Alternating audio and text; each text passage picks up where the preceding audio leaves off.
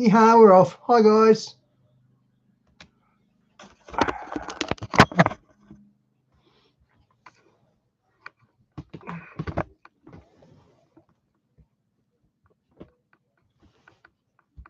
Okay.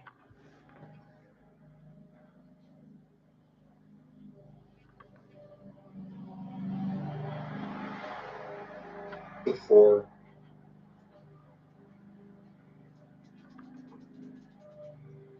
got so cold and was supposed to be icy, so I wanted to be careful with everybody on the road. Come on up, y'all. Okay, this is our Tuesday night Bible study for January 23rd, 2018. We didn't have one last week because it got so cold and was supposed to be icy, so I wanted to be careful with everybody on the Hi, road. Diane. Good to see you. What we want to talk about today, we're going to start a new study and study the patriarchs. And that sounds a little, you're thinking, okay, patriarchs, Abraham, Isaac, and Jacob. We're going to go a little further back than that. And basically what we have been doing is studying the Dead Sea Scrolls, the Church Fathers, the Talmud of the Jews, things like that, as commentary for understanding Scripture. And things like Josephus and in any kind of historical setting. We recognize that any and or all of those can have errors. We could have a fake document. For instance, there's the book of Jasher, which some people debate, others don't, but there's definitely one or two other Jashers floating around out there that are obviously not scriptural at all. So those are examples. There is a Testament of Abraham that's in the Dead Sea Scrolls. There is also a Testament of Abraham produced by the Mormon cult. And when you look at the two, they're not even close, totally different books. One made up by Joseph Smith or one of these other people, and one may or may not be real per se, but was thought of as real by the people that kept the Dead Sea Scrolls. So that's pretty interesting. So that's something we would want to look at. The former one, not the other one. So it's good to try to figure those things out, figure out what's put out by cults, what is dubious, and then sometimes even those things are that way also. So for instance, in the Dead Sea Scrolls, we have fragments of the Book of Enoch. We have the complete Book of Enoch in the Ethiopic, kept by the Ethiopian Coptic Church. When you look at the fragments and the text, we're missing a lot of it from the Dead Sea Scrolls. But when you look at the two, they are identical. So what we do have is that way. And it's the same thing with the scriptures. They talk about how all of the Old Testament books are found in the Dead Sea Scrolls. Well, all of it is in fragment form. So for instance, we have 27 copies of the book of Deuteronomy, but we still, if you had just the Dead Sea Scrolls, couldn't make a whole Deuteronomy. There's just that much fragmented. But out of the fragments we have like whole paragraphs, sometimes whole chapters, and it's word for word. So, I mean, it's Deuteronomy's Deuteronomy, Isaiah's Isaiah. And so that's the main interesting thing about that. So we're assuming then, everybody's assuming by the point that if you have a book by a title and you have this other book out here that's been floating around, who knows from where, for antiquity, and what you do have is identical, then you assume that that book is the book we're talked about, the ones that have been kept and acknowledged by the people in the Dead Sea Scrolls. But you can't absolutely prove something that you don't have is exactly the way it is now. So there's always room for doubt, but you can't try to, you can just say it's doubtful. You can't say because we're missing, there's a hole in one text, that it means something. So you have to look at those things. So today what we want to do is just kind of do an introduction to what we're studying and why, and what are the patriarchs. So to give you an example, Christians try to understand the Old Testament by the way Paul specifically and Jesus explains in the New Testament. So if there's a law that says you have to do a certain thing and it sounds funny, we go to the New Testament and Paul explains what it means is this in this way. Then we're like, okay, no problem. We totally accept that as gospel because it's either in the Gospels or in Paul's writings. It's in the New Testament. As Christians, we follow the New Testament. Yep. And use that as our Bible. The Church Fathers, the Talmud of the Jews, all state that the Old Testament is supposed to be made of 24 books. Okay. And when they say 24 books, it's the same as the 39 that we have. Basically, at the end of the 39 books, the canon was closed for a specific reason, and nothing is to be added to it. Other books were written, other prophecies were given, but nothing was to be added to the canon. And then by the time of the Messiah coming, the New Testament was written, which has more information, more history, more prophecy, but it's not really added to the Old Covenant. It's separate. It's the New Testament. So we have those kind of things.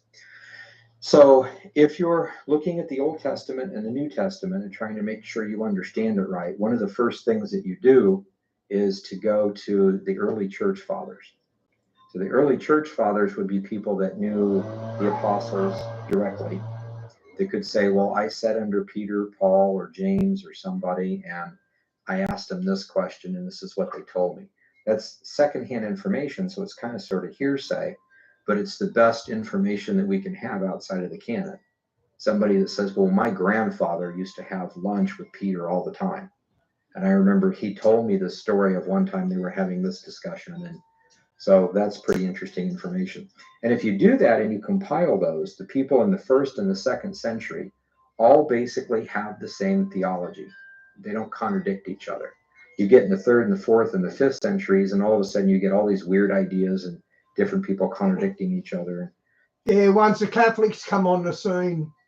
Stuff like that. So it's comforting to know that if you study the scriptures long enough, you'll figure out the answer like 90%. You're pretty sure that that's what that means. And you can go to the first century fathers that will say, yeah, that's what it means. We asked and that's what we were told. So that's pretty neat. Now, for a Jew today, and we do this a lot too, we'll go look and see what the Talmud says.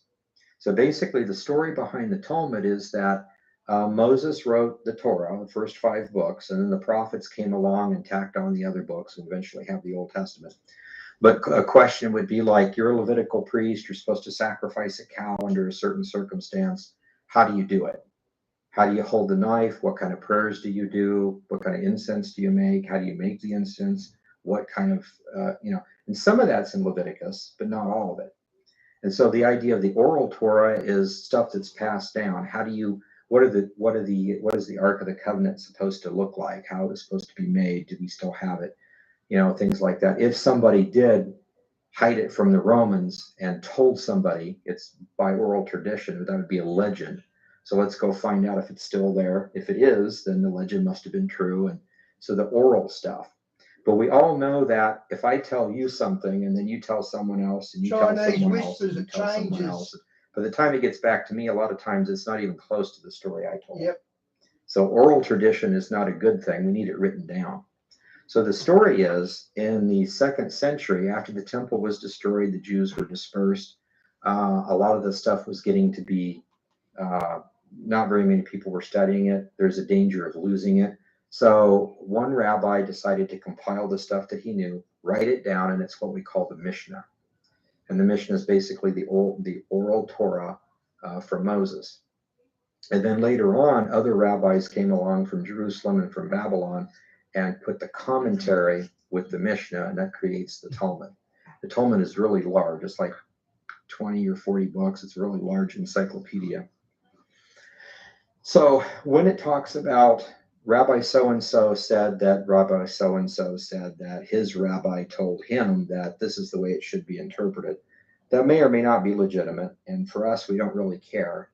But if it has something in it about a history or where something might be, it's something worth looking into and listening to. A lot of us are familiar with Josephus. Josephus is the same kind of a thing. There's things in Josephus that you look at and you think, that doesn't seem right.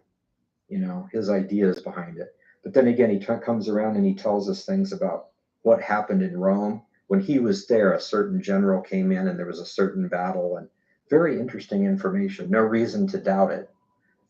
So that kind of stuff. So, but some of the differences between them, though, a lot of the stuff is the same.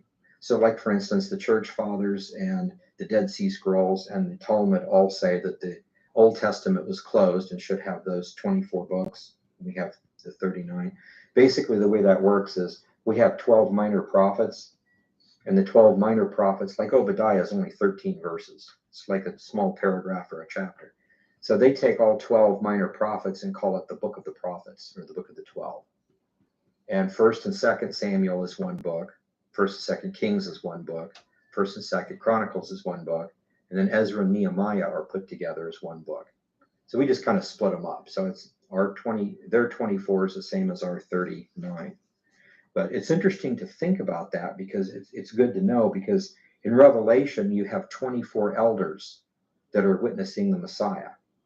Could that possibly be a representation of the Old Testament?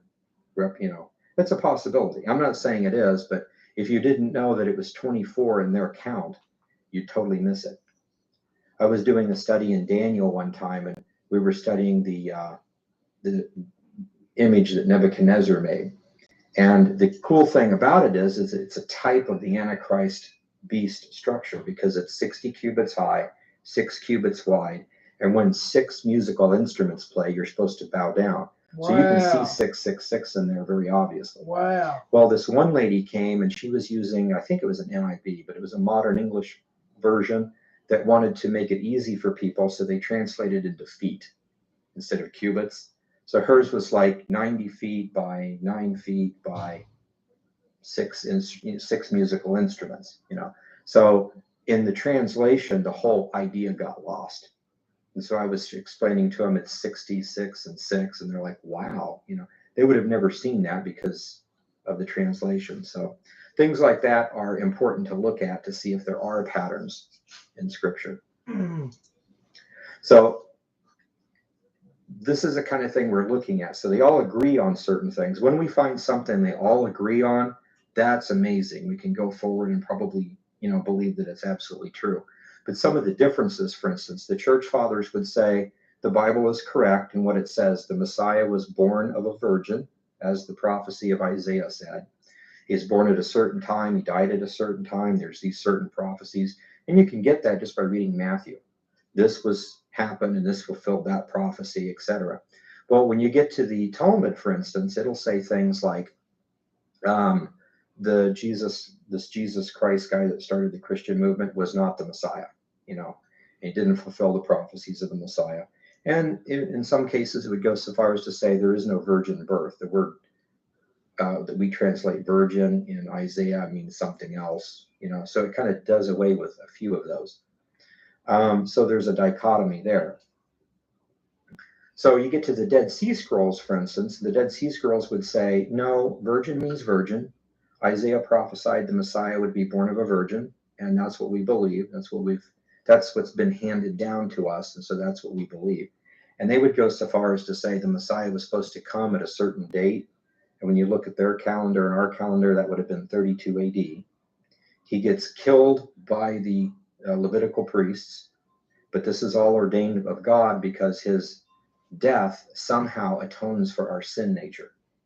Don't understand how exactly, but that's what was handed down to us, the interpretation. And when this happens, God will reject the covenant with the Jews because of their rejection of Messiah. And the sign will be that the veil in the temple is ripped in two, which is absolutely not humanly possible. I mean, that thing is huge, but it'll just somehow miraculously be ripped in half. And Josephus even records, not that as a prophecy, but that occurred, and the curtain was supposed to be 2 feet thick. So, I mean, this is a huge, huge curtain held up by a really large beam in the temple, supported by stone, of course. So that's not going to rip. It's going to have to be torn, directly. But somehow one day it just ripped in two. And he said the beam that supported it was even broken in two, and the whole thing collapsed, is the way he described it.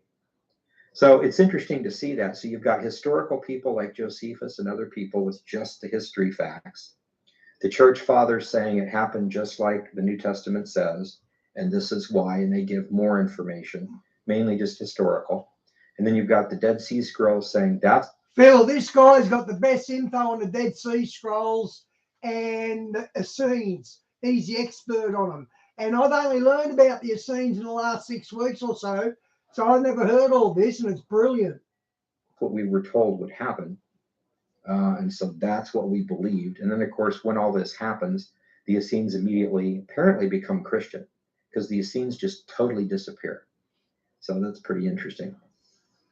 And so you've got these other things. So when we look at how are you going to interpret, like, for instance, the prophecy of the virgin birth of the Messiah? We've got some scrolls that say it's actually a virgin birth, and some other people saying, no, that's not what it means. So what is your source? Because nobody really cares what Ken Johnson said. You know, I had a dream last night and I think it means this. Yeah, who cares? So you have to have a source. The church fathers will say, we were taught by the apostles, the same guys that wrote the New Testament. So that's our source. You don't really need to go back any further and say, well, how can you prove the New Testament, or even the Old Testament for that matter? It's a body of literature. It's always been accepted or rejected by some people. Those are its sources. The Talmud of the Jews is the oral Torah, as much as we can understand the oral Torah to be, and the commentary. Okay, so the commentary, is just commentary, but it kind of goes back to the source of the Talmud and the Mishnah. Then is the idea that Moses gave oral traditions to the people, and you can't really prove that or disprove that. And I would assume that he did, because it's logical. Especially some of the stuff really is written by unbelieving Jews, but really fits with the New Testament. So we have that. That's its source.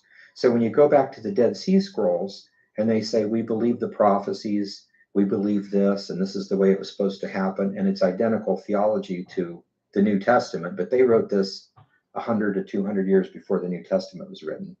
So what is their source? Okay.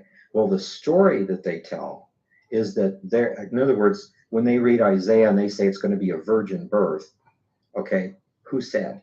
I mean, did you just guys, is it just a commonly accepted thing, or is there a source? Is there some prophet or something that said that? They would say that we follow the teachings of the patriarchs, and we interpret the Old Testament by the writings of the patriarchs. Okay, so then who are the patriarchs? What are they? How did that get started? Because that's their source. Okay, so it could be wrong or it could be half and half, but what are the sources for this? So the believing or the unbelieving Jews today, which the rabbinic Judaism that we have, would go by the Talmud, and its source is the oral Torah. Okay, the Dead Sea Scrolls has a theology. Its source is the patriarchs, whatever that is. The Christians today, their source is the New Testament, how the New Testament interprets the Old, and it's kind of secondarily what the early church fathers said about it. So when we compare these things, just to find out who the patriarchs are, if we go back to the Talmud, it gives us a more complete story of the history part. It will say that the patriarchs are prophet kings, people ordained by God to rule and have the Holy Spirit and are able to prophesy. And this starts with Adam and goes forward to the time of Moses and Aaron. Apparently something with Moses and Aaron starts like a different time period, a different group. God starts working specifically with the nation of Israel. So God speaks to Moses, gives him patterns of how to build a tabernacle and later on a temple, sacrifices, how to do different things. And they have the Aaronic or Levitical priesthood. So this whole intricate thing is created.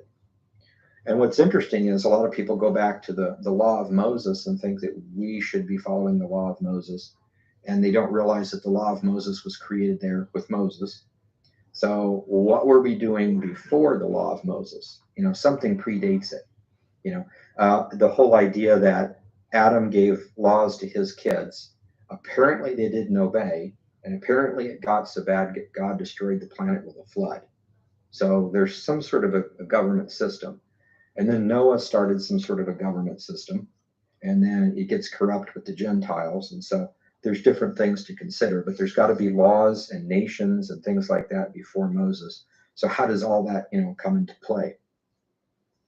Well, the story then that they tell is that it starts with Adam. Adam knew God, talked with God. The definition of a prophet is someone whom God speaks to. And if God says to you that you shouldn't do this, or I want you to rule this place, you're now the king. So make sure nobody kills, nobody steals, nobody fornicates, nobody does whatever. And you punish them as you see fit. Or maybe he says, I want these type of people executed. So you have to come up with a police force and a government, a court system to rightly judge. So all that's a whole lot of stuff to do.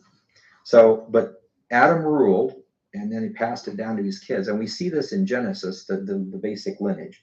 Adam, Seth, Enoch, Canaan, Mahalalel, What type is it, Jared, Phil? Enoch, on down to Noah. And then the world was so corrupted that we had a flood, and it was destroyed. Starts over with Noah, and we see the kingly line, so to speak, with Noah and Shem, Arphaxad, Shelah, all the way down to Abraham. And then God has a special covenant with Abraham. He's going to take his kids, make them a nation with special laws, special ceremonies, special things. They're going to have a special covenant with God. And through them, the Messiah is going to come. And the Messiah is going to bring salvation to everyone. All the Gentiles will be able to be saved because of what the Messiah does. And so this whole thing. So the story then is from Adam to Aaron, basically, are this list of patriarchs. There's some 40 people. They say that each one of the patriarchs were prophetic or prophets, and that each one of the patriarchs wrote down kind of an autobiography or a testament, what they want their kids to know, morality, prophecy, other things like that. So that's a really interesting story, and that kind of makes sense. There had to be something like that before Moses.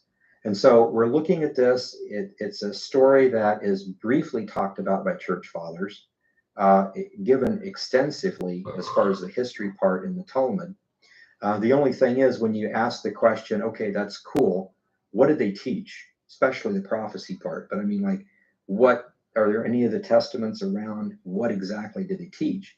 The answer is, we don't know, because nobody's seen these things for centuries and they probably don't exist anymore. So it's a nice legend, but nobody knows. So first off, you have to ask the question, if such a thing existed, why would you not take extreme carefulness with it? I mean, that's like the history of our entire world here. That would be something you want to. So if nobody remembers it anymore, it's probably because somebody doesn't want to remember it. Somebody that's rejected the prophecies, doesn't want to rule their nation the way God said to rule their nation. So it's one of those type of things. So what's interesting then, though, is that with that in mind, you go back to the Dead Sea Scrolls, and you have fragments of different talks, like from Jubilees and Enoch and other things like that, the community rule, the Damascus document, that talks about what they do, why, what they believe. And they'll talk about their theologies from the writings of the patriarchs.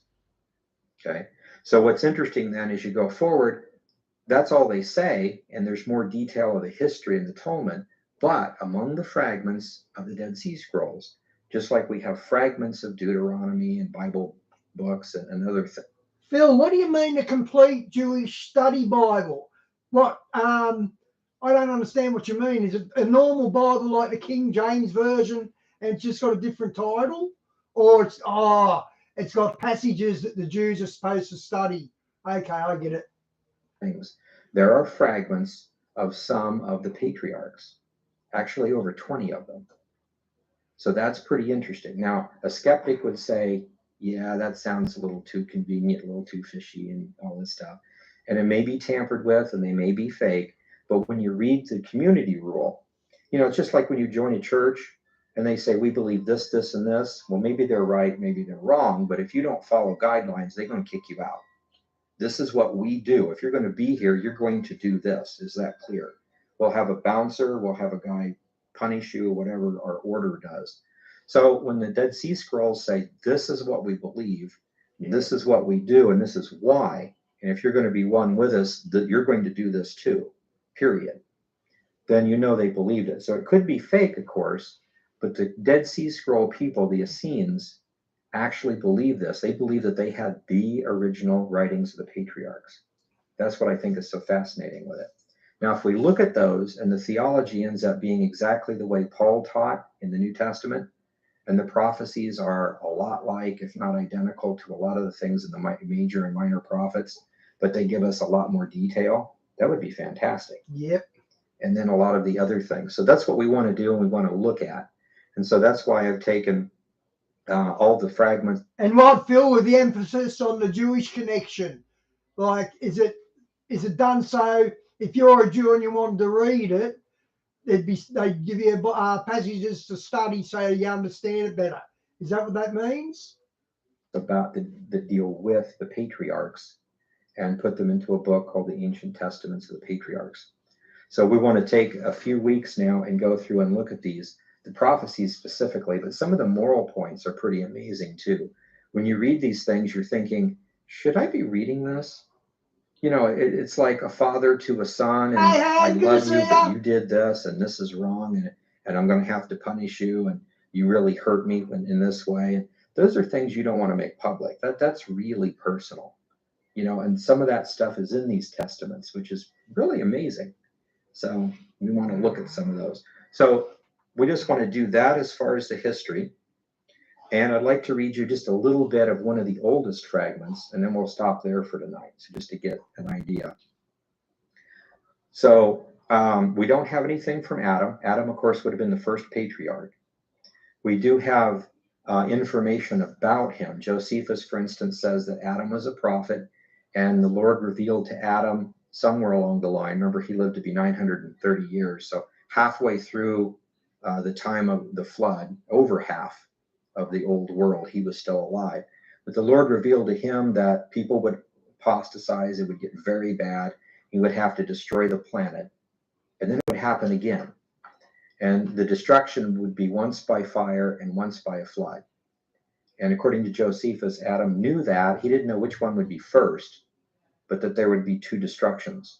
So, and then, of course, how do you rebuild after something like that? It's an interesting question.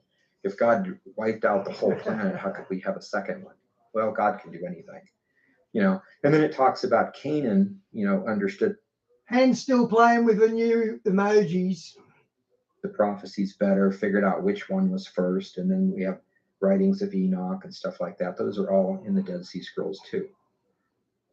So that's what Josephus says. Now, one of the questions I have at that point, to stop for a minute, whether it's right or wrong, a true legend or a fake legend, how did Josephus say Adam had this prophecy and this is a little history of Adam?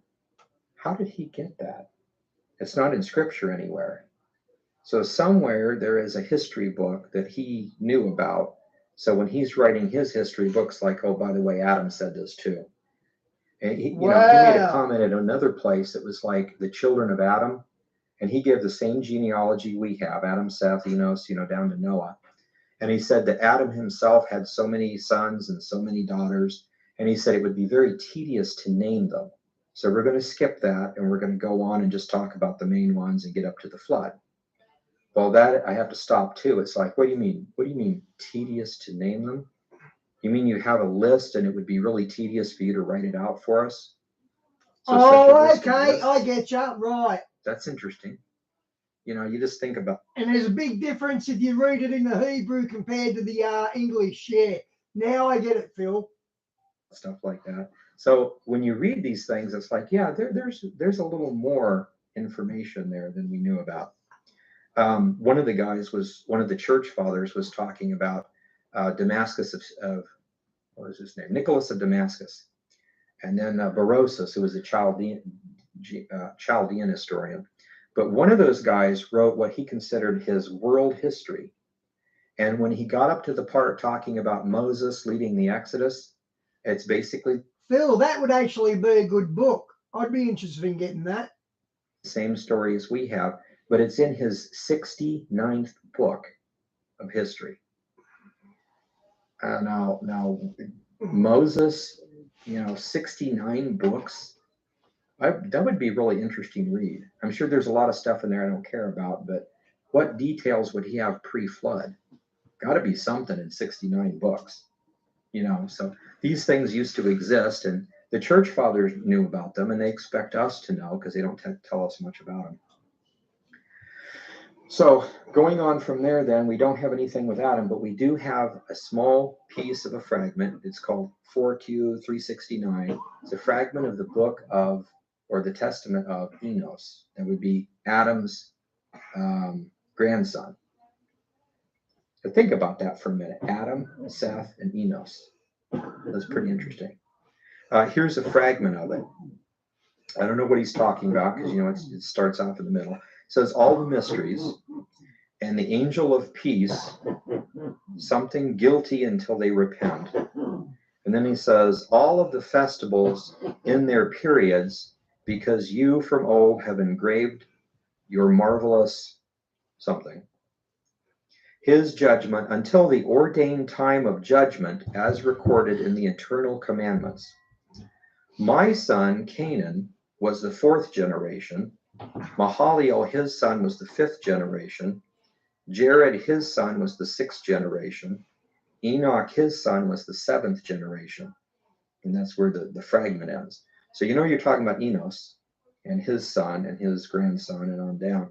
So that's pretty interesting. Think about that for a minute, just the way this is written. If this is real and the Essenes thought they were, this is probably one of, and I'm sure it's a copy, but this is the records of one of the oldest things that exists on our planet. Wow. 200-300 years at least, or maybe 400 years after creation, this would have been written. Isn't that amazing? Just to think about that. And again, I'm not trying to say that it is true, because people will try to argue this stuff. But what I am saying is that the Essenes thought this was real. Because you don't say, this is what we do, and if you don't like it, we'll execute you. If this is our order, this is what we do. Right. So they were very, very serious. Right. Let's see here. Look at a couple of other things here.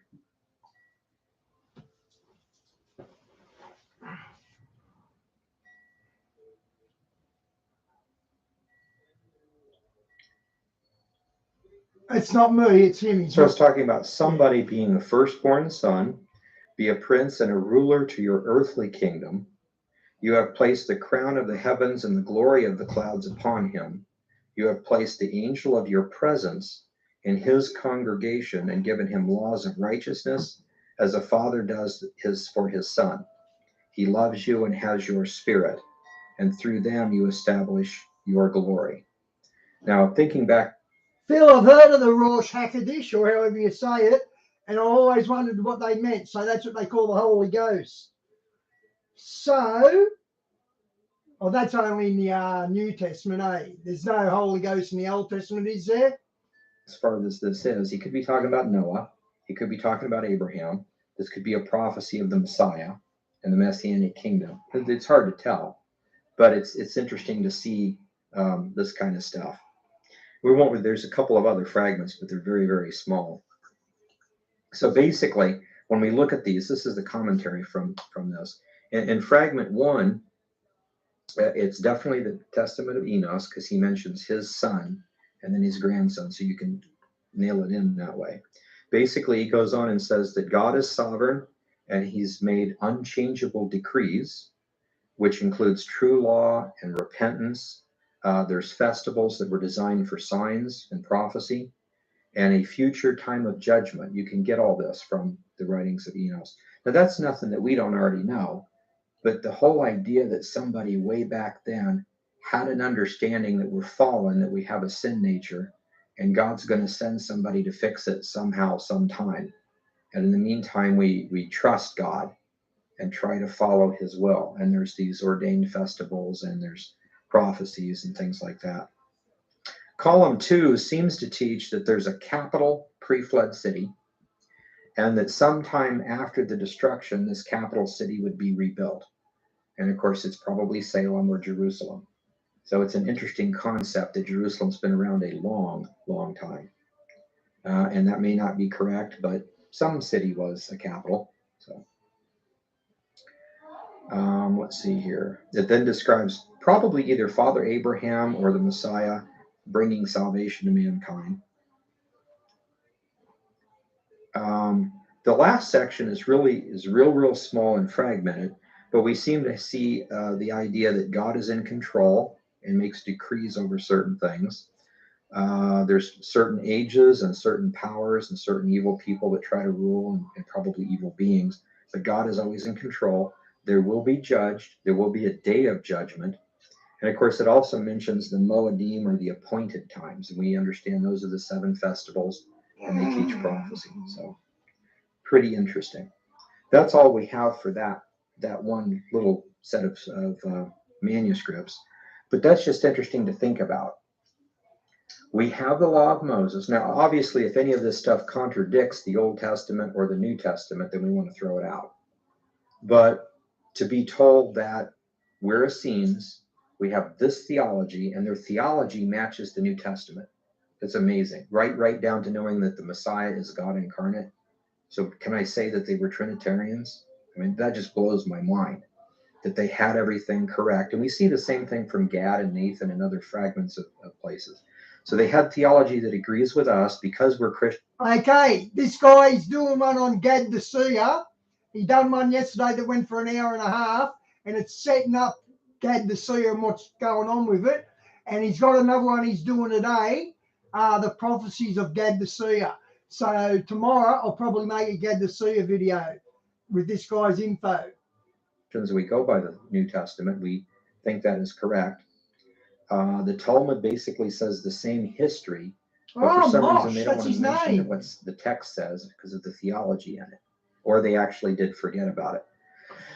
And so here's Enos basically saying that somehow we're corrupted and we need a savior, and somehow God will fix that, and we just got to trust him for it.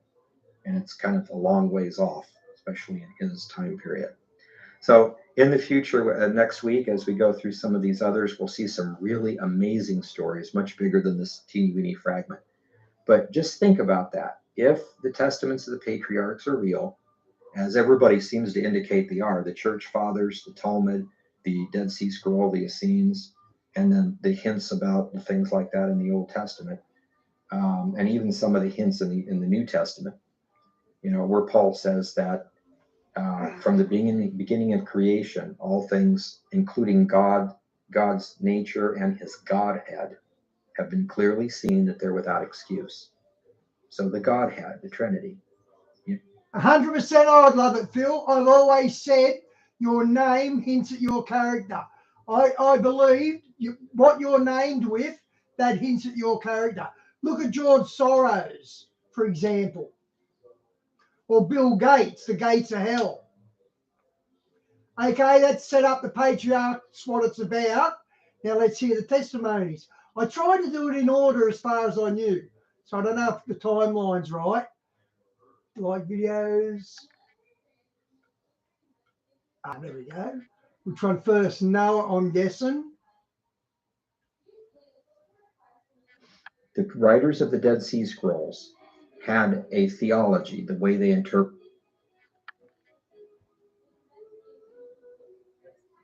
Okay. All right, this is our Tuesday night Bible study for the 30th of January, 2018. And we're going through and looking at the testaments of the patriarchs. And we did an introduction last week, basically saying that the writers of the Dead Sea Scrolls had a theology, the way they interpreted prophecy, and it matches the Christian interpretation of prophecy. Like there would be a virgin birth. Isaiah chapter 7 talks about a virgin birth, that the Messiah would be born, that the Messiah did come at a certain date, certain things like that. Where some of the other Jews, the Pharisees, said, no, that's not true. It means something else. And so we're looking at the sources for these things, because anybody can say, well, I believe Isaiah 7 means this, and you might believe it means this. So who knows who's correct or not? Well, the Talmud, which would be the Pharisees, they say they go by the oral Torah, which is really hard to prove or disprove since it's based on oral tradition. The Dead Sea Scroll, the Essenes, have their theology in the Dead Sea Scrolls, and they say their authority, or how they interpret prophecy, is the way that the patriarchs taught them. And the patriarchs would be Adam, that lineage in Genesis, Adam through to Noah, and Shem down to Abraham, Isaac, Jacob, and then Levi, Kohath, Amran, and then Aaron. So that lineage there is about 40 people. And supposedly the legend is that they all wrote testaments, which explains things to dealing with their kids. And so what we wanted to do is look at these things. I'm not saying that this is authoritative, but just if you went to a Baptist church, the Baptists would say, we believe in this because, and this is our authority, probably a charter or something. You go to somebody who believes the exact opposite of what a Baptist would, and they have their authority, with their source. They didn't make it up. Everybody inherited these things. So we want to look at the source material for that. But it's interesting to know that the theology and the prophecies from the Essenes and the Christians are almost identical. So, which is totally different than the Pharisees. So we're wanting to look at these things, Pharisees and Sadducees. So with that in mind, last time we said we don't have anything from Adam, although we have a quote from Josephus talking about Adam predicted that the world would be destroyed twice, once by water and once by fire. And he didn't really know which one was first, or that's all they knew. And of course, the prophecy that somehow through one of his descendants, someone would come that would fix this problem between God and man. So we're starting like at the very beginning. That's about all you know. That's a sum total of all prophecy at that point. So what we did is we looked at the Testament of Enos, and we saw that it starts out talking about how my son Canaan, who is the whatever generation, and his son is the next generation, all the way down to Enoch, who's the seventh generation. So we know we're talking about Enos. And he basically just said a few things about things get strange, and of course it's extremely fragmented, so we don't have a whole lot about it. Just to know that there's a fragment of that is pretty interesting. And your first thought would be like, oh, this has to be fiction, or I would have heard about it before. And I'm not saying that it is fiction or is not fiction, but what I'm definitely saying is the Essenes used that section, the Testaments of the Patriarchs, for their theology. So they believed, and the Pharisees absolutely didn't believe. And so anything like that is worth studying, where you can figure out those things. So today we want to look at a few parts of the Testament of Noah. Now, in the Dead Sea Scrolls, there's one scroll called the Genesis Apocryphon, and it was kind of misnamed because people start... Horses represent authority, Phil. Looking at it, and it's got stuff that deals with the Genesis, Abraham and that time period. So they just figured it was like an apocryphon, a commentary maybe on Genesis, and kind of set it aside. But if you look at it careful, it's part of these testaments of these patriarchs, because it'll be divided in the book of this and the book of that. Now, the Genesis Apocryphon is only, I think, 4 or 5 leaves long. But when you put a bunch of leaves together, you usually number them. Like the first one is Aleph, the next one is Bet, on down. Where this starts is actually Kohath, or letter K. So it's like we've missed the first 13 leaves. And a leaf has got like 5 columns of like 30 lines. So we're talking about, that's a lot of data that we're missing. So it starts kind of in the middle. So let's just look at this. It's got some really interesting parts that I wanted to look at. We won't look at the whole thing, but so it's 1Q20, and again that means it was found in the first cave in Qumran. It's the 20th scroll they found, and on columns 6 to 18 we have this particular Testament of Noah. So it starts out saying this is a copy of the words of Noah. So it's one of those testaments.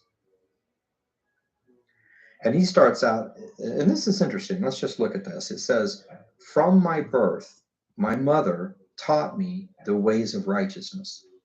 My whole life I walked in the truth of the Holy One, as he had instructed. I kept away from the paths of deceit, which lead to eternal darkness. I studied the visions of truth and wisdom, praying ceaselessly, and avoided the paths of violence." So let's stop there for a minute. This is interesting. His mother, which would be, this is Noah, so Lamech's wife, taught him the true path of righteousness. Avoid sin, practice righteousness. Why? Because there's one God that created us. And at this point, you could probably go back and check with Adam, because Adam would still be alive. So you could go back and check these things, but she taught him. So we're supposed to teach our kids everything. And this is the general pattern, the way it's always been. So he actually believed it, and he kept away from the paths of darkness. But notice this, he said he studied the visions of truth and wisdom, praying ceaselessly. So he didn't come up and say, "Hey, Dad, tell me that story again." Okay, I'm still not getting that. "Dad, tell me that story again." Okay, one more time. Dad, tell me that story again. What we're seeing here is that Dad apparently wrote that story down to study something. As you take out a scroll and look at it again, just like we do with our Bible. So again, this is showing that the patriarchs had written their testimonies down, and we saw just a smidgen of Enos, and now we're looking at Noah saying, I read those things. I understand the prophecies. I began to see what was going on, and so I've tried to understand the visions of truth that God would give to his ancestors. Interesting. Wouldn't it be interesting if your dad was a prophet? Not a fake prophet like all the cults have, but I mean somebody who really heard of God. Or maybe you come home from school one day, you walk in the room and your dad is standing there and there's this large angel standing there talking with him, you know, and That'd then be so zips cool. away and dad turns Yeah. around and says, so let's have some hamburgers. You know, and you're like, may I ask what the conversation was? You know, it's like, well, I'll write it down later. Wouldn't that be interesting? Yeah. So, so he studied the visions of truth and wisdom, praying ceaselessly. Even after becoming an adult, he says, I continued in righteousness, I grew in wisdom, and then there's a fragment break there. I married, and this says Mzera, and you'll see this in the Dead Sea Scrolls. The names are usually a lot different. A lot of times it's a translation of what the name means. Like my name is Ken, and literally if you, in Hebrew, that means yes.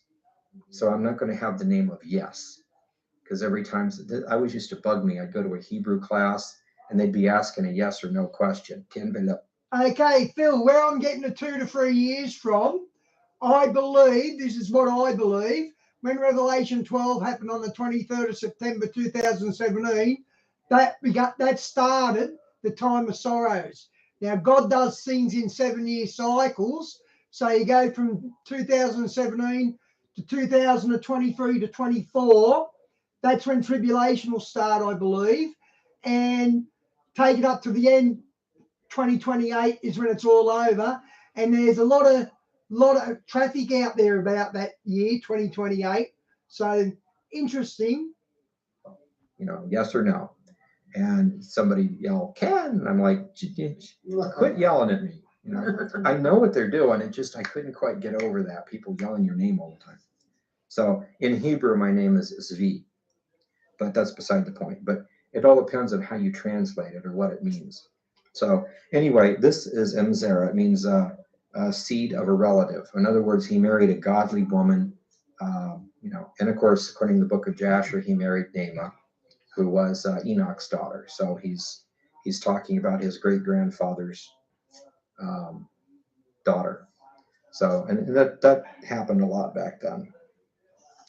It's more important to marry someone that has the same faith, that has a relationship with God, than anything else. So he says he married her, and she bore to me 3 sons and daughters. So we know what the 3 sons are: Ham, Shem, and Japheth. Later I took of the 3 daughters of my brothers for the wives for my sons, according to the marriage custom that the Lord of eternity gave to Adam. Now, I thought that was pretty interesting, because we have the marriage customs of the Jews as recorded in the Mosaic law, and we're told according to Gentile law, there's other customs.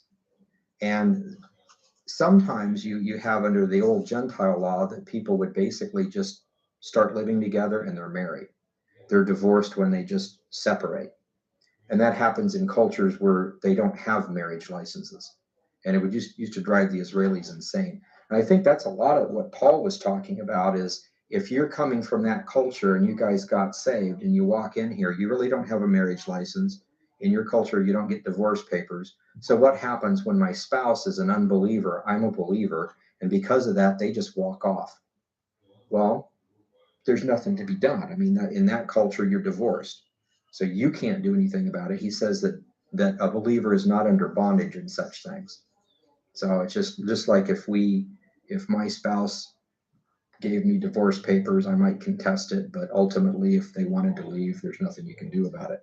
So there's that kind of thing. And some of the Jewish groups were saying Gentiles never had a marriage license or a marriage law. And I think it wasn't at that point, but as we can see here, originally, way back when, that used to be the way it is. you have a custom and a ceremony, doesn't really matter what, but your family and my family okay it. We have a marriage ceremony, and at a certain part, we're married. You don't just start living with people. And I just thought that was interesting. Everybody's got different marriage customs, but you have to get married. And so he says he took his wife and got wives for his brothers according to the marriage custom that the Lord of eternity gave to Adam. So just like Jesus said from the beginning, it's one man for one woman for life. And you're not supposed to divorce or break that up or separate. So I just thought that was interesting. So seeing in here, it's like we've always had a marriage license type thing. So he goes, he continues and says, after many years, about 10 jubilees, so they're using the jubilee system. So that was interesting. The time when my sons should have been married, the Lord appeared to me in a vision and showed me the conduct of the sons of heaven. And it goes on, and he has a particular vision here. And he talks about the Nephilim and the Watchers and the different things that happens. So I'm going to skip down here to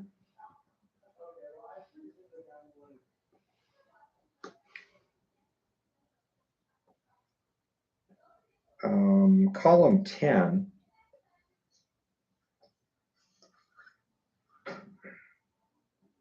Actually, there was one other piece here.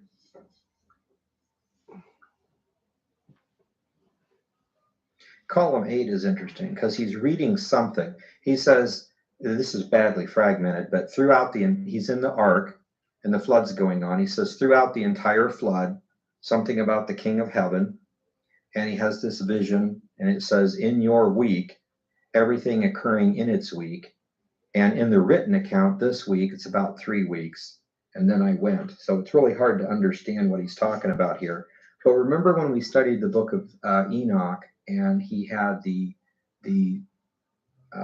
prophecy of the weeks, the 10 weeks? Thought it was interesting. In the third week would have been the time with Noah. And so he's studying these things, trying to figure out that. Now, in the text that we have, there's not much there, so there's not much to study. So we keep reading here that if that's what he's talking about, there's more information that he had.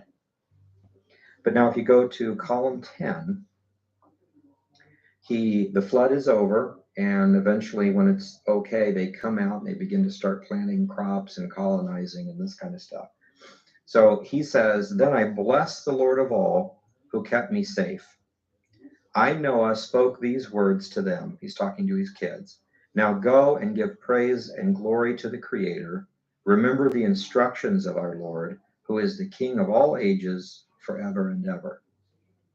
The ark rested on one of the mountains of Ararat. Let's see here. He says, I atoned for the whole earth. First, I offered a male goat, and he goes on talking about a sacrifice that he does. So we remember in Genesis that Noah made a sacrifice, and Noah planted a vineyard, and then eventually it says he got drunk, and he awoke, and that's the time when Canaan or Ham did something. And it's always been a question of what in the world happened. So he goes on and talks about these things. Let me get to column 11. He says, I, Noah, was at the door of the ark when the waters receded. And he says, my sons and their sons were there with him. There was mountains, valleys, wilderness, and coastlands. He says, then I, Noah, went out and walked through the breadth and the depth of the land. It had been reborn with grass and herbs and grain, fruit trees with leaves. And I blessed the Lord of heaven and gave glory to him. So that's pretty interesting. It had been a year, and the waters receded, but the plants started growing back really quick, or the Lord maybe did a miracle, but all those animals would have had to have food. And this is something interesting. I mean, they were supposed to be able to start eating meat at this point, but for a little while you wouldn't, because you only have like 2 or 3 cows or 7 cows. You want the animals to reproduce for a while before you start eating food or eating meat. He says, I blessed the Lord of heaven, gave glory to him. He showed his love for his creation by removing and obliterating all those who practice violence, wickedness, deceit, but rescued the righteous man. And he sees this vision. He says, a heavenly one appeared to me and said, do not fear, Noah. I will be with you and all of your sons who will be like you forever. That's interesting. All of your sons who will be like you. So we all have a choice of following the Lord or not following the Lord. And he'll be with those who want to be with him. It says, be fruitful and multiply and fill the earth. Rule over all of them, over its seas, over its wilderness, over the mountains, over everything that's in them. Now I give everything to you and to your sons for food, that of the vegetation, the herbs of the land, but the blood you shall not eat. And then that fragment ends. So we're seeing here the same thing in the book of Genesis chapter 9, where he is allowed to eat meat, but you can't eat living creatures. You're not supposed to eat blood. It's supposed to be slaughtered correctly. And so that's a part of the Noahide law that has continued on forever. When we get into Acts 15, and they're talking about, do the Gentiles have to keep the law, get circumcised, do this or do that? What, how do we do this? And then James said, well, this is what we're going to write to the Gentiles. Stay away from idols, stay away from fornication, from things strangled, and from blood. And if you do those things, you'll be fine. And of course, it goes without saying, don't murder people, don't steal, the moral laws, but things that you... Geez, that's interesting. Don't eat things that are strangled. I wonder why that is. might really question as far as what difference does it make what I eat or not. Well, don't eat blood. Don't eat anything that's been offered to an idol. Stay away from idolatry. Stay away from fornication. Of course, they have their own definition of what each one of these things are, which we'll study sometime in the near future. But it's interesting to see all this. And we're seeing here that they're saying, the heavenly one in this vision is saying that Noah is now the king over the earth, which makes sense. He would be. He's dad. Sons have to obey the dad. The families obey the husbands. So he's kind of the king anyway. But he's supposed to rule over them. He gives them the Noahide laws. And they're supposed to stay away from idolatry, worship the one true God, follow the lineage of prophets, Noah, whoever the next prophet is on down, and await this Messiah guy to come and fix things, and that's basically what we're being told. So that's what he's saying here. Column 12, he says, now I have placed my bow in the clouds, that's the rainbow, and it is a sign for me in order to be fragmented on the mountains of Ararat. After this, I left the mountain. So again, we're seeing that God, just like it is in Genesis 9, God sets the rainbow as a sign of the covenant. So circumcision is the sign of the Levitical covenant. The rainbow is the sign of the Noahide covenant. I thought it's interesting. There's 7 Noahide laws, and there's 7 colors in the rainbow. I don't know if that really means anything or not, but it's really interesting. It sounds like something the Lord would do. Here's a rainbow. It's one thing. It's my covenant, separated into 7 things. So you'll remember the 7 laws. So he goes on and says, after this, I left the mountain, which would be where the ark is at. My sons and I had to rebuild the cities because the devastation was great. And then my sons had many sons and daughters after the flood. My oldest son, Shem, had a son, Arphaxad, 2 years after the flood. Same thing as it says in Genesis. And all of Shem's sons were, and it starts listing them, Elam, Asher, Arphaxad. Same things that we have in Genesis.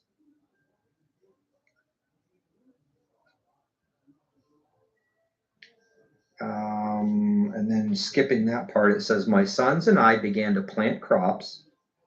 I planted a great vineyard on Mount Lubar, and in 4 years it produced great amounts of wine for me. Wow. So I brought out the wine when it was the first feast came.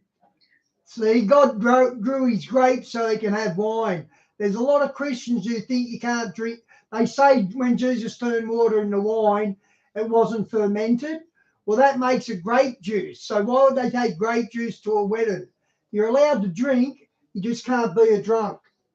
This would have been New Year's, which I'm assuming would be, since the Mosaic law hadn't yet been given, New Year's would be Rosh Hashanah, Yom Torah. So New Year's, another. Yeah, and she does believe, so I'll give her that. She really does believe, but she's got no interest in, like, when she sees me doing my stream, she thinks I'm just wasting my time. So they brought out the wine to do a celebration, to have a feast on the first day of the first feast in the first month. So that would have to be first of Tishrei. In the midst of my vineyard, I opened this vessel and began to drink from it on the first day of the 5th year of the vineyard. So it took 4 years to get a good crop, and then to make wine, which is part of the the wine and the unleavened bread and stuff like that we see with Melchizedek and all the others. On that day, I and my sons and my grandsons, with all of our wives and daughters, gathered together at the altar. So he built an altar. And I blessed the Lord of heaven, the Most High God, the great Holy One, who saved us from destruction, which my fathers hid. And I laid down upon my bed, and my mind stirred. So this is in Genesis the same thing. When Noah, it says that he not got drunk, but he drank his wine, and then laid down to go to sleep. And then while he's asleep, according to Genesis, Ham comes and does something, and he comes out and he makes fun of him, and because he's naked because he's went to sleep. A lot of times you do that, not sleeping with all your clothes on. So Shem and Japheth get some sort of covering, and it says they walk backwards, out of respect for their father. They cover him up, and then he wakes up, and this has always been a really odd thing in Genesis. He wakes up and discovers what Ham has done. Okay, and the question is, what did Ham do? And then the other odd thing is he discovers what Ham did, and he curses Canaan. Now, Canaan is one of Ham's sons, but generally, if my dad did something to you, why pick on me? There's more to the story there. And so this goes on in Noah's own words and explains the rest of the story. So at this point, he has a feast. It's New Year's. They drank of the wine. He goes to bed, and Ham does his thing and everything, and then he wakes up. But this is the deal. He lays down, and his mind stirs, and he has a dream. And this is what's fascinating to me, because he has this dream, and it's prophetic, and he wakes up, and then he begins to realize that part of the dream has already happened. So if you have a dream about like 5 things, and it goes from worse to worse, and you wake up and you find out the first one's already happened, it's prophetic, so these others are going to happen. You make sure that you're guarded against evil that's coming. I mean, that's the whole point of the dream. And this is why he curses Ham, or learns what Ham is doing, and curses Canaan. So this is badly fragmented, not too bad, but somewhat fragmented. But here's what it says. This person appears to him and says, this is column 13. It's the dream that he has. It says, you, Noah, are the king, and all that you decree, is whatever, and the part's fragmented. So basically, he's the king of the earth. He's supposed to create laws, the 7 Noahide laws, and govern people and make them be holy. But he sees in this dream, he says, he sees forests with all the birds of heaven and the beasts of the field, the cattle of the land, the creeping things of the dry ground, the stones and the clay that were cutting down the forest to make a place for themselves. I really wish we had this entire dream. It would make perfect sense, I think. But I think we can figure out most of it. Then also there is gold, silver, brass, and iron that were cutting the forest down to make a place for themselves. At this point, I stop and I'm thinking, the symbols always reoccur all the way through the patriarchs and all the way through the Old Testament. Remember Daniel's dream of the empires? The first one was gold, and then silver, and then brass, and then iron. Well, we've got here gold, silver, brass, and iron. So these are kingdoms that will come up later and try to destroy the righteous seed, which will become Israel. And we don't know that yet, but it's obvious as we get down to it what that represents. They're cutting down the forest to make a place for themselves. The forest is the entire world. And these empires just try to take over and destroy everything. So then I watched as the sun, the moon, and the stars cut down the forest to make it theirs. Now, in Genesis, we also see the sun, the moon, and the stars, 11 stars, is a dream Joseph has. And everybody knows what the symbols mean, because when he goes to his dad and said, I had a dream of the sun, the moon, and the stars, and they all bowed down to me, instantly dad got really angry, remember, and said, you think your mom and I are going to bow down to you? What pompous arrogance is this, you know? And of course, that's exactly what happened. He was elevated to a place where they did. So they all understood the sun, the moon, and the 11 stars as mom, dad. And so we're talking about the nation of Israel with the tribes. So I watched as the sun, moon, and the stars were cut down part of the forest to make it theirs. So there's wars that the Jews have to fight. Finally, the swarming things of the earth and the water consumed it. When the water ceased, it ended. I'm not sure what it is because, again, it's fragmented. Then I saw that olive tree had grown tall. So there's an olive tree in the beginning of the dream that we weren't told about. The olive tree is always a symbol of Israel, and the cedar tree is always a symbol of the patriarchs. So we'll see that in a little bit. It continued to grow for many hours, and it was bearing fruit and a great amount of foliage. And I wondered about the olive tree and its abundance of leaves. Everything was... Yeah, Phil, I don't like getting drunk. When you get drunk, the bed flip-flops and the room spins and you have a hangover in the morning. But I do get rather tipsy. I drink between 6 and 8 beers if I'm having a good night. But yeah, I don't get drunk, but I do get rather tipsy and loud. I do get a bit loud too. Tying ropes onto it, and the winds of heaven blew violently against this olive tree, ripping off its branches and breaking it into pieces. First, a wind blew from the west. It struck it and caused the leaves and fruit to fall from it, scattered it to the winds. And after this, a northern wind from, and that part goes away. Now, we do know that Israel was taken captive to Babylon, and then were scattered to the four winds with Rome. And according to church fathers, there's only supposed to be 2 expulsions. So now they're back, and there's not going to be another expulsion like that. So this could very easily be something along those lines. Column 14 says, you were thinking about the tree and its upper branch separating and budding with much fruit and foliage. So this is an angel explaining the dream to him now. Understand that you are the great cedar tree that was standing before you on the mountaintop in your dream. The shoots which emerged from it grew equal to its height. Those are your 3 sons.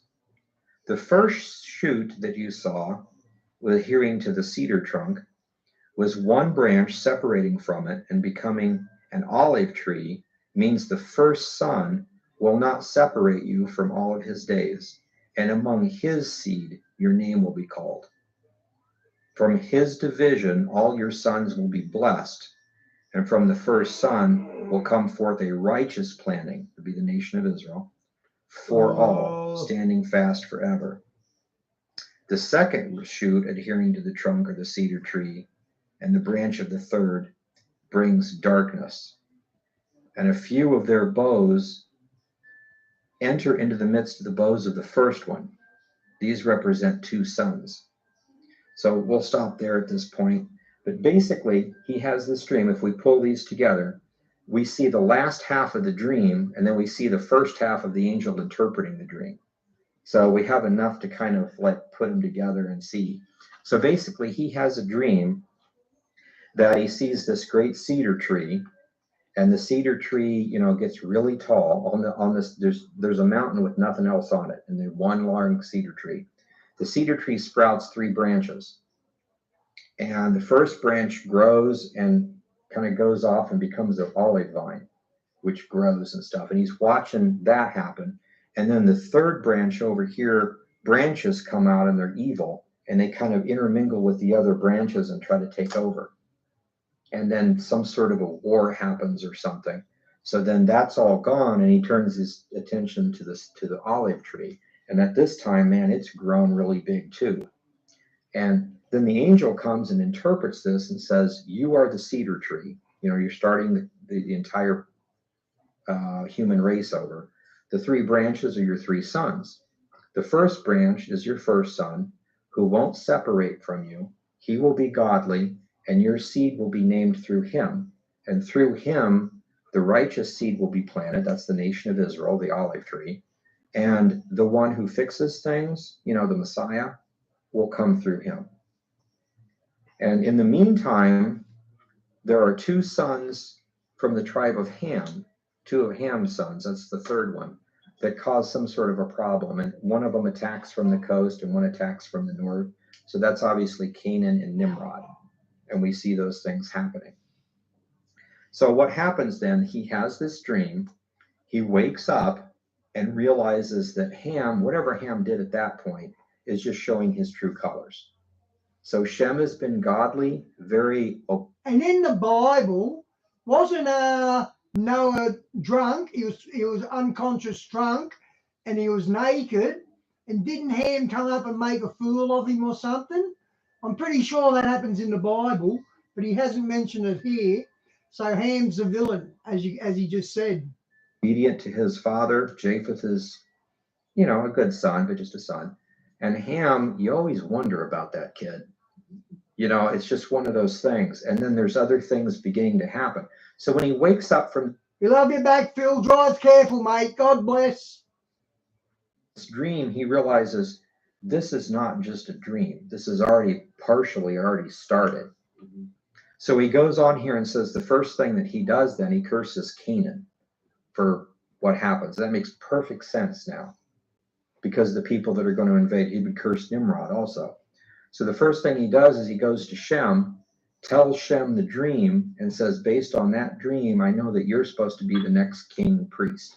So I'm going to teach you the priesthood, Wow. give you the holy books, and from you, the lineage will go on. From one of your descendants, some righteous person will come and create this special nation, and out of that special nation, the Messiah will come.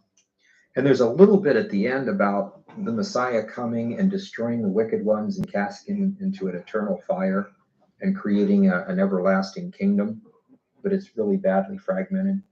But it's interesting, we see the same basic dream set, the same basic set of instructions.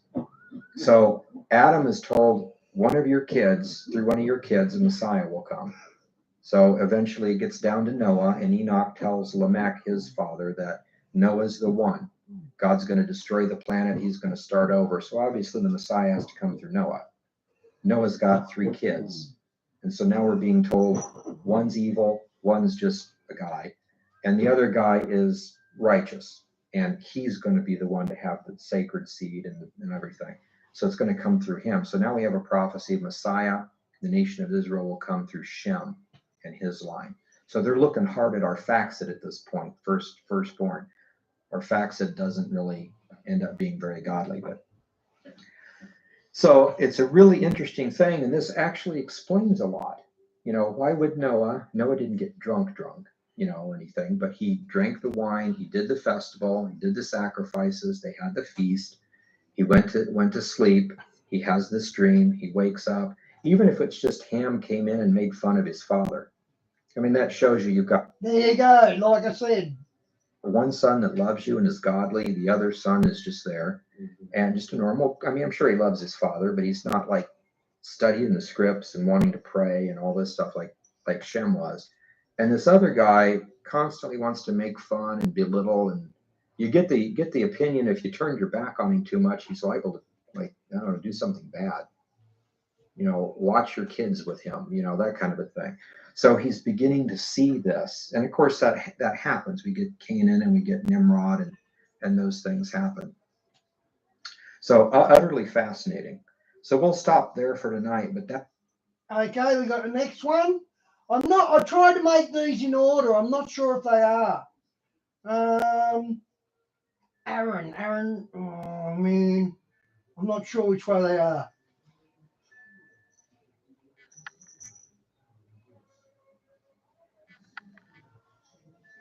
Of February 2018, and we've been going through studying the Dead Sea Scrolls, specifically the patriarchs. I'm thinking sports for some weird reason. Okay, well, just to kind of recap what we've been doing and why it's important, we said that the Christians interpret the Old Testament by what the New Testament tells them. And the Pharisees, which would be normal Orthodox Jews today, interpret the Old Testament by what the Talmud tells them. And the Essenes would interpret the Old Testament by what the writings of the patriarchs tell them to do. So we each have a different set of things that are authoritative for us. And when we compare the teachings of the patriarchs, in other words, the Dead Sea Scroll theology, to that of Christians, it matches completely with what the Messiah was supposed to do, how he was supposed to come. We said last week the prophecies about him being born of a virgin, coming in 32 AD, dying for our sins, giving us a reconciliation between God and man. Several things like that is Christian theology. It's also Essene theology, and it's not Pharisee theology. And so just to kind of look at that, although there's a lot of other things that we all have in common. We all believe in the Torah, Moses, and the coming Messiah, and things like that. So we started looking at these things, and this is really amazing if you think about it. And there's no way to prove that these testaments are real or fake. They're just very, very old. They're obviously not Christian fiction because they're in the Dead Sea Scrolls. That makes them at least 100 years or 150 years before there were Christians. So, and it's obvious with the writings of the Dead Sea Scrolls, the Community Scroll, things like that, how they practice, what they did, that they believe this to be authoritative. And so that's what we want to look at. So we started out saying that the legend that's kept and talked about by the church fathers, by the Talmud, and by the Dead Sea Scrolls, the same legend is that we have these patriarchs, which is the lineage from Adam. We see it in Genesis 5, Adam through Noah, and then Noah's son Shem, Shem down to Abraham, Isaac and Jacob, and then it goes to his son Levi, to Kohath, to Amram, and then to Aaron, which is Aaron and Moses. So, and that starts kind of a new era. And so we have these 40 or some people, and each one is supposed to be a patriarch. Each one is supposed to have written some sort of autobiography to their children right before they died. So we started looking at this. That's the legend that's found all over, but nobody seems to have these things until we have the Dead Sea Scrolls. And we mentioned that those things were in a section of Dead Sea Scrolls because they were so badly fragmented, they were kind of put aside for a long time. Finally became public in 1996. So they've only been public basically for 20 some years. So we looked first at the Testament of Enos, and it was very, very small, very fragmented. So that means we don't have anything at the moment from Adam.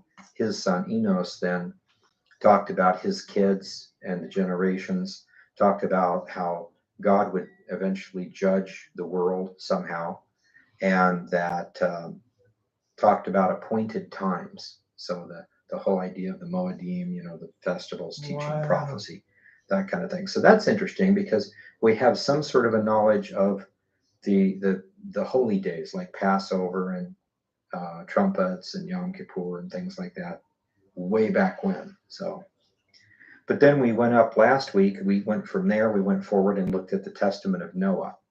And one of the things we saw was in the scriptures, we have Noah waking up and all of a sudden just cursing Canaan.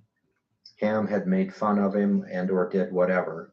Noah woke up and realized what Ham had done and cursed Canaan. And people for the longest time have wondered why. What's the deal behind it? And we saw that the same story is in Noah's Testament, but he went on to say that he had a prophetic dream. And then he woke up and began to realize the dream was definitely prophetic because it was coming to pass. And so realizing what Ham was about to do, what Canaan was about to do, there would be some other figure we know now as Nimrod, what he was getting ready to do, and that he would be the only kid that he could trust out of his three was Shem. So then he proceeded to tell Shem the dream, anoint Shem to be the next Melchizedekian priest, and have that priestly line go down through that way. And so that was pretty amazing just to kind of see that. And the dream talked about how Those things would happen there at that time period. And then eventually a Messiah would come.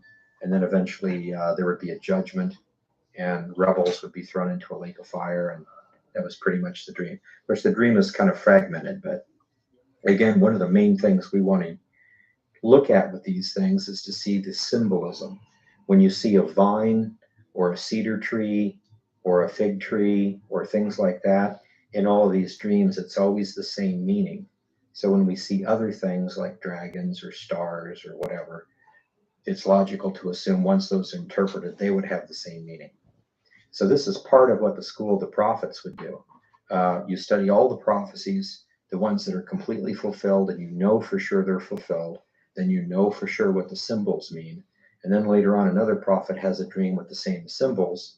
Then you can almost immediately interpret at least half of it. And so that's one of the things that you learn from studying the school of the prophets. So then we have a little bit of the testament of Abraham, and we have nothing from Isaac, and at the moment anyway. And then we have the testament of Jacob. And I thought we would look at the testament of Jacob today, and then later on go through Jacob's is very, very small. But one of the things I've been doing is going through some of the other scrolls. And I stopped because I wanted to go through the Mishnah Torah, looking for information about Gentile law and just other things. And the Mishnah Torah is like a commentary on everything. So how do you do sacrifices in the temple?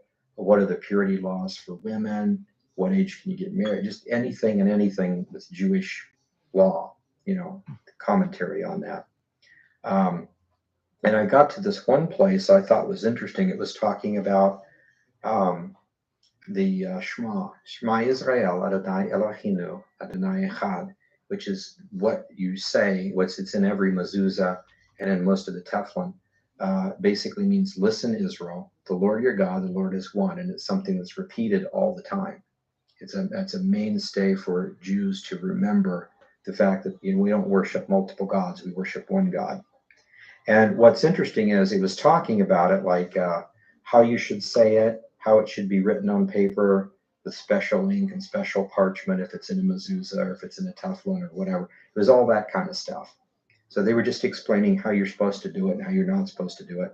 And in the midst of describing all this stuff, it made an interesting comment.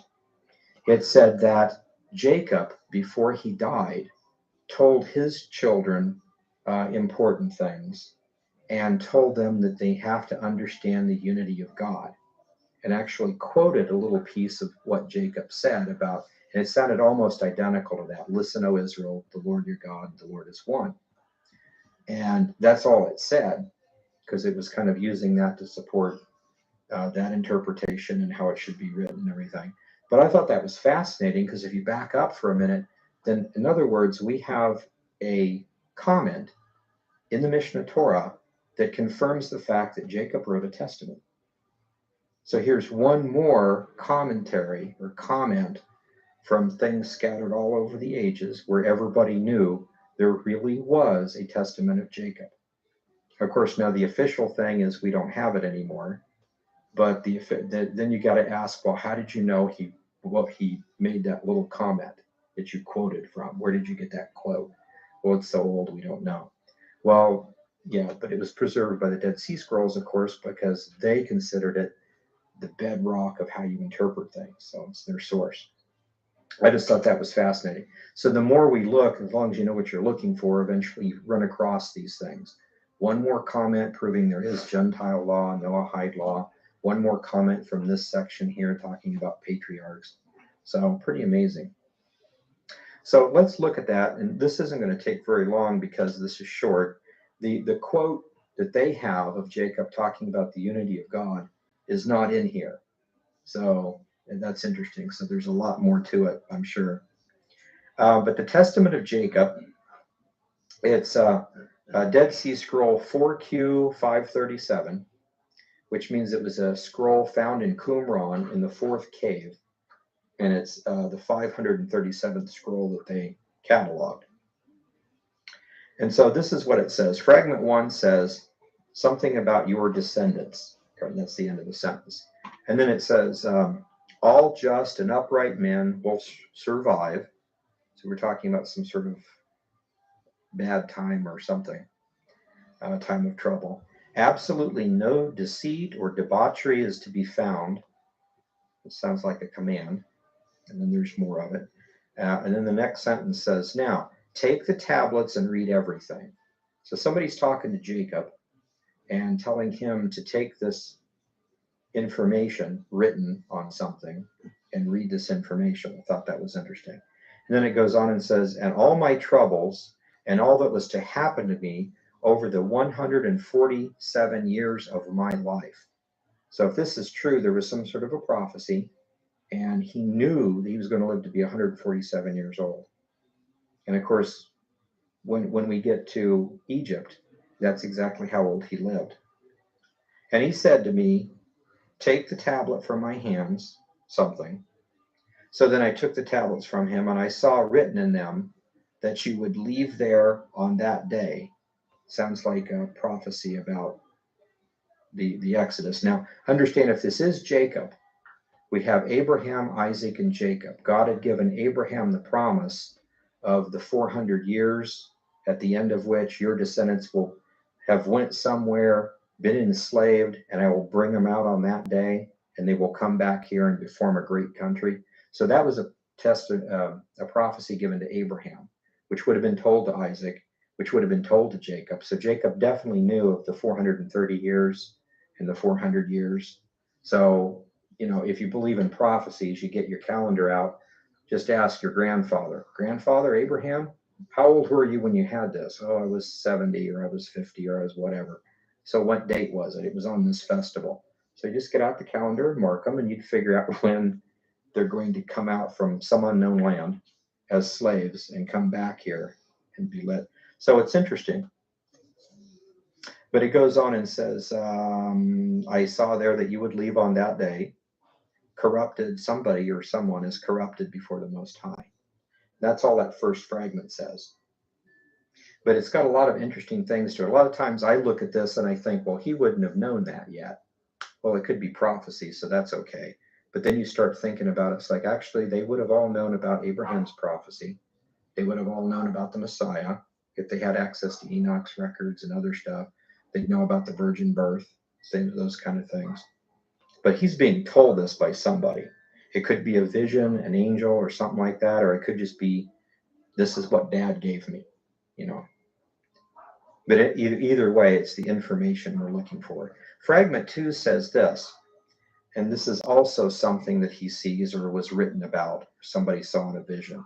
How the temple will be, and how their priests will dress, and the purification rites, how they will offer sacrifices on the altar, how they will each eat part of the sacrifices as their food, and in the whole land, something, who will leave the city and from under the walls, and they will do something. Before the land, there will be 2/4 parts of something. And so this is an interesting thing here. We're seeing that, and when you go back to Enoch and Abraham's testament and Noah's testament, there are these glimpses of, a temporary tabernacle type structure, and then one made out of stone, basically, once they get to the land they're supposed to go.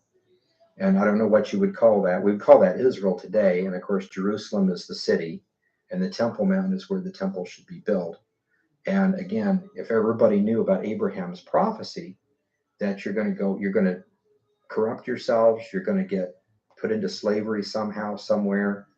And when you come out so many years later, you'll be brought back here and build a temple right over there. Everybody would have known exactly where. So that's pretty interesting. So in here, in this vision, he's being shown, he knows that there's priests, slightly different from his type of priests. There's purification rites, sacrifices. I thought it's interesting here that apparently the city gets besieged a few times or whatever, and they leave from under the walls. So he sees the fact that under the Temple Mount is a series of catacombs of something. So I thought that was pretty interesting. And fragment number 3 just says this, something of the land, and you will eat its fruit and all that is good, and you will live. So they're being blessed by being brought into the land of Israel. And then it says, then go insane and err and go on the path of error, something of your wickedness, until finally you will be to him a something. And of course, we can look at history and see what happened. The Lord blessed them. They came into the land of Egypt, or the land of Canaan, rather, took it, became Israel. The Lord blessed them to the time of Judges and David and Solomon, and then the kingdom split. They become perverted and they get expulsed. So Nebuchadnezzar comes in, destroys the temple, and those type of things. So we see this, and this is a consistent theme throughout all of these. We saw with Enos just enough to see that somebody somehow got corrupt and brought some sort of judgment from God sometime. And then with Noah, he's saying the lineage goes through Shem, and through Shem somehow the Messiah will come and fix everything, and there'll be this judgment, and people will be thrown into a lake of fire. And in the meantime, there's going to be these wars in Canaan. And then now with Jacob, we're being told, well, I have a vision of the priesthood after we come back from Egypt. Of course, he doesn't know it's Egypt. We come back from slavery. And these type of things happen. But apparently you mess up again, and there's wars, and which is pretty much insane if you think about it. There's only one God. He loves you. He says, just follow directions. I'll make all your enemies go away. I'll make sure you got tons of food. You won't have any sickness. Just follow orders. And you decide not to. To me, that's insane. So how many of us would like somebody to come along and say, just quit your job, and as long as you do what I tell you to do, you'll have all the money that you need. You'll have all the food that you want. I'll make sure that you never get sick. And when people try to come against you, they'll try to come against you. I'll call somebody and they'll disappear. I will make sure your life is perfect.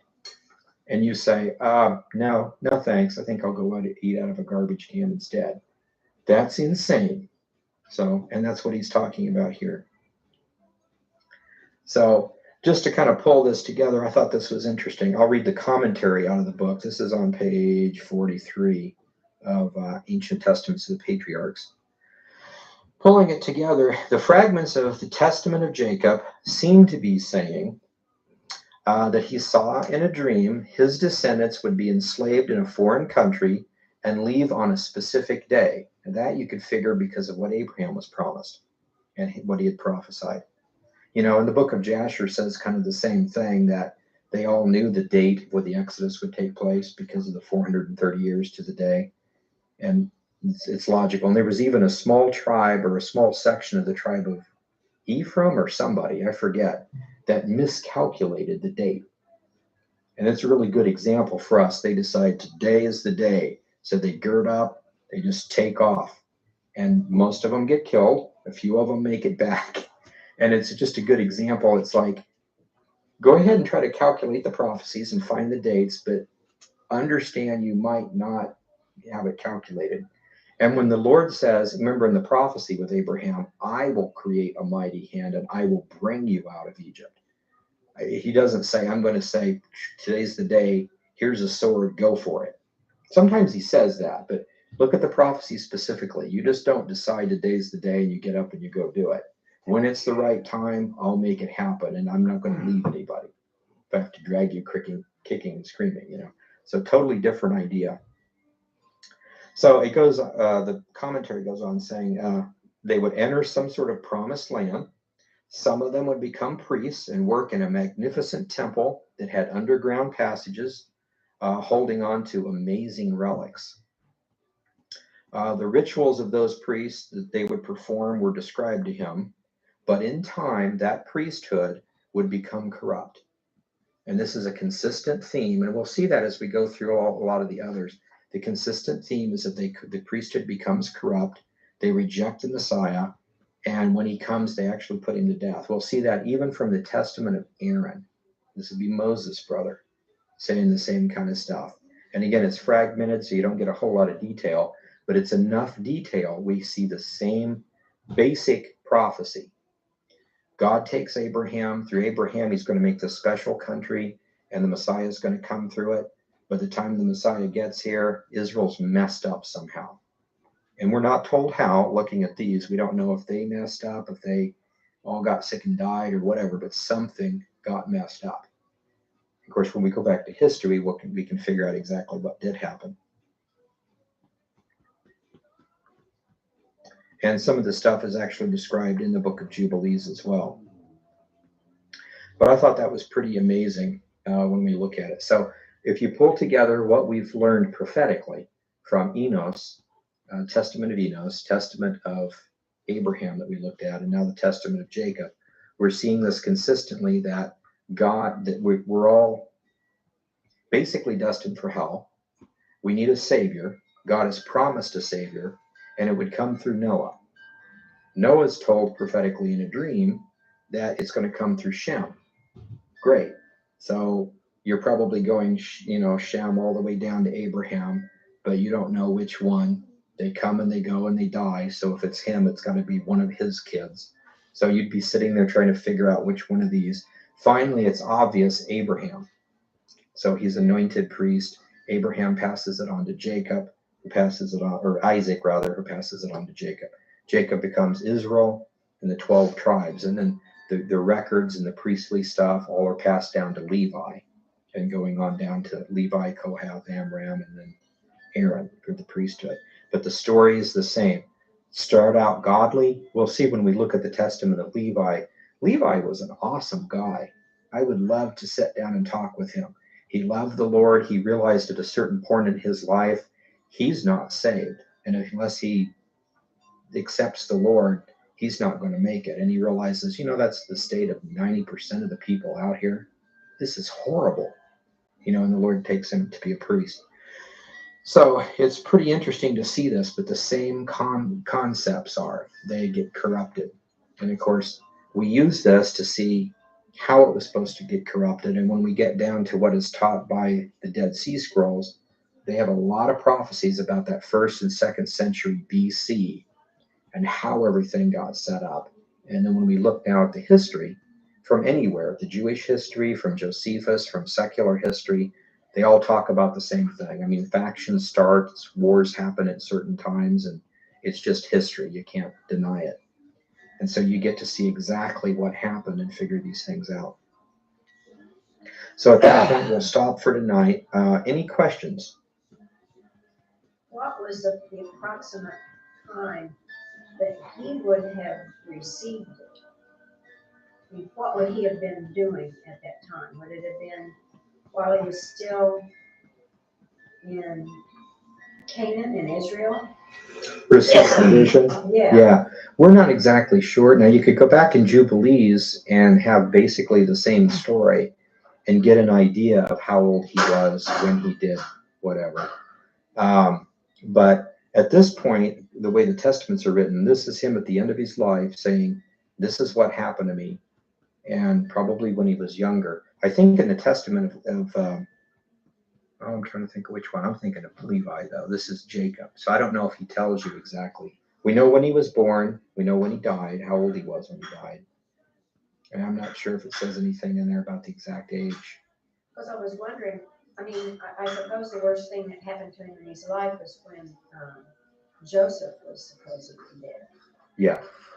And then it kept, dead for so long. It just kept being that way for him. And would he have gotten any kind of prophetic message during that time or before that time so that he knew that he could hope for something? Actually, yeah, there is not in this, because this is all we have of Jacob. We know it really existed because of them talking about it. But when we get into his kids, the 12 tribes, those testaments, they will make comments about going and talking to our father Jacob or our grandfather Isaac or whatever, and having conversations and stuff. And a couple of them mention that they would have dreams of certain things happening. And one of the testaments, I don't remember which one it was, but they mention Joseph was there doing something in this dream, and then Levi was there doing something. And then Jacob makes the comment in this testament that every time you guys have a dream about this kind of stuff, which is what's going to happen to your children and your tribes and all, Joseph is always in there with you. That tells me that somewhere on this planet, my son's still alive, or at least has had kids and maybe died. But I mean, he didn't get killed by the animal, you know. And so they're all like, "Oh man, I wish I could tell you, but I'll get killed if I do." So, but so that's interesting. So there's little comments like that. So I don't know if apparently he never really had a dream like that, but he, again, realizing the dreams and which ones are real, and then noticing every time you do that, Joseph's in there too. He must be alive. So it's neat to see that, people paying that close attention to their dreams. The other thing, I understand that he was brought back and buried right after his death. Mm-hmm. But Joseph had to wait until they came back to Canaan for his bones to be brought back. It had something to do with him being a government official, and he had to be entombed in the right spot. And it would be illegal for you to take anything like that. Be like if I walked into Egypt now and wanted to take the mummy of Ramses out because he's my relative, the answer would be no. You know, but once Egypt is completely obliterated, that's kind of irrelevant. As far as I can tell with what the patriarchs say, the general idea is when you die, you're supposed to immediately take the person back and bury him in Canaan. And they did that to the majority of them. But somewhere along the line, depending if they were in the government or whatever, it was forbidden. So they had to let it stay. But the comment that most of them would make is like, when you leave, make sure I leave with you, because I need to be buried over there where I'm supposed to be buried. And we know that Rachel is buried in right outside of Bethlehem, not in the cave of Machpelah where the others are, but it's a lot of people buried in the cave of Machpelah apparently. Crowded in there. Oh, I know what it was. That when the Jews left, it destroyed Egypt. Mm-hmm. I mean, they really were not, there was nothing left when they left. Right, you got the entire slave labor force leaving with all the gold and the jewels. The army went after him. The entire army got destroyed in the Red Sea. So what's left? You've got maybe a pharaoh if he survived. No army, no crops because of the plagues, no cattle hardly. There's no food, no army, no slaves, no nothing. You know, and it's interesting to look at that for the next time Egypt's mentioned as a power to be reckoned with is 500 years later. 500 years. You can think about it. Every time they start getting ready to do something, anybody with any kind of a small army could waltz right in there and wipe them out again. You know, so it's going to take a long time for them to recoup and become a nation again. Yeah, it is. The more stuff we go out there and look, the more we can find. That's why it's exciting now. Israel beginning to do more digs in the Qumran area and beginning to discover more scrolls. It's going to be really amazing in the next few years, I think.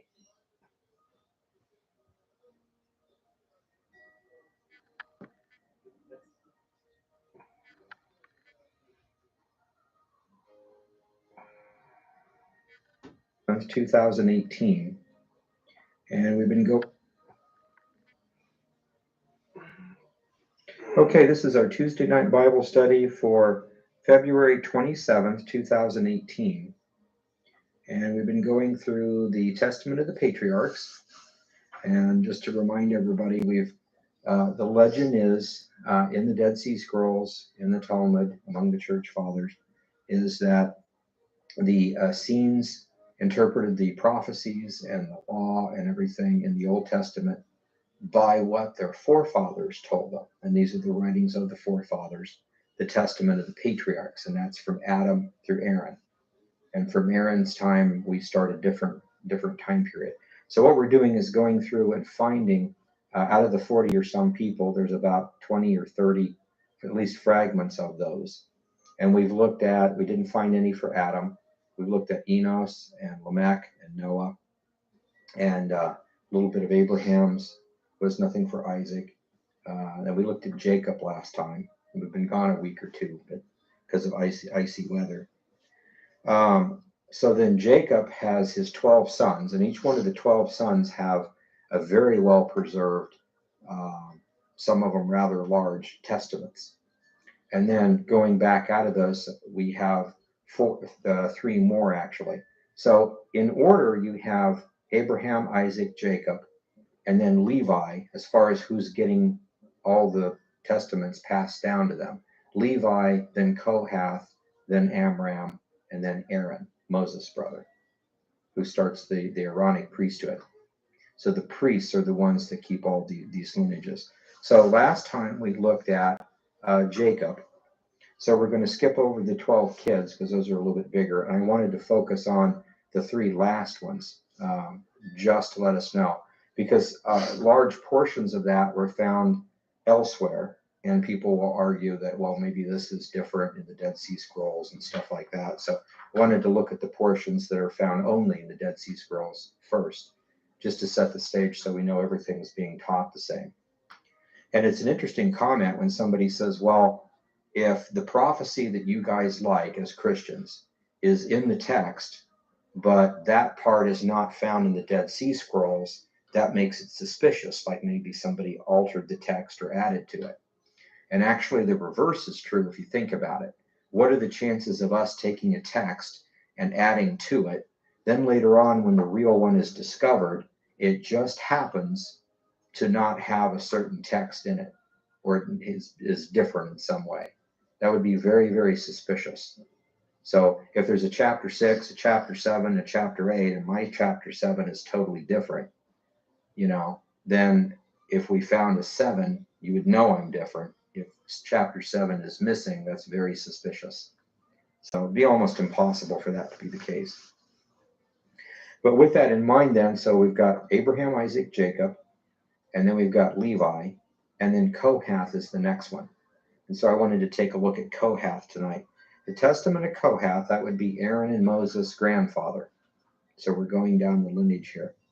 And that is on page 144, Testament of Kohath. It's Dead Sea Scroll 4Q 542. And it's in 3 fragments. We'll just go through them here. The first fragment says, and the God of gods for all the centuries. It's the end of the sentence. And he goes on and says, he will make his light shine upon you, and you will know his great name. You will know him because he is the God of the centuries, the Lord of all creation, and the ruler of all. To deal with them as he wishes. He will create joy and gladness for you and for your sons in the generations of truth forever. Now, my sons, be careful with the inheritance which has been given you by our fathers. So this is interesting here at this point when we look at this. He's talking about God is the God throughout all the centuries. He's eternal. He's in control. And we need to love him, follow his law, and he will bless us. We'll be living in joy. And again, we're talking about the Levitical priests at this point. And he says, my sons. So this is Kohath talking. So this would be Amram, would be his first son. And if his grandson was alive, it would be Aaron and Moses. So he's talking to his descendants. Be careful with the inheritance which has been given you by our fathers. Not even me. This is my text, he's saying. But the stuff that I'm giving to you, all the writings of the patriarchs, be careful with them. Do not give your inheritance to foreigners or your inheritance to half-breeds, your heritage rather to half-breeds, or you will become foolishly humiliated in their eyes. They will scorn you when they go from being residents among you to being chiefs over you. Hold on to the words of our righteous fathers, Abraham, Jacob, Levi, and my words. So that's pretty interesting if you stop and think about it. Be careful to keep some of this stuff secret. It's not part of the canon that everyone would read. You're not really supposed to give this information to Gentiles. If they understand it, they're liable to become rulers over you, that kind of a thing. So you want to be careful with that. But it is important that you not shut them away. You need to know what they say, is what he's saying. So hold on to the words of our righteous fathers, Abraham, Jacob, Levi, and my words. Be holy and be pure from all corruption. Hold on to the truth and walk in uprightness. Do not be double-minded, but have a pure heart and a truthful and good spirit. It will give you a good name to me, joy to Levi, gladness to Jacob, rejoicing to Isaac, and honor to Father Abraham. If you keep and carry on the inheritance which your fathers gave you in truth, justice, and uprightness, perfection, purity, and holiness, you must keep the priesthood in every way that I have commanded you, and according to all that, and the fragment ends. So when you're comparing this to the other, like the writings of Levi, which we'll get to later, there's a lot of details and things that they're supposed to do.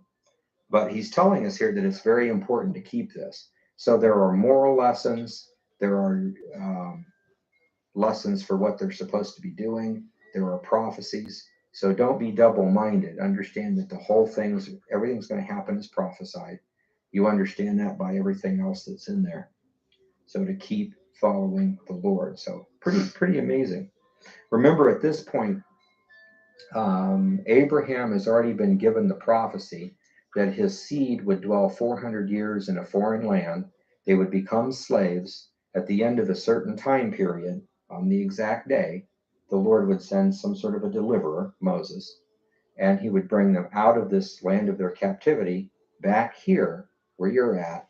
They would inherit this entire land, and I will make them a great nation. So that prophecy has already been given. And so everybody understands that. You might doubt it. You might think, was granddad drunk at that time? You know, it's kind of weird. But not to forsake the writings of the patriarchs. And we've seen in the one with Noah's testament about the dream he had about what would happen in the Messiah and the problems with Canaan, should trust Shem and the priesthood going through Shem. So very, very interesting to look at all this. Now, fragment 2, a little smaller, but fragment 2 says, I have taught you in truth.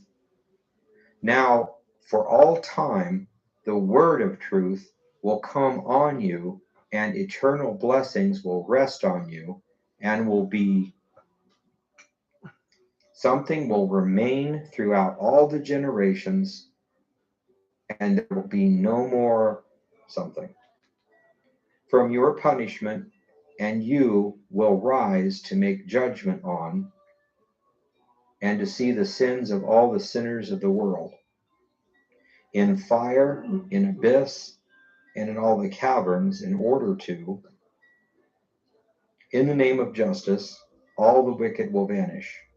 Now, Amram, my son, I command you and your descendants,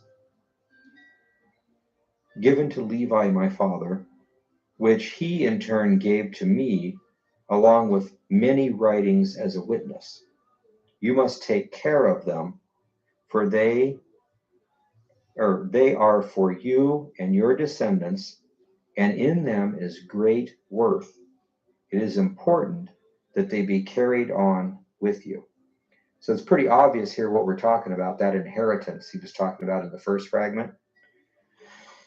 First off, in here we notice he says, now Amram, my son. So Kohath, we know this is Kohath's testament. He's talking to Amram, his son. And of course, his grandsons would be Moses and Aaron and Miriam, would be his grandchildren. So it's important for him to carry on not just this writing, this is one of your father, but all the other writings I'm giving you. So this is pre-canon, before Moses came along and wrote Genesis, but all the extra Old Testaments, all the old patriarchal testaments. In them is great worth, he says. So it was given to him by Levi, his father. So again, we see this whole concept of it being Hi, AB, traced good to down. see ya. Adam had prophecies, gave to the next guy. The next guy goes through Noah, Shem, down to Abraham, Isaac, Jacob, Levi, and then Kohath. And now Kohath is handing this group of testaments, plus his testament, which is what we're reading part of, to Amram, his son.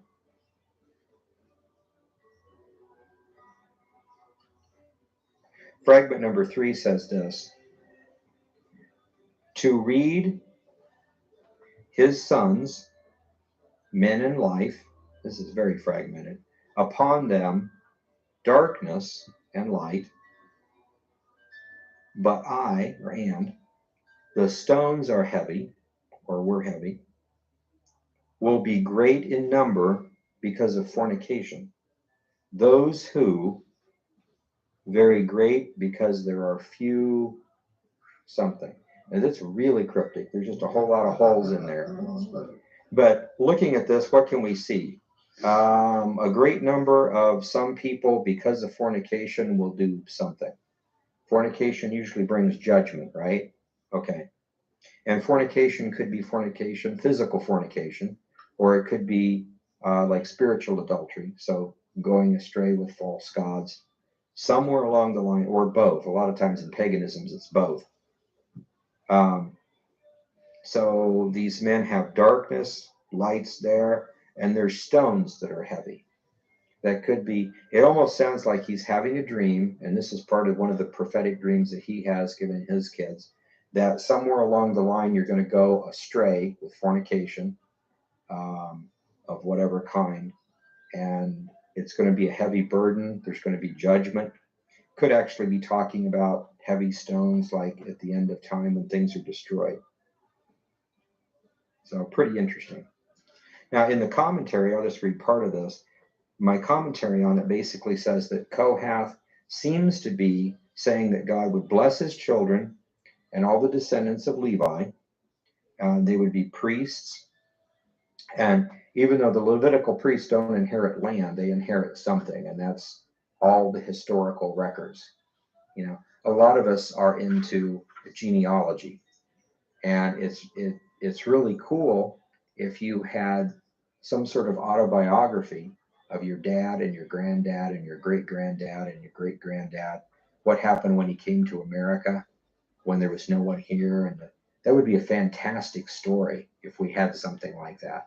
And just think about it, if they loved the Lord and the Lord spoke to them and they were prophets and they wrote that part down too, that would be fantastic. So that's the kind of thing that we're having here. That's the inheritance of the priests. Now, apparently they're supposed to keep it out of the hands of foreigners. So as Gentiles, we're not supposed to be reading this stuff. It's irrelevant. And that's one of the things that's interesting when you think about it, because you have all of this old part of the law. According to the Mishnah, Gentiles are not supposed to study the law even, let alone the prophecies or anything else.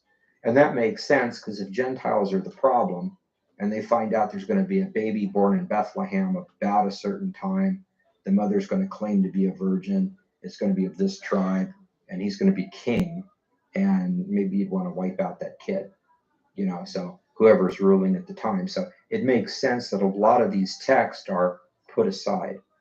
Somebody asked about, you know, the word apocrypha, and apocrypha means secret or hidden. There's supposed to be 24 books of the Old Testament, which is divided differently. It's our normal 39 books of the Old Testament. Those are for the public. Everybody's supposed to read them and study them. And then there's other books that are not supposed to be public, at least at this point. Now, when Jesus comes along, Jesus says, what I tell you in secret, shout from the rooftops.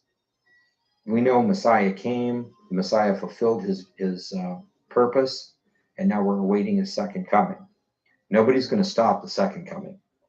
And whether somebody could have or couldn't have stopped the first coming, it's just a good logical thing to do. Let's make sure we protect our own, you know. And so when they don't understand the Messiah hasn't come yet, there's a lot of reason to keep other texts out of the limelight. So, but we're wanting to look at these things. So these talking about the main inheritance then for the Levites is the Testaments. And I think this is absolutely fantastic. And the testaments, again, will agree with the prophecies and the theology of Christians, which makes sense. We would get that. And it's interesting to go look in the Mishnah, the Babylonian Talmud, and those things, and actually see the legends. Well, yes, there were testaments written by the patriarchs. They did contain prophecy, but nobody knows what happened to them. You know, that kind of thing. That if you think about it, if that was your family and you had your granddad, great granddad, and on down, wouldn't that be a prized possession? Wouldn't that be a little more important to you than your TVs and anything else? Yep, good point. You know, and of course, what's the easiest way to make sure you don't accidentally get rid of them? Let's have 15 copies of everything, put in vaults, different, you know, and I'm sure they did the same thing. It wasn't all just in one spot. They probably had them at Gilgal and at Jerusalem and here and there and places like that. But these things are very, very important. Fragment 2 seems to be talking about the priesthood and some sort of everlasting kingdom that comes in. Levi and the righteous priest would arise and judge the wicked priests. So there's priests or his descendants that actually go awry. And we see that in the testaments of the 12, specifically Levi. He's got a lot of data on this. But so it's interesting to see that you have that concept. Messiah would come, somebody would fight against him. There's evil priests, so to speak. And you see that in Abraham's, in Noah's, probably in all of them. A smidgen of an idea in Jacob. You see it very clearly in the 12 when we get to study it. Amran will say the same thing. And we get to it, Aaron will be pretty interesting too. So Levi and the righteous priest will judge those that transgressed. I thought it was interesting too that in some of the Dead Sea Scroll texts, they talk about Elohim. We usually translate that God, and sometimes we translate that angels. But according to the text, the judges of the Sanhedrin were also called Elohim, which is probably what Psalm 82 is referring to, that they are gods, Elohim, but they'll die like men. So they're sitting in judgment of God or for God, ruling, you know, with the power of life and death. It's really interesting when Paul says, you know you not that we will judge the angels. And again, that's a Greek word, but if it was written in Hebrew, it could have very easily been Elohim. So the righteous actually will judge the evil. It doesn't matter if they were an angel or a person or whoever. Any logical being should choose truth. And if they don't choose truth, they need to be judged. So very interesting on that. Kohath then tells his descendants how important it is to preserve all the written records of the fathers. So this patriarchal stuff. Levi, he says, gave them to him, and now he's handing them, plus his testament, to his son Amran for his posterity. And then fragment 3 is, like we saw, very badly fragmented, and we basically have probably some sort of a dream about a final judgment is what it's talking about. So, okay, that is everything we have for the testament of Kohath. Any questions on that? I have a question. Mm-hmm. Are we to assume that this fragment or the testament that we are looking at here was carried to Egypt? I mean, under their arm somewhat, you know, did they carry this paper down there? I can hardly hear that.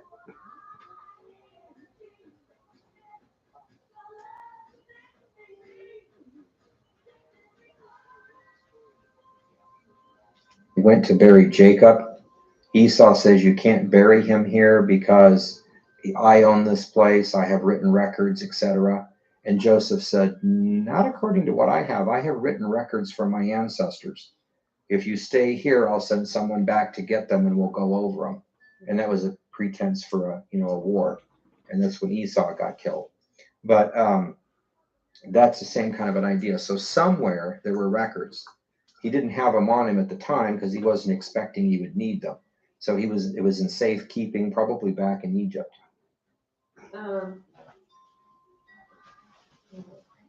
where would Kohath have been born?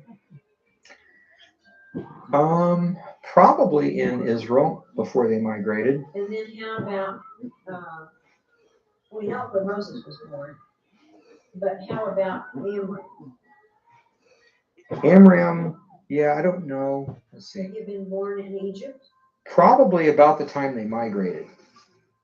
Yeah, because we have the numbers there are a little iffy. A lot of times Migrated down. yeah, a lot of times we look at that as like they're going to be in Egypt 400 years. And it actually means that from Abraham's time, there's 430 years. So the amount of time they were actually in Egypt was about 215, something like that. And then when you look at it, the amount of time that they were in heavy slavery was about 70. So, and that's substantiated by Amran Galatians was 3, 16 and studying 17. from the copies that they had with them in Egypt was the point. Do what now? Amran would have been able to study these from the copies they had taken down with them. Right. And then Aaron, Moses, I don't know if Moses looked at it, but Aaron and his sister would have been able to see them also. I would imagine Moses would, even if he wasn't supposed to. Moses is Moses, you know. But yeah, the priest kept all these things. And if you believe these writings, it really is going to make you live a holy life and expect the prophecies and look for the things that the Lord's wanting you to do.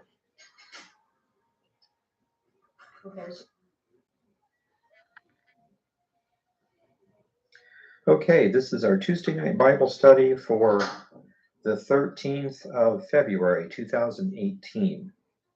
And we've been going through studying the... Okay, I think I'll give that a break for now. Let me find... Hang on, guys.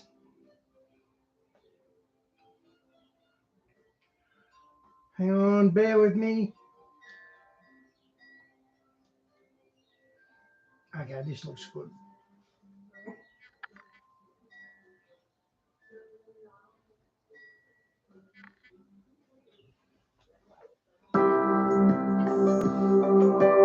Welcome to Studies with Stearman. Join us as we look deeper into the Bible. Strengthen your faith with us, even as we see the day approaching.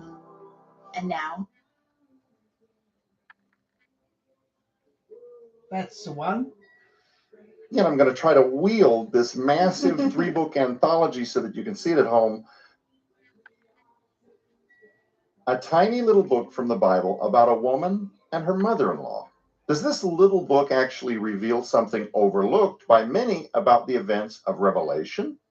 What occurred in history at approximately 2000 BC that changes everything you thought you knew about the book of Ecclesiastes?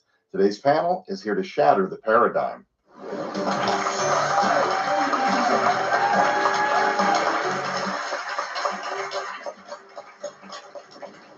Hello and welcome everyone to Skywatch TV. I'm Joe Artis Horn. We begin our second installation into a multi-week series on the brand new 3-book anthology from Defender Publishing by Dr. Thomas R. Horn, Donna Howell, and Allie Anderson on the mystery of Jesus from Genesis to Revelation. And once again, I'm going to try to wield this massive 3-book anthology so that you can see it at home, beautifully bound. We talked last week about the research that Donna's done for this series, Tom, where she basically chronologically organizes the mathematical, can I just say impossibility, that Jesus Christ wasn't exactly who he said he was. right. I think she said the word trillions like a trillion times. If you go back, all of the trillions, you have to go back and take a look at that episode from the archives.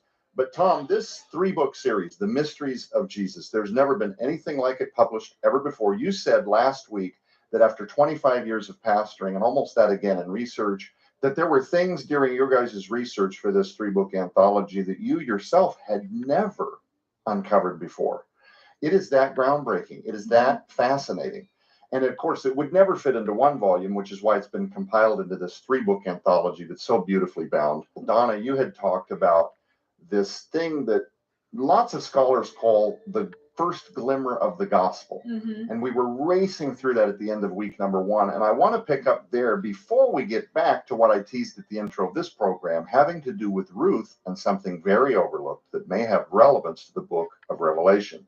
So let's dive right back into the first glimmer of the gospel. So last week we talked a little bit about the psychological infancy that was occurring within the minds of the very first 2 humans who were ever deceived, and what that deception would have actually looked like.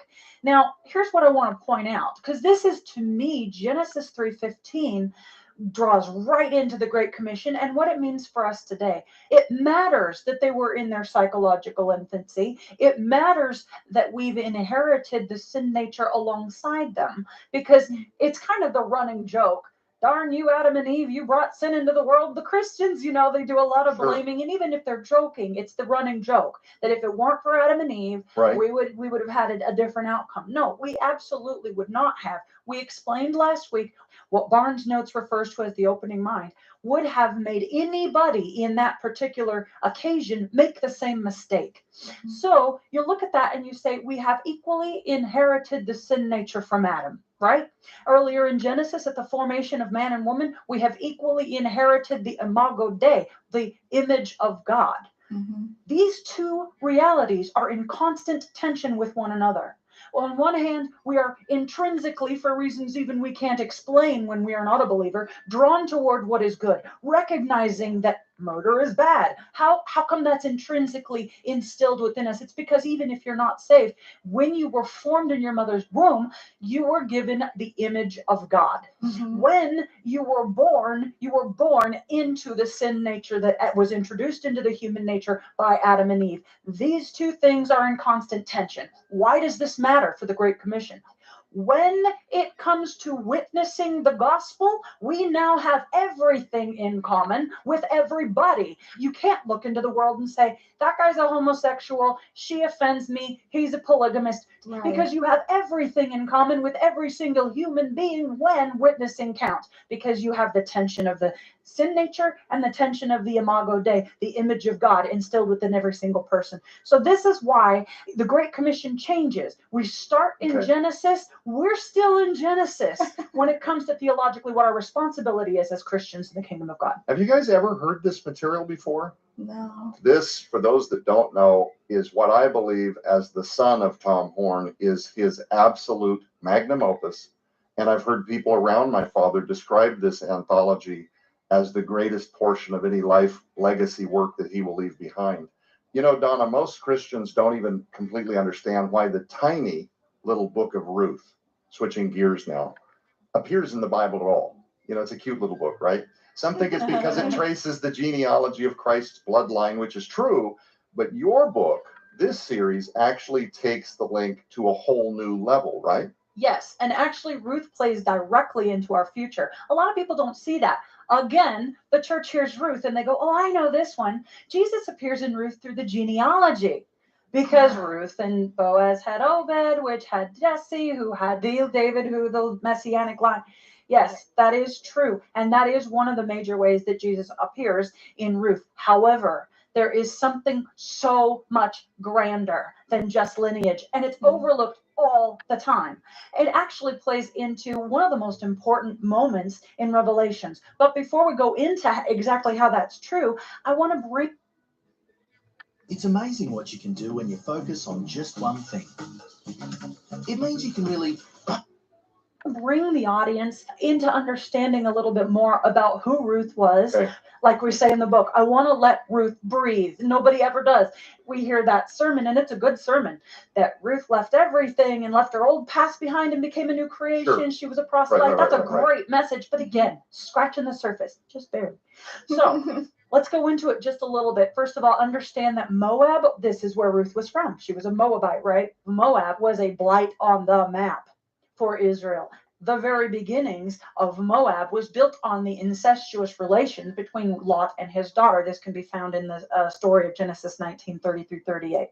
And so Lot had been passed out drunk. His daughter did some very crazy things. Bottom line, Moab was born from this unholy union, and it sat out like a blight on the map. His very name means from my father.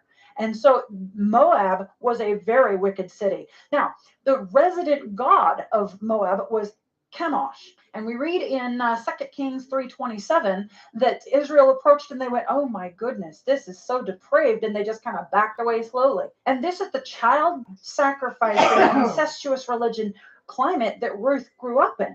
Now, some of you might be wondering, how then was Ruth allowed to marry Boaz? I'm not going to get into that on today's program, but the book definitely does cover why or how they would have been allowed to marry, considering the prohibition. Moving on, I want to talk about Boaz for a second, bring him to life a little bit for you. First of all, he blesses Ruth freely to gather from his harvest, right? He tells her to enjoy the company of other Israelite women who are at the site.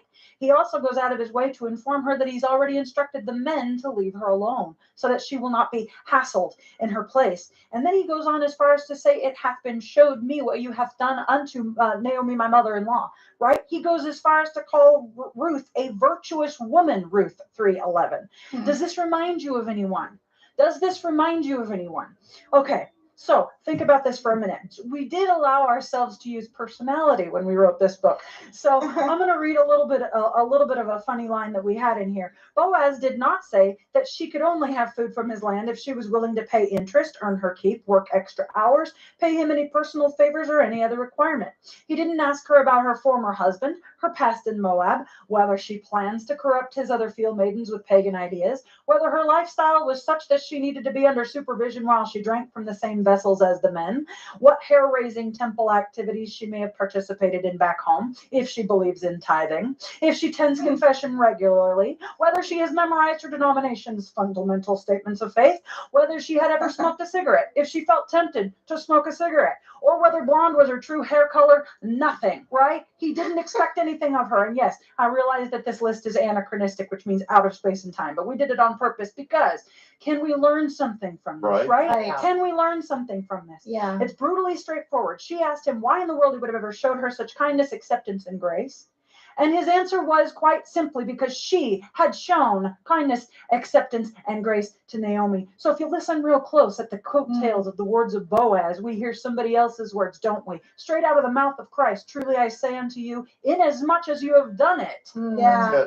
unto one of the least of these, my brothers, Yeah. you have done it unto me. Yeah. We will be remembered in the kingdom of God for the things we did and didn't do. Wow. That is what Boaz preaches. And believe it or not, I haven't even touched the best part. Okay. This is getting to the best part.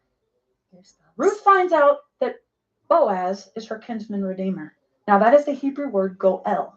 What does that mean? All right. So the Hebrew word goel, this is somebody who passed property on to the future generations, somebody who had the executive authority to buy back a property that had been lost or put into some kind of compromise. So if somebody, a Jewish man, had owned his property and he mortgaged it or he leveraged it or he fell on hard times, the kinsman redeemer, the Hebrew goel, would have the exclusive authority to come in and rebuy that and restore it so that he could keep that property in his family. Now, here's the interesting thing that a lot of Christians are not immediately aware of.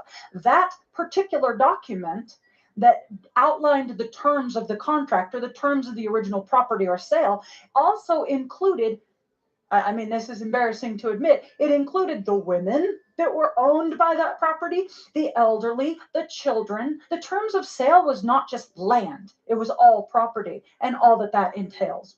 So this scroll was written up, all of the contractual obligations, everything that was included in its terms on one side of the parchment.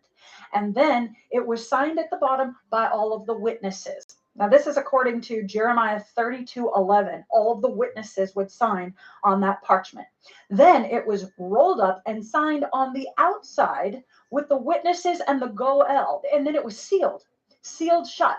This is so that when the goel later on came forward and said, I would like to buy this land back, or I would like to, do whatever he's going to do to keep it in the family, he had the exclusive right to open it. Only the goel could open the scroll. Only the kinsman redeemer could open the scroll, right?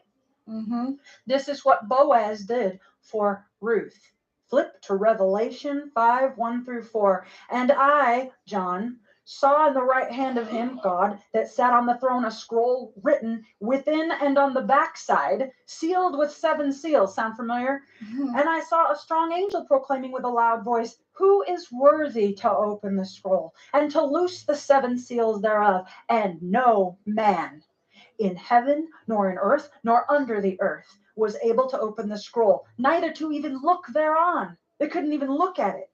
And I wept much, John says. I wept much because no man was found worthy to open and read the scroll, neither to look thereon. Now, the terms of that scroll in this particular moment of revelation, the terms on that scroll is our redemption. Mm. It's the repurchase of our property, our inheritance in the kingdom of God, and nobody can open it, right? That's what's happening in this scene.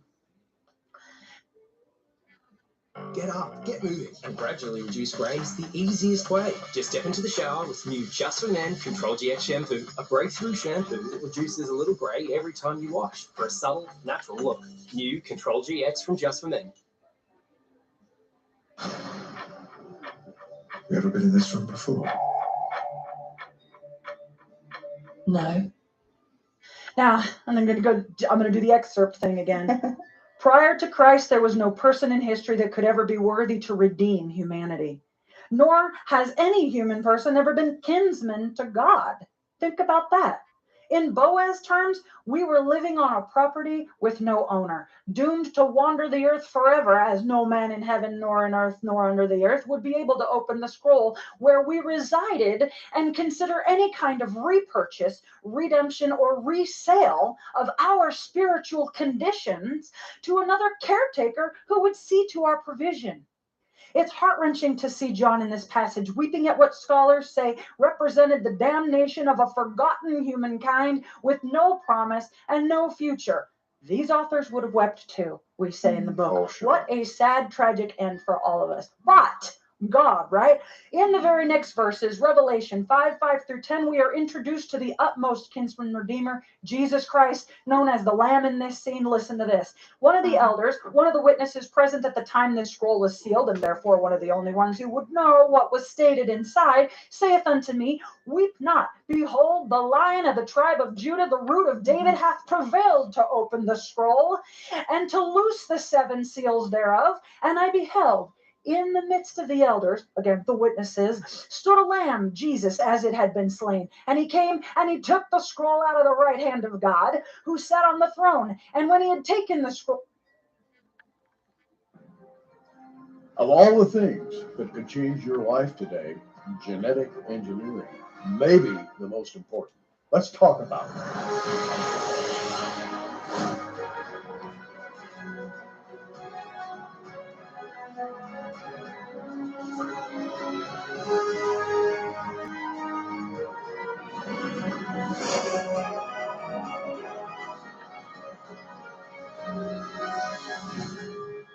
And here to talk about it with us today, Tom Horn and Joe Artis. Guys, welcome to Prophecy Watch. Great to be with you again, Gary, as always. Gary, yep. Tom, sitting down and talking with you is always a pleasure. And we're going to talk about something that I think most people have never heard about. It's featured in your new documentary. It's called Inhuman. This is, I believe this documentary should be in the hands of every Christian today. Now, I don't say that about every DVD set that I pick up. This one, on the other hand, I think has tremendous weight. Let's talk about it. How did you begin to put together this documentary called Inhuman? Yeah, thanks for asking me that. And by the way, since you've seen the film, you might understand how now looking backward, if I had understood the scope of this project when I started out, I'd have said, never mind, it's just way too big for me. Took us 5 years. But, you know, one of the lead questions on every program we're doing right now that people are asking is, how did you get started with this? What caused you to do it? Why did you do it? Why do you think it's important for the church? And it really is interesting because you're here in Oklahoma City. And about 10 years ago, I was actually writing a feature article for one of the largest newspapers here in Oklahoma on the subject of Halloween, by the way. The internet was still pretty young then. I'm in the internet. I'm trying to find some history. But I came across the term, I'd never seen it before, called transgenics.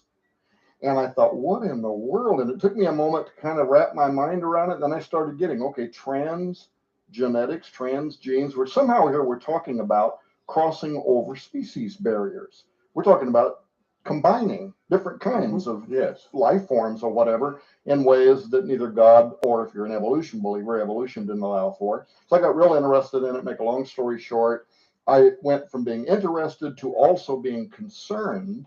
And because I'm a prophecy believer and I'm a biblical literalist, I started seeing a lot of stuff in this whole idea. What we're going to cross over species barriers? Didn't God order each kind to reproduce only after its own kind? What does he know we don't know? So I wrote some material and it went online and went viral. Well, pretty soon, people I've never heard of before, they're the world's leading transhumanists, and now they're coming after me. We're talking about James Hughes, who wound up being in this documentary, one of the original founders of the modern transhumanist movement.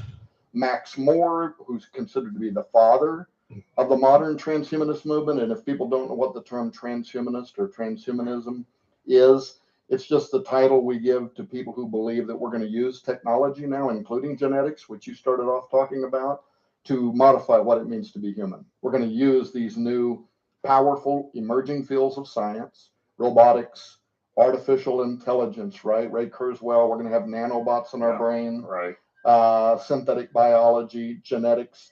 We're going to use that to change ourselves. We're going to change our genetic makeup, make ourselves stronger, healthier, faster, able to leap tall buildings in a single bound. We're going to interface our brain with artificial intelligence systems. So that's what they believe. And they were taking real issue with this fat preacher, Tom Horn, out there saying, hey, there might be some lines here that we don't want to race across, right? So and now I find out that at their big transhumanist conferences, they're being highly critical of Tom Horn. They're saying we got to figure out how to deal with guys like this, right? Indeed. Genetic manipulation is what we're talking about. Genetic manipulation in animals, in plants, and in humans. Here's the thing that gets me, Tom. God created man in his own image and likeness. In other words, God created us the way he wanted us to be. Man comes along and says, you know, that's not good enough. I think we can improve on the original model.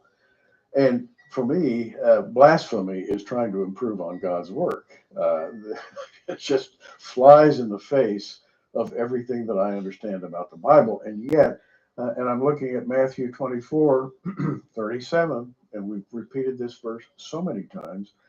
I've got it marked in yellow in my Bible here, and I read it all the time. And every time I read it, some new impact hits me because of the work that people like you are doing. But as the days of Noah were, so shall also the coming of the Son of Man be. How were the days of Noah? Yeah, well, I think we agree, most scholars would, that probably if you had to pick one thing that, I mean, really kind of branded the days of Noah as different than any other day, it was a time when genetic manipulation was occurring.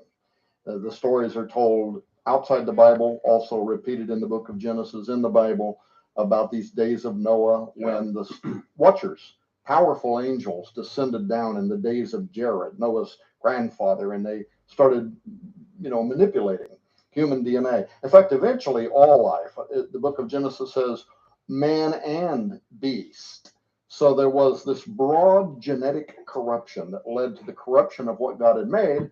And evidently, it was so catastrophic that it led to God determining the only way to deal with this is you have to wipe out everything on earth except Noah, which also in Genesis 6, right? He was found perfect in his generation. He separated himself from the population at large, and he was not corrupted genetically, as were all the other beings on planet Earth.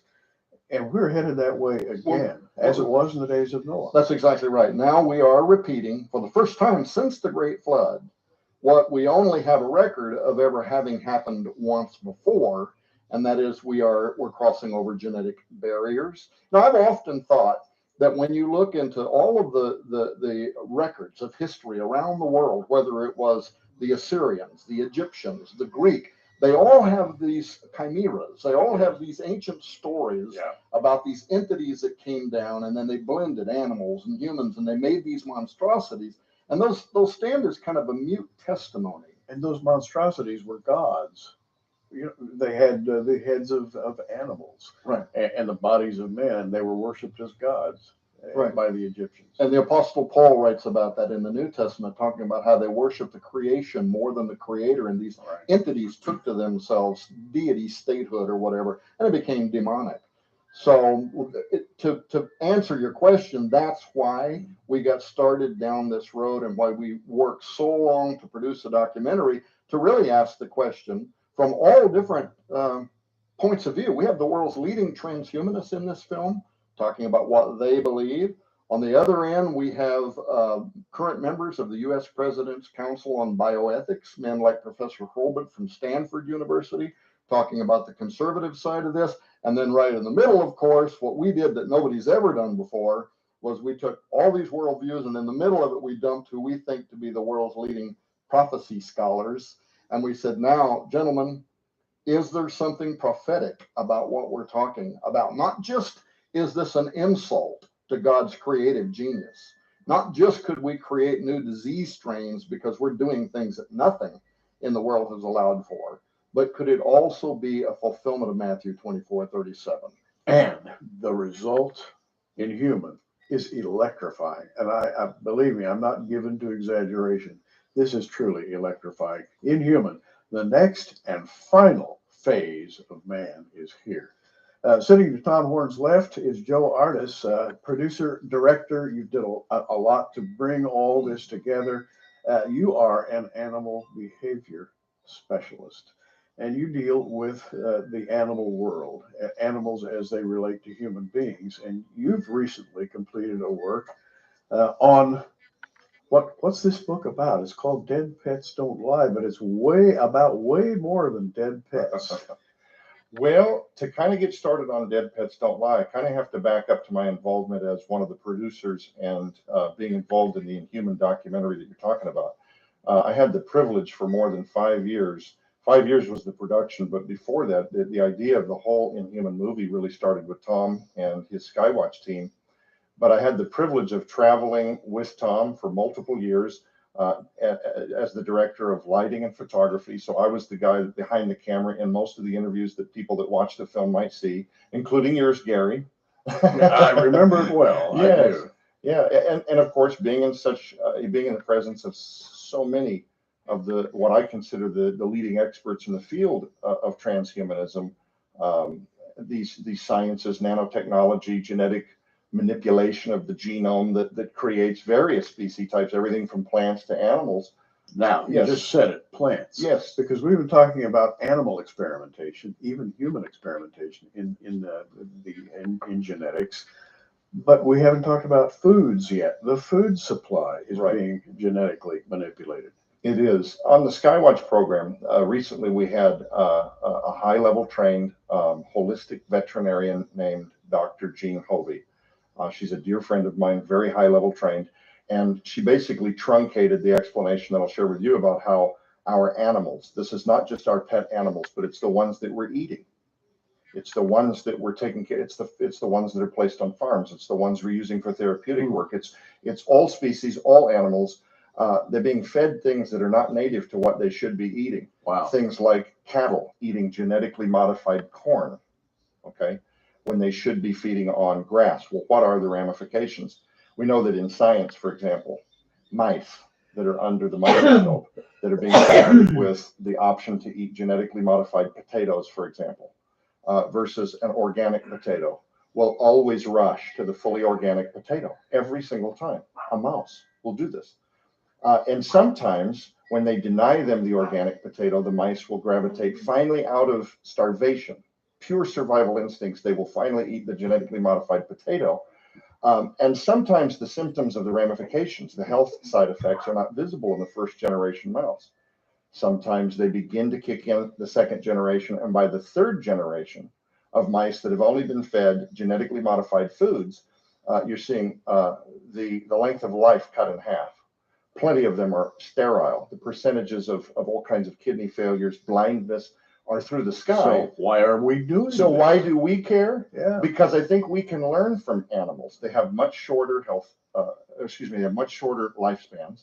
And if we look at what science is doing, the inhumane experimentation, the things that they're doing right now with animals, we can learn a lot about what's happening to us as humans, as a species. For example, in the United States alone, every single day, 25,000 shipments of food are brought into the U.S. from other countries. The FDA, and by the way, Gary, a lot of people have this assumption that the FDA or some other benevolent branch of the government is able to regulate all of these foods coming in, that they're keeping a watchful eye. People don't have to do any thinking. They can pull anything they want off the grocery shelves, and it's safe because the FDA or an organization like that is watching out for them, and that's not the case. 1%, Gary, 1% of the 25,000 shipments we see come into the U.S. every single day, they only have the manpower and the ability to facilitate inspection, examination, scrutiny of about 1% of those foods. So we're putting our faith in countries like China to not chemically treat the meats, to represent them safely for what they are. And that's about all you need to say about that. That's right. That's right. Now, but Gene Hovey's been able to demonstrate how what we're eating is changing our physiology. Wow. Species of animals that are third generation. And that includes human beings. That includes human beings. So it's very easy to be overwhelmed by this discussion. Wow. And she sits on boards with the FDA and whatever. She is a highly qualified individual. That's right. And when she tells you that the foods that are being consumed are changing, rewriting the DNA, and that it's becoming heritable, second generation, third generation are getting the negative health results of consuming those products, then yeah, what is the animal kingdom already teaching us about what we could be doing ourselves? Why do we have an explosion right now of a return of diseases that were almost eradicated?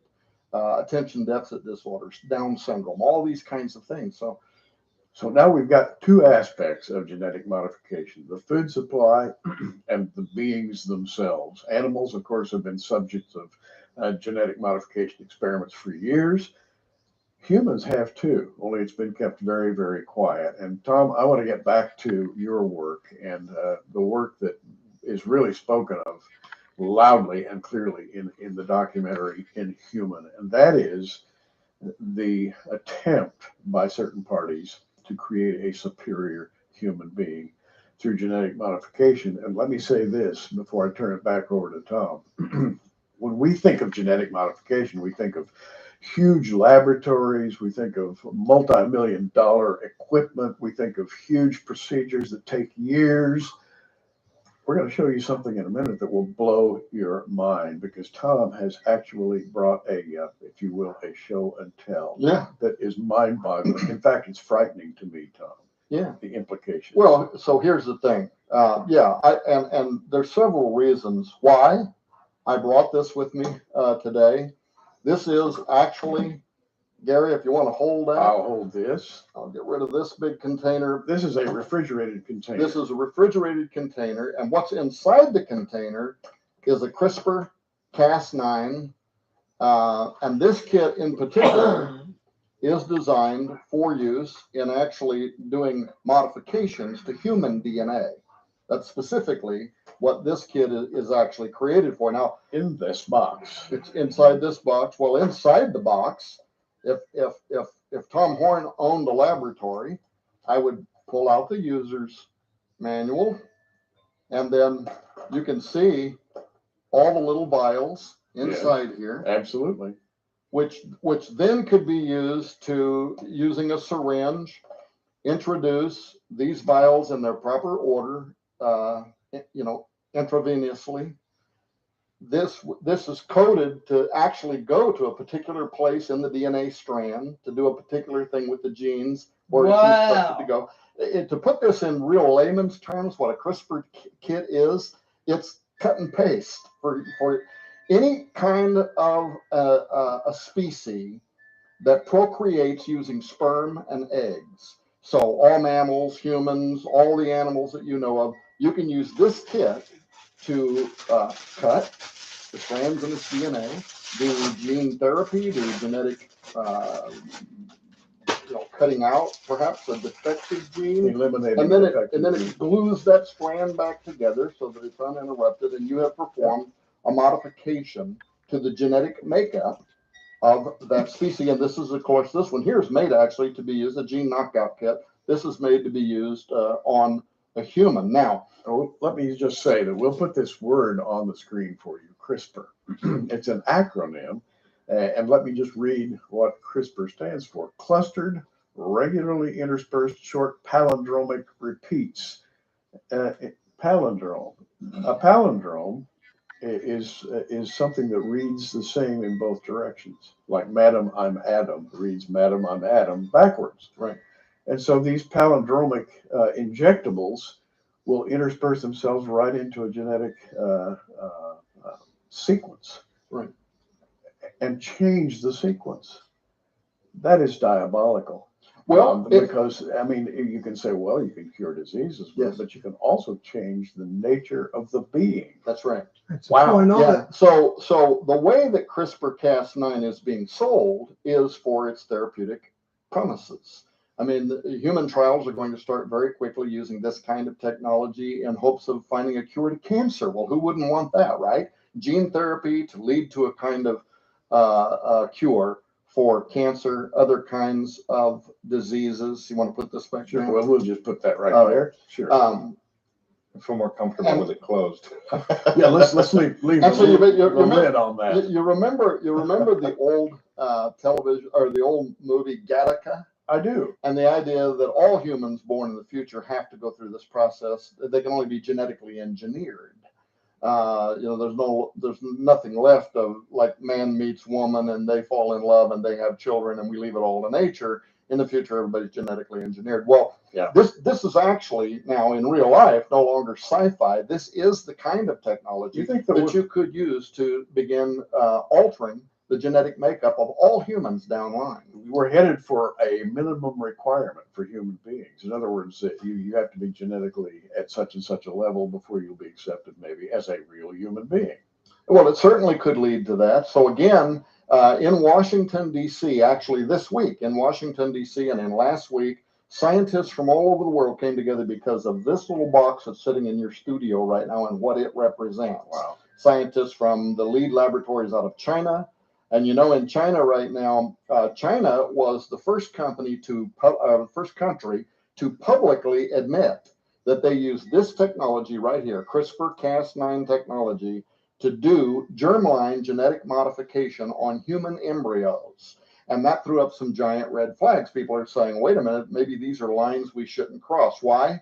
Because when you make modifications to a species at the germline level, this is at the very earliest embryonic level or at the sperm or egg level, those become permanent, heritable, makeup, part of the genome of that species. So everything born down the line is going to carry those same character traits, good or bad. And so this has, for the longest time with bioethicists, been the line that said we have to be very careful or maybe never cross over this line. So scientists from China, from the Academy of Medical Sciences out of Britain, from the top medical institutes and scientists out of America, they all got together in Washington, D.C. And if you go and Google this right now, you'll see where they're saying we have got to take extraordinary measures now to try to somehow create a universal moratorium on the use of this technology for making germline modifications to humans. Why? Because this technology could literally reshape all humanity from this point and forward, good or bad. You could create superhumans. You might create modern forms of Nephilim. You could create something that gives birth to a prion contamination, a disease strain for which we have no history. There's nothing about it that we would understand, and it could be devastating. If we get a chance on this show or the next one, maybe we should also talk about how terrorists have plans to use this kind of technology, and ask yourself this question: if a terrorist could use this to create a devastating plague, and if Tom Horn can get his hands on this, you can believe they can get their hands on it. Indeed. Friends, do you realize the extent of what Tom is talking about?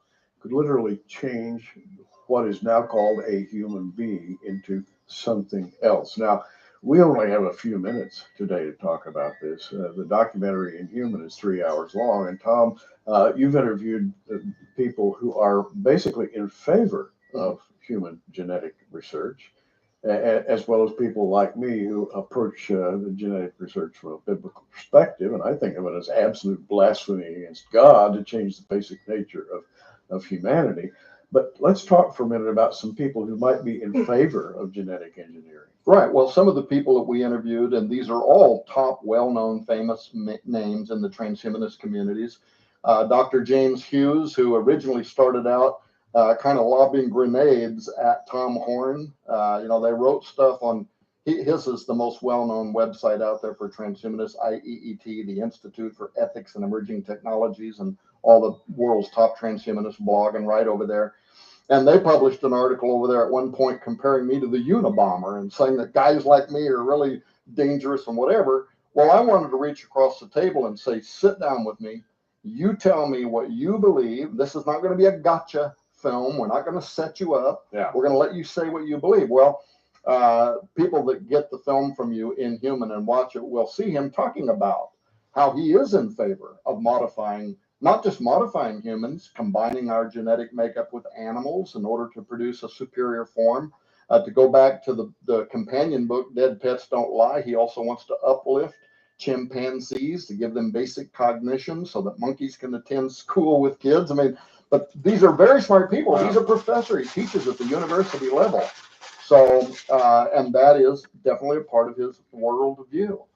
And of course, we've always heard about the super soldier, DARPA, Defense Advanced Research Projects Administration, the government with the black budgets, and they're creating like a genetically modified soldier. Perhaps we don't know what they're doing, but we know they're into genetic modification. Yes. Well, in fact, this year's presidentially approved DARPA budget has tens of millions of dollars in it specifically to use this kind of technology to create a new blueprint for our soldiers, future soldiers on the battlefield, to be genetically modified. And Joe, coming from the other direction, the food industry is absolutely rife with this kind of experimentation, right? It is. And again, people that think this is being regulated, it's just simply not the case. I want to add something to what Tom was saying, though, about the scientists that believe they can kind of organize what it is to be. Guys, I thought he was Tom Horn's son. I thought this guy, Joe Artis, was Joe Artis Horn. Oh, that's his middle name. Okay, got it. Okay, your feelings, your spirituality, the way you reason, the way you think. They believe that they can organize these things into selectable attributes that then they can lever up and down. For example, Gary, you have a genetic makeup. You're part of your lineage. You're part of your mother's lineage. You're part of your father's lineage. But what science can't track is what really, at the end of the day, what makes you tick? What makes you Gary Stearman? What makes you look at the world the way that you view the world through that lens? And so the proposal that we're going to somehow organize the genetics now of let's say the gray wolf and integrate that DNA into a human hybrid, but be able to organize the things we find desirable. We want him to be faster, but we don't want him to be aggressive. We want him to be stronger, but we don't want him to be fearful. And that we're going to lever all of these things and then create a predictable human. It's absolutely, in my opinion, the genetic liability is outrageous. Using animal attributes in human beings. For example, animals can see ultraviolet light. That's right. And we can't. That's right. Wouldn't it be nice if our eyes could detect ultraviolet light? Let's just bring in an animal gene into the human genome. But this is something they're already working on, and maybe the next time I'm on your program, I can tell you about an experiment that was just conducted on a family member and what happened. I mean, it really goes into this idea of could we open a doorway into supernaturalism through genetic manipulation? Once I realized what Tom was talking about, I felt it in the pit of my stomach. You can feel the fear when you realize that it may not be possible in the very near future to determine whether someone is 100% human. The implications of that are absolutely astonishing and biblical, by the way, because Latter-day prophecy speaks of a time when the days of Noah, That is the days when the sons of God visited the daughters of men and produced hybrids, hybrid human angelic species that so displeased God that he had to destroy the entire world with a flood. And Jesus says very plainly, it's going to be like that again in the last days. How would you destroy humanity genetically this time, Tom? How would you do that? Well, of course, you could do it the same way as what happened back then. The idea that something could become so modified as to no longer even be considered to be human any longer. And of course, in this documentary film, we have people that are advocating for that. That's why they call themselves transhumans. They're working towards a post-human condition.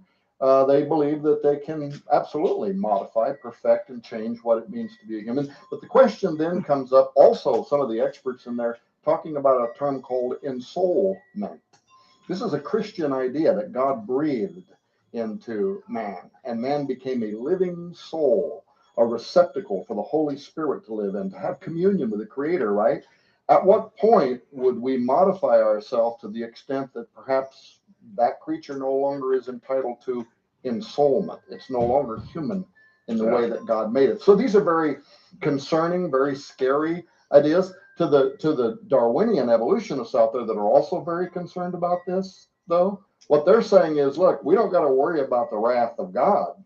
We're talking about altering the balance of nature in ways that could set into motion things that cannot be reconciled. We can't get the genie that you started out talking about back in the bottle. Exactly. And by the way, we're talking here on the basis of the material that you're going to be able to see in this 3-hour DVD set, 2 DVDs just packed with information. The title, Inhuman.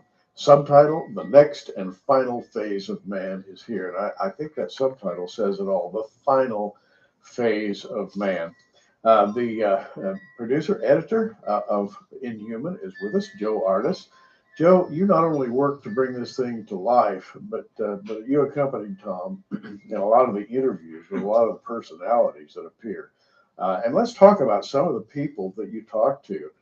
Some of them very, very brilliant people, well connected in academic circles that appear in the documentary entitled Inhuman.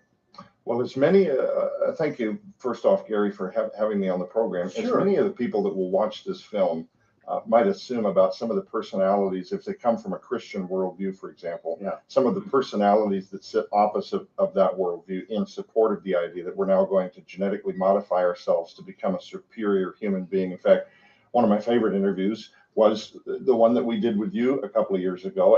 And by the way, Tom, Gary, in terms of his understanding of the biblical timeline and how it relates to prophecy, the stuff that he said in the interview that we covered 2 years ago almost fits the timeline today as if he did the interview yesterday. Yeah, it's extraordinary. In fact, I would just go so far as to say that people that watch Prophecy Watchers, that love Gary Stearman, you are going to want to get a copy of this documentary, because Gary really is the standout scholar in the film. I can say things about him that he will never say about himself, but he really is. And the way he put this together was so insightful, foresightful, because what you allowed us to do 24 months ago is today's headlines, and you actually saw it coming and talked about it. But you also, of course, put it into a biblical context, into a scholarly context, and even into a prophetic context. And you wound up being the standout individual in terms of this film Inhuman, which we went across the nation. We've got the world's authorities from the transhumanist camps, from the U.S. President's Council on Bioethics, Hugo de Garis, one of the most famous transhumanists in the world, that says we are going to go down this road and it's going to lead to gigadeath. I mean, he basically describes Armageddon, and yet he's one of the guys helping design the brains that he believes is going to lead to all of And our of course, death. along the journey, some of the folks that sit opposite the Christian worldview, the ones that are in favor of some of this, we assumed, and I assumed, that when we met them, could they be hostile? And of course, this follows the fact that, for those that saw the first program that I think you aired last week, they know that Tom came under some pretty heavy attack by the transhumanists who opposed some of his questions, lobbing, social media grenades at him. One gentleman called him, compared him to the Unabomber and said that, Tom Horn is crazy and all this. But we were able to get sit downs with Dr. James Hughes, Natasha Vita-Moore. The New York Times called her the first. She is actually considered to be the world's first and greatest female transhumanist philosopher. Now, she is very impressive in this DVD because you actually have a wonderful, wide open conversation with her. She's not at all reticent to say what she believes, and you really catch her vision.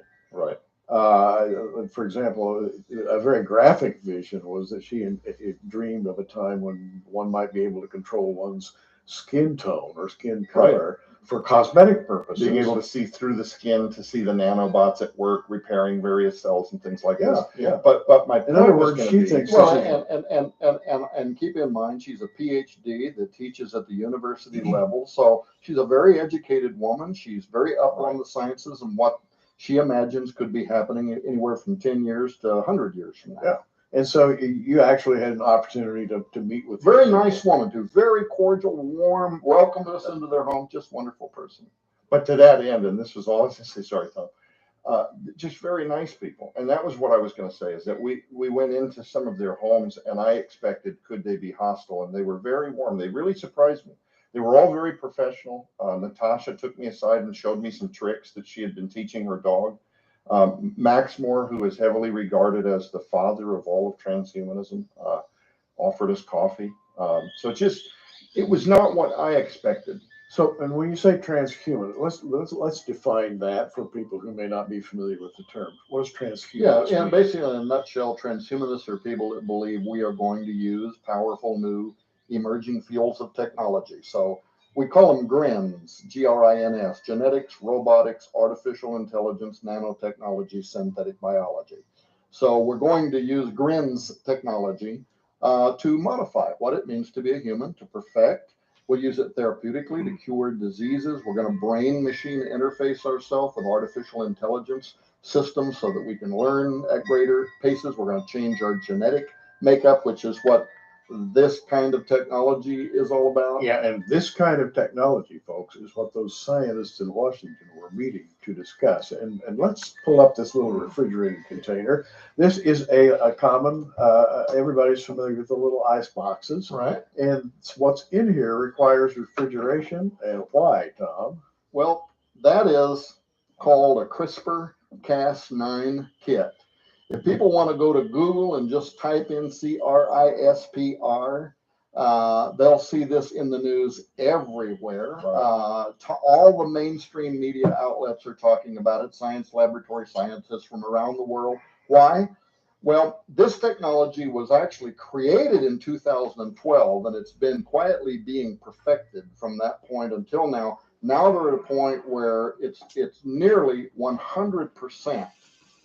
Efficient in terms of its ability to be able to modify the genetic makeup of any creature that uses egg and ova, sperm, for procreating. So humans, animals, and you can see this. I'm going to show this to the camera right now. This is a box that has 4 little vials, 5 little vials in it, and something is in the vials. Yeah. And what would that be? Well, something alive is in the vials, and so it is a CRISPR kit. It basically is encoded to be injected into the human system. This one's called a gene knockout kit. So the idea is, if you were going to do gene therapy, you would use this kit to, put it in layman's terms, to cut, allow you to go in and edit or introduce new information, paste back together the DNA strand, and you've just done very efficient, very powerful genetic therapy. A lot of really good, amazing things could come out of this technology. They are starting soon experiments on cures to cancer through gene therapy using CRISPR-Cas9 technology. So there's a lot of really positive things, miraculous things, things that the church might even get behind and support, right? That could be used for therapeutic purposes. But things that have great power, you see how little that is and how powerful that is, that all Why would all the major nations of the world right now be gathering their scientists to say somehow we have to put a universal moratorium on the use of this technology? How powerful could it possibly be? Well, there's another technology that's used in tandem with this. It's called gene drive. And what it literally means is you could drive into extinction, or you could drive into existence, a new form of a species that would eradicate and replace all previous species before it. Change a species, whether it wanted to be changed or not. That's right. Force it. Now, and you gave the example of fruit flies that I suppose you've read and or written about. Yeah, that's actually, if you go to Google, just type in CRISPR and type in fruit fly, or type in gene drive and type in fruit fly, and you'll see one of the experiments that was recently done at the university level where they took a fruit fly, they changed the genes so that now it would turn, it was either red or blue, I forget, instead of its traditional dark color.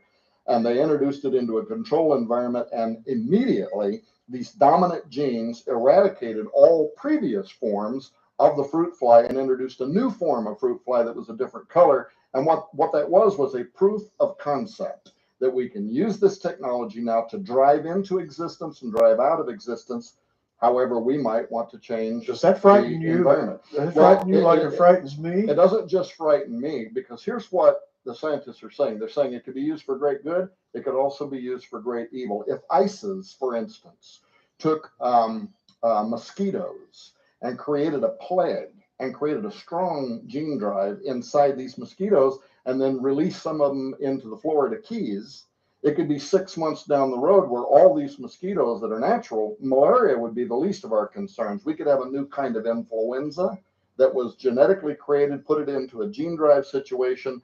The CDC suddenly is traveling the world because we've got tens of millions, if not hundreds of millions of people that are sick and dying. So that's the great concern about this technology. Now, let me just say this again. The technology is called CRISPR, C-R-I-S-P-R. It's an acronym, clustered, regularly interspaced, short palindromic repeats.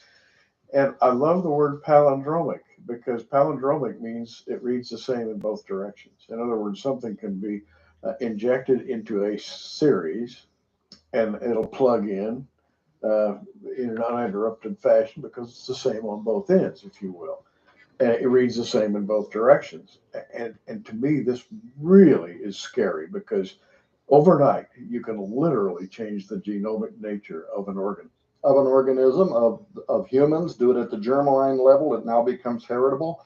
So again, the Gattaca utopian worldview is we could create a cure to cancer and future humans wouldn't even be susceptible to cancer. That's the upside. We could also create modern forms of Nephilim, non-humans, that then become a dominant gene-driven species that begin eradicating all previous forms of life. So that sounds astonishing. I mean, you hear me say something like that, and some people are going to go, "Oh, please!" Right? Go to Google. Type in CRISPR, type in gene drive. Look how scientists around the world are coming together now to say this is the game changer and it is no longer sci-fi. One other quick thing. This is not the only thing that the documentary Inhuman is about. I mean, we cover a lot of territory, including supernaturalism, prophecy, ethics about future designer children, those kind of things too. Well, one of the things that I interjected in this yeah, you missed a bit, but nothing. Yeah, nothing that's gonna lose your salvation. Was the fact that God. I wondered where you went, AB. You said hi and then disappeared.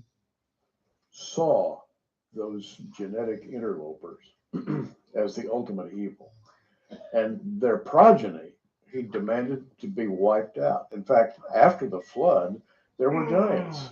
There were giants in the Holy Land, and Lord instructed Moses and his followers, wipe out those giants. I don't want them to exist anymore. The same technique that was used before the flood, God says after the flood, get rid of those giants. And he charged everybody from Moses and the 10 spies all the way down to David and Goliath to get rid of the giants. And furthermore, the Bible says the giants would not see resurrection. Once they were dead forever and would never live again. Unlike human beings who by faith or through faith are promised resurrection into glorified bodies. It's genetics in action, Tom. That's what it is. Right. And, you know, when people when they watch this film, especially when they listen to you talk in this film, but some of the other prophecy experts that are in there too, your eyes start to open to the reality that the Bible is really all about genetic purity. Yeah. It begins with it. It's the promise of the coming seed that's going to bruise thy seed. And by the way, doesn't that open an interesting idea? Yeah. That Satan has seed? I often wonder, you know, when Daniel's talking about they shall mingle themselves with the seed of men. Right. Well, what is it in the end times that's happening? Something that's non-seed is mingling itself with seed, but it's always about seed, right? Seed, purity, the lineage, the whole book of Matthew, all the time that's spent committed to providing essentially the paper trail, the bloodline. Yeah, and wherever you read about seed in the Bible, just you can pencil in the word genetics. It's all about genetics or the genome. Back to you for a moment, Joe. Let's go back and talk about some of the people who are pro genetic research. How did they impress you? What did they seem like idealists, or did they really seem driven to do what they were doing? Absolutely. I found all of them to be extremely passionate, and I think that Hey, I was never here. Good to see you. The transhumanists truly believe that well, first of all, I think they're way ahead of the Christian community in this discussion. But secondly, I also believe that they truly believe in their heart that what they are doing, the science, that this is really going to lead to a utopia, a much better life for. AB, I reckon there'd be a couple of reptilians amongst the Freemasons. So you're probably right. They are Satan's seeds. I know their doctrines are Luciferian. We know that 100%. So whether they're literally Satan's seeds, I bet the higher ones up are. All of us. We're not going to be sick. Natasha Vitamore, for example, feels like if people need less in the future, there will be enough for everyone because their bodies won't require medicine. We won't need to eat as much, for example. If we could tweak our genetic makeup to require less protein to survive through the day, there would be less people. There wouldn't be so much greed. You know what I mean? People competing for the limited resources that are available. It's just no way. I was never here. How did you see that? Going to be this wonderful, wonderful utopian paradise. I think they really, really sincerely believe that. But let me give you a perfect example of about how genetic intervention can oftentimes not be put back in the bottle once the genie is out, like you open the program with. I have a dear friend who is a high-level German Shepherd breeder.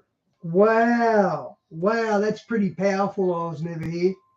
Okay, she's been breeding these world champion German Shepherds for years and years and years. She was disclosing to me not even a week ago some of the grave concerns now that science has for a lot of these animal breeds, how they're being inbred based on things like color, superficial things like, oh, I'd like a larger dog, okay? But the skeletal systems don't support the infrastructure. Oh, look, it's glaring up. Are pleasing to the eye, but have nothing to do with natural procreation and so forth. It's glaring up, guys. An incredible amount of money. Getting into trouble now with some of the breeds that they're seeing today with hip dysplasia, kidneys and liver and so forth shutting down much earlier in life. Lifespans are shorter than they used to be, and some of the folks that were doing these genetic selective breeding programs in the 80s, all the way back in the 70s and 80s, saw a day coming where these breeds could be in big trouble. I would challenge your viewers to go on Google, do a basic search.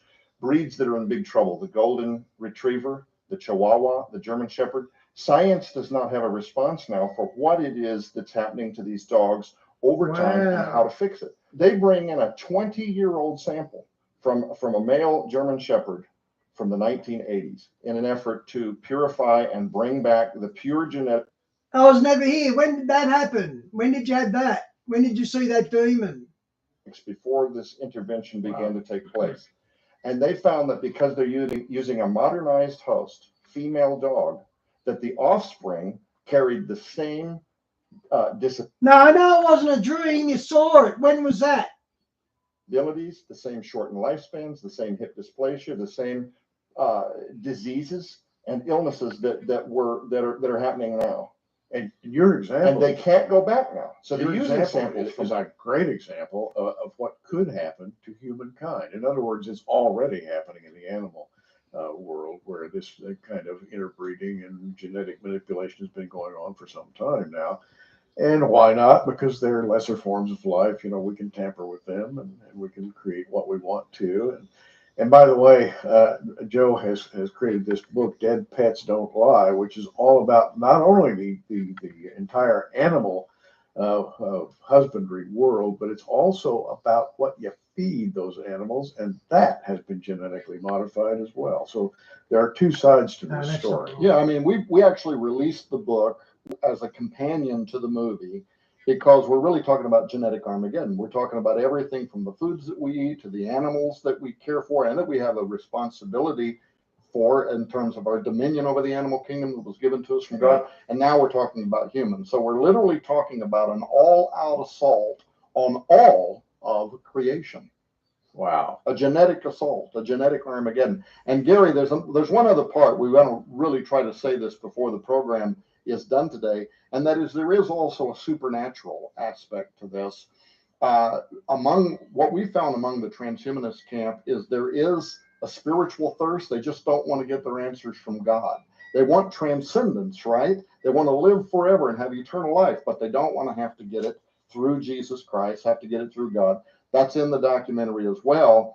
But then there's also those who believe that by modifying our genetic makeup, we could open doors of perception. You mentioned earlier how some animals can see into the infrared spectrum. Well, Nick Bostrom, who's one of the most world famous transhumanists, just gave testimony before the United Nations. He's written extensively on how perhaps through combining our genetic makeup with animals or certain kinds of animal genes using this CRISPR-Cas9 type technology to introduce that genetic information into our DNA strands, we might be able to open a mode of perception, be able to see into other realms. Oh, wouldn't you like to be able to smell better and to see better like the animals do, and maybe to have better hearing? Yeah, but what if we do something else? Because remember Balaam's donkey? The donkey could see into the supernatural world. So one has to wonder if some of the motivation behind much of these experiments, DARPA's budgets and whatever, isn't an experiment to try to somehow make contact. Remember, Arizona State University launched the Sophia Project for that very purpose, to use transhumanism and science to open a gateway. Wow. So what kind of technology could we be talking about that could cause what? Go ahead, Oz, Some maybe ability show to us. be able to regain the brain's tech that God shut off at the fall, or what are we talking about? We used the expression "the genie's out of the bottle" at the beginning of this program. Whoa. But there's another expression that's famous: Pandora's box. Uh-huh. Once you open the box, look out. Things may come out that you didn't expect to come out. We're tampering with the relationship between God-created beings, ourselves, and the spirit world. For centuries, the Dead Sea has been renowned for its healing properties. The ancient world. I'll keep going, guys. This one looks interesting. Fallen angel technology uncovered. Timothy Alberino, and he's always good, so this should be interesting. Was more amazing than you can possibly imagine.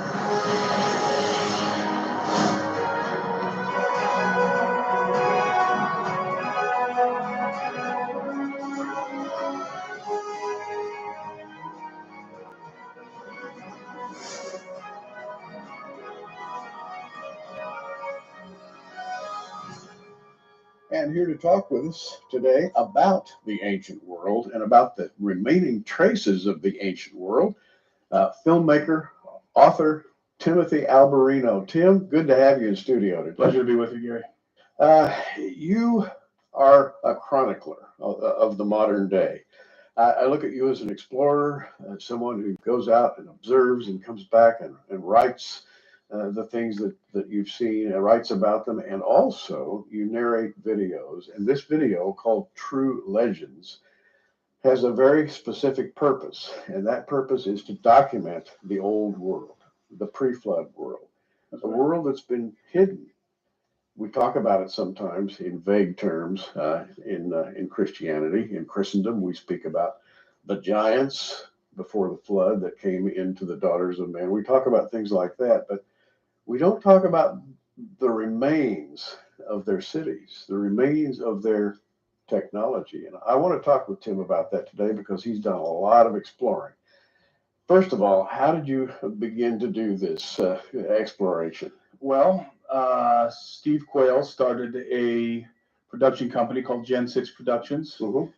So we decided that we wanted to go around the world to important areas in the world, locations where we can find and document evidence of the pre-flood world, of the technology of the fallen ones, the fallen angels and their offspring, and also just find evidence, uncover evidence that points to the existence of giants and other entities from the pre-flood world. And speaking of that pre-flood world, Genesis 6, the sons of God came in unto the daughters of man and took wives of all whom they chose. In fact, they found them very attractive. I think it was a power grab too. I really believe that fallen ones from heaven came down to try to control planet Earth. They wanted to cut out portions of the earth to serve as their own private domains. They wanted to build cities. They wanted to be kings and gods, and I couldn't agree more. And they did all this, and they left traces. God had to destroy the world with a flood, and I'm sure that most of you have read the Bible. You understand that the pre-flood world became so filled with sin that God had to destroy it. That's the way it's worded in the Bible. And most people think, well, I understand what sin is. And certainly if evil angels came down and, married the daughters of men, that would constitute sin. But it's bigger than that. It's worse than that. It's astounding at what they actually did and the traces they left behind. And that's where you come in. I absolutely agree with your statement that it was a power grab. On the basis level, these angels lusted after the daughters of men, but they also wanted, as you said, to have power, to have dominion in the earth, which of course, was given to Adam and his progeny. And they also wanted to have progeny themselves. They wanted to have offspring. Yes. And this was the beginning of a gigantic genetic mess that was to ensue out of this rebellious, lustful desire and act of insubordination by these 200 watchers. So when they descended to the earth and began to...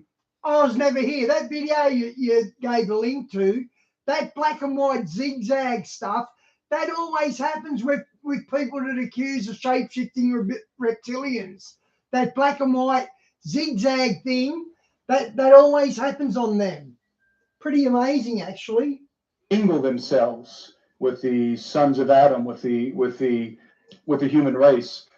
They created a situation that most people would have a hard time even imagining, even comprehending. But it was a mixture of all kinds of genetic corruption happening, the production of non-human offspring, the giving of knowledge, the transfer, let's say, of knowledge, of forbidden knowledge to the human race. Ultimately, what happened was rebellion against God, insubordination against God. Now, this brings us to the present, because you have traveled to a number of places and are in the process, probably over the next few years, until the Lord comes, which might not be that far away, but that's another story. You're in the process of chronicling a number of places on planet Earth that show signs of that prior occupation, that pre-flood occupation. We are. We believe that most of the megalithic, if not all of the megalithic structures found on this planet, structures that are also referred to as cyclopean edifices, cyclopean technology is buildings, edifices that are built with massive stones, megalithic stones, usually without the use of mortar. This is referred to as cyclopean technology. We believe that that kind of technology is technology that has its origin in the era, in the epoch before the flood of Noah. So what we see now around the world in terms of the ruins, the megalithic ruins, is the remnant of a world that was destroyed in the flood of Noah, a world in which there were entities in operation that were not fully human. The giants, the Nephilim, and all the offspring of the Watchers, and they were the ones who built these structures. That's the premise that that we're working off of, and that we're proving to be true. Now, this DVD that I'm holding, called True Legends, essentially follows the travels of Tim Alberino. And the place that I find fascinating, and I want to start right there, is a place called the High Plains of Peru. Altiplano in Spanish. The Altiplano. Altiplano, and meaning an elevated, dry, kind of a high desert where it never rains, and things are sort of preserved there. But tell us what you see when you go there. Well, we flew into Peru. We went to Puno, Peru to start our journey. Puno is sort of a gateway into Bolivia. It's not far from the border. It was sort of the area we were based out of. We wanted to go and visit the alleged Stargate of Aramumuru, which is in Peru. And then we wanted to go across the border to Tiwanaku, to Pumapunku. And also, we were very interested in fact, the driving factor of why we went to Puno in the first place was to follow up on the astounding discovery that David Flynn had made some years ago, I believe in 2012, when he was viewing satellite imagery over the whole region of the Altiplano. He discovered these massive geoglyphs imprinted into the mountains and on the earth. And so the whole area was very mysterious, and obviously we knew about the ruins of Tiwanaku, Pumapunku. So we decided to go there. Now the Altiplano, like you said, is a very interesting place because it's about 13,000 feet above sea level, and it stretches from Peru. I wonder what the bow and arrow represented. I wonder what that represented, that the angel had. Into Bolivia, into parts of Argentina and Chile, and it's a flat plain. It's the second highest plain in the world, second only to Tibet. And as you said, that causes a very interesting situation in terms of the preservation of the artifacts that are there. It doesn't rain much, and the altitude and so forth has really inhibited the amount of building that you can do up there. You can't really construct huge cities up there because of the altitude. So a lot of the artifacts are intact and are well preserved, and so we wanted to go take a look at those. And we spent a good deal of time right across the border in Bolivia, in the town of Tiwanaku, where the famous ruins of Pumapunku are located, and then the other facilities such as the Temple of Kalasasaya and the other ruined structures in that area. Now the natives sort of think of the old ones. They sort of worship them. Sometimes they regard these remains as buildings that were built by their forebears. They don't have a very clear idea of what these things are. In other words, they have a local interpretation. But when you go and you look at these things, you say, wait a minute, these have to be very, very old. Actually, the Inca, obviously the Inca Empire was, the capital of the Inca Empire was in Cusco, Peru, but their empire extended all the way from what is now Colombia, all the way down the coast of the Pacific Ocean into Chile. And so that was part of their domain, that area. And the Inca and also the other natives that lived there believed that the structures at Tiwanaku and Pumapunku were built in the age before the Great Flood. This is what they believed. In fact, the artifacts that remain there, the large megalithic stones, the ruins that remain in that area, are buried under about 10 feet of sediment that we know came and was deposited as a result of a great flood. A great wave must have washed over the land, because we have in the soil, we have calcified seashells and other calcified animals from the ocean. So, and these are shown in True Legends. When you watch this, you'll be amazed at some of the things you'll see. Here's the thing: the Altiplano, this high desert, is not down by the sea. It's up very high. It is. I was never here. You're Chilean, are you? You're saying the Aztec Empire went down to Chile and Brazil, I think he said. So he was talking about the spread of the Aztec. Was it the Aztec? Yeah. And yet there are seashells and sediments up there. That's right. And buildings that look like they have been destroyed by strong currents and then buried Wow. partially. And then when you look at the buildings, and it just blows me away when you walk among these ruins, you're looking at things that are built with high technology. You're looking at very hard stones that have been machined almost with precise 90-degree angles and glistening faces. And we're talking about hard stone. We're talking about andesite. And in some cases, there's red sandstone, which isn't very hard, but andesite is a very hard stone. And what you find in Pumapunku is absolutely perfect right angles cut into the stone. The blocks were built as interlocking pieces, so the blocks interlocked with each other. It was built to be resistant to earthquakes, to seismic activity. It was aligned with the stars, precisely with the stars, as are all megaliths. So not only are we dealing with an advanced building technology, we're also dealing with an advanced understanding of cosmology, of astrology and astronomy. Yes. I mean, these things are aligned precisely with the stars, certain constellations, and the blocks are massive. I mean, there's blocks that weigh over 100 tons that were quarried from, in some cases, 70 miles away. You mentioned that the whole Altiplano was most likely at one time elevated. There was an upheaval, and that's exactly what most people believe happened, including us. We believe that there was a cataclysmic event, i.e. the flood of Noah, that caused a great upheaval. And the Bible talks about the waters not only coming down, but also coming up through the earth. So certainly there would have been earthquakes and a great tumult on the earth. And during that period of time, it is very likely that the whole Altiplano that was once at sea level, in fact, it's very possible that Pumapunku was a seaport. There's evidence that Lake Titicaca, which is the largest navigable lake in the world. No way, I was never here. Your grandfather saw the last giants. What did he say they look like? Did they have 6 fingers, red hair? What did he tell you what they look like? The highest, that's pretty fascinating. And largest navigable lake in the world.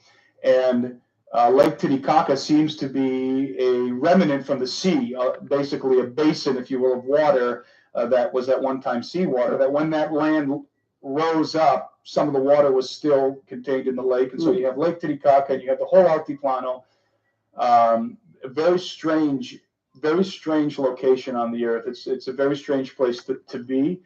And it's a very mysterious place. And the Tiwanaku ruins, surprisingly, it was a very oppressive place. The atmosphere is very oppressive, and there's a strange mystique in that whole area, and you really get the sense that you are standing in the midst of perhaps what was at one time a great city that was decimated in the flood of Noah, and a city that, in my opinion, was very likely not built with human hands, or at least not only with human hands. Now, we haven't used the word giants yet, but in Genesis 6:4, it says there were giants in the earth in those days. And a good part... Yeah, I was never here. Ask him all you can, because I bet he's got a fascinating story about him. He literally saw a mother giant and a son giant.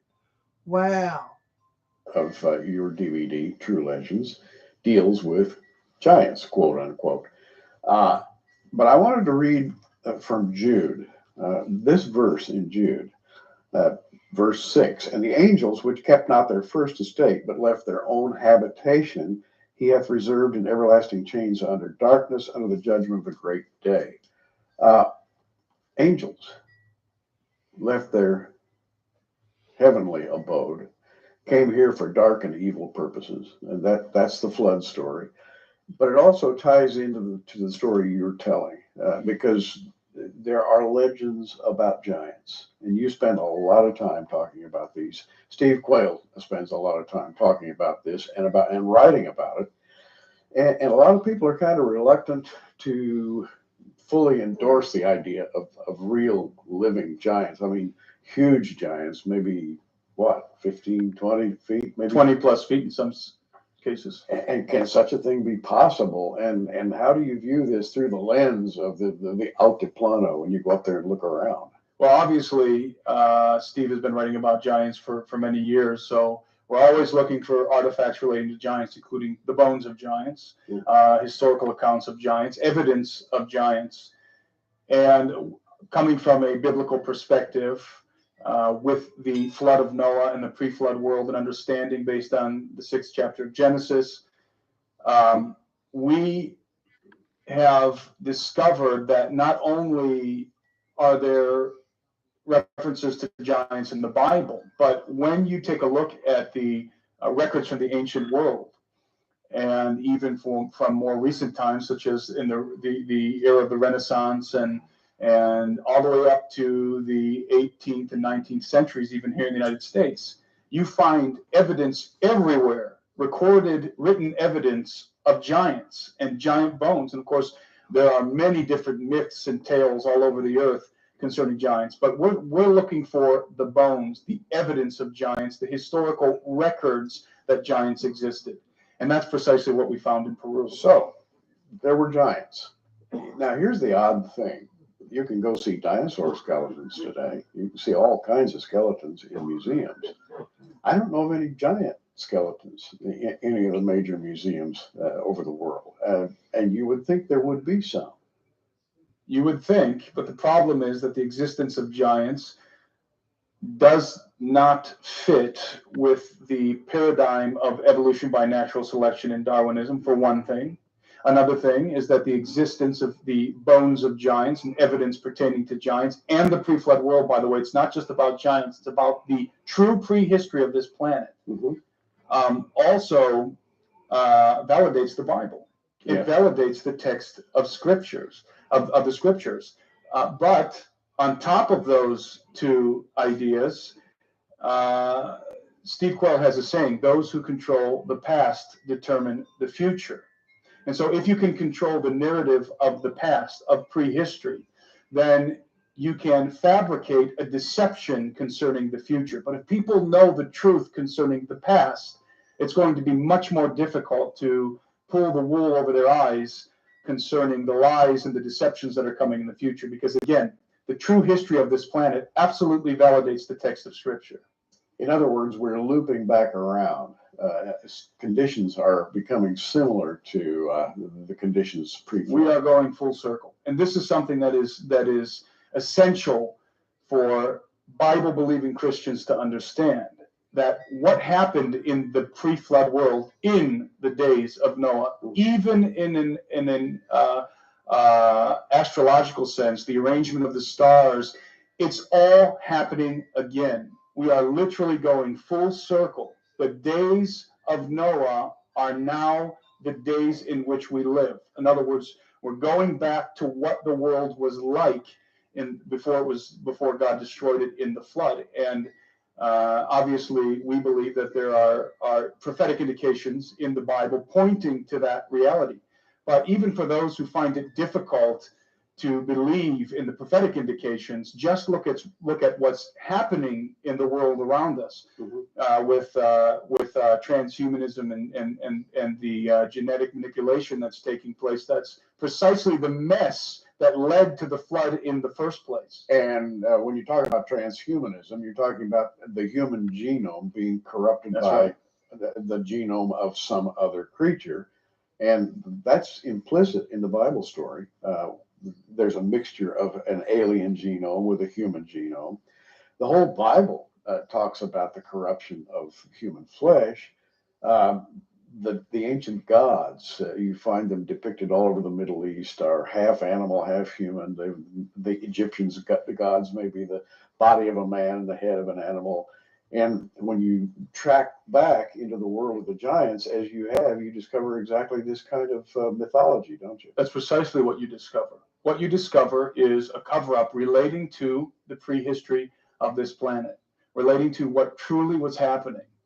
And again, you find absolute validation of the text of Scripture.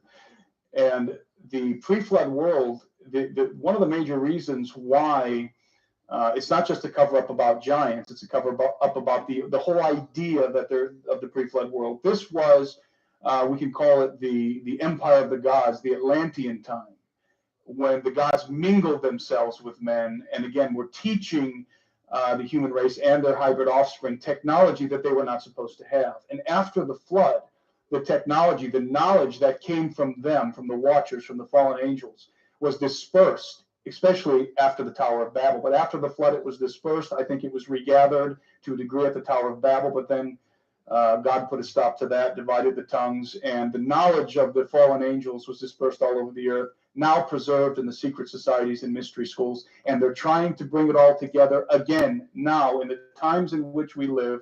These are, in fact, a repeat. We are entering a repeat to the days of Noah. And that would be in Matthew 24, where Jesus said to the disciples, as it was in the days of Noah, so shall it be in the days of the coming of the Son of Man. I think we're in the latter days, the last days, depending on which phrase you want to use. And this is one of the signs. I think these things are beginning to be alive again before our very eyes. And that's what you're chasing down. You're tracking that story, absolutely, attempting to make it real. And I think that it'll really help Christians to understand the times in which we live if they become aware of these things. It will. It will, because in order to understand what will be and what is, we absolutely have to understand what was. Because again, we're going full circle. Mm-hmm.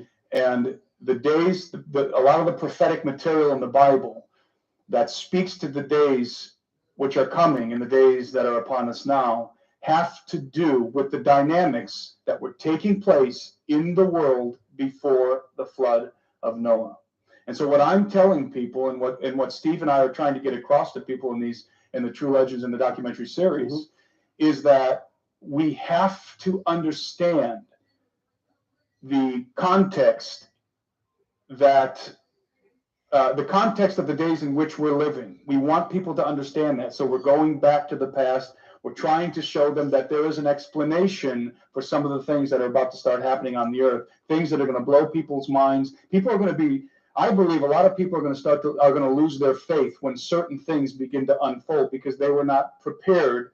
They did not have a biblical foundation that will give them the proper explanation for the things that are unfolding and that are going to unfold. And that's what our desire is, to prepare people. Now, briefly, and I want to cover this more, perhaps in another program, the fact that you don't find skeletons in museums that are 16 feet tall, the fact that when you go to these ancient places, you discover them guarded, as though people don't want you to be looking at this stuff. There's the growing idea that there's if you will, a clique out there, an operating power structure or power elite that doesn't want all this to be known. And this fascinates me in one way, and it's a little bit frightening in another way. Yeah, there is definitely a cover-up concerning the bones of giants. And everywhere we go, by the way, looking for evidence of giants, we run into that cover-up everywhere. And we've interviewed people. We're not just in the first episode of our documentary series, Technology of the Fallen, we document exhaustively a lot of historical records that come out of the archives in Peru that the chroniclers wrote. And these are the same guys. These are the chroniclers. Okay, I never knew that. There was blue-eyed Indians. Interesting, I was never here. I don't know much about South American Aztecs. I don't know much about them, to be honest. Yeah, I do know a bit about them. I know about Quetzalcoatl and all that, yeah. That wrote the history of the conquest of Peru. This is where we get our history from. These guys are talking about giants in no uncertain terms.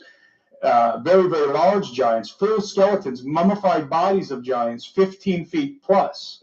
And so Do you know what? I was never here. It wasn't the tall Nords, the blue-eyed white aliens with your guys, because your guys don't mention their height and their complete white hair.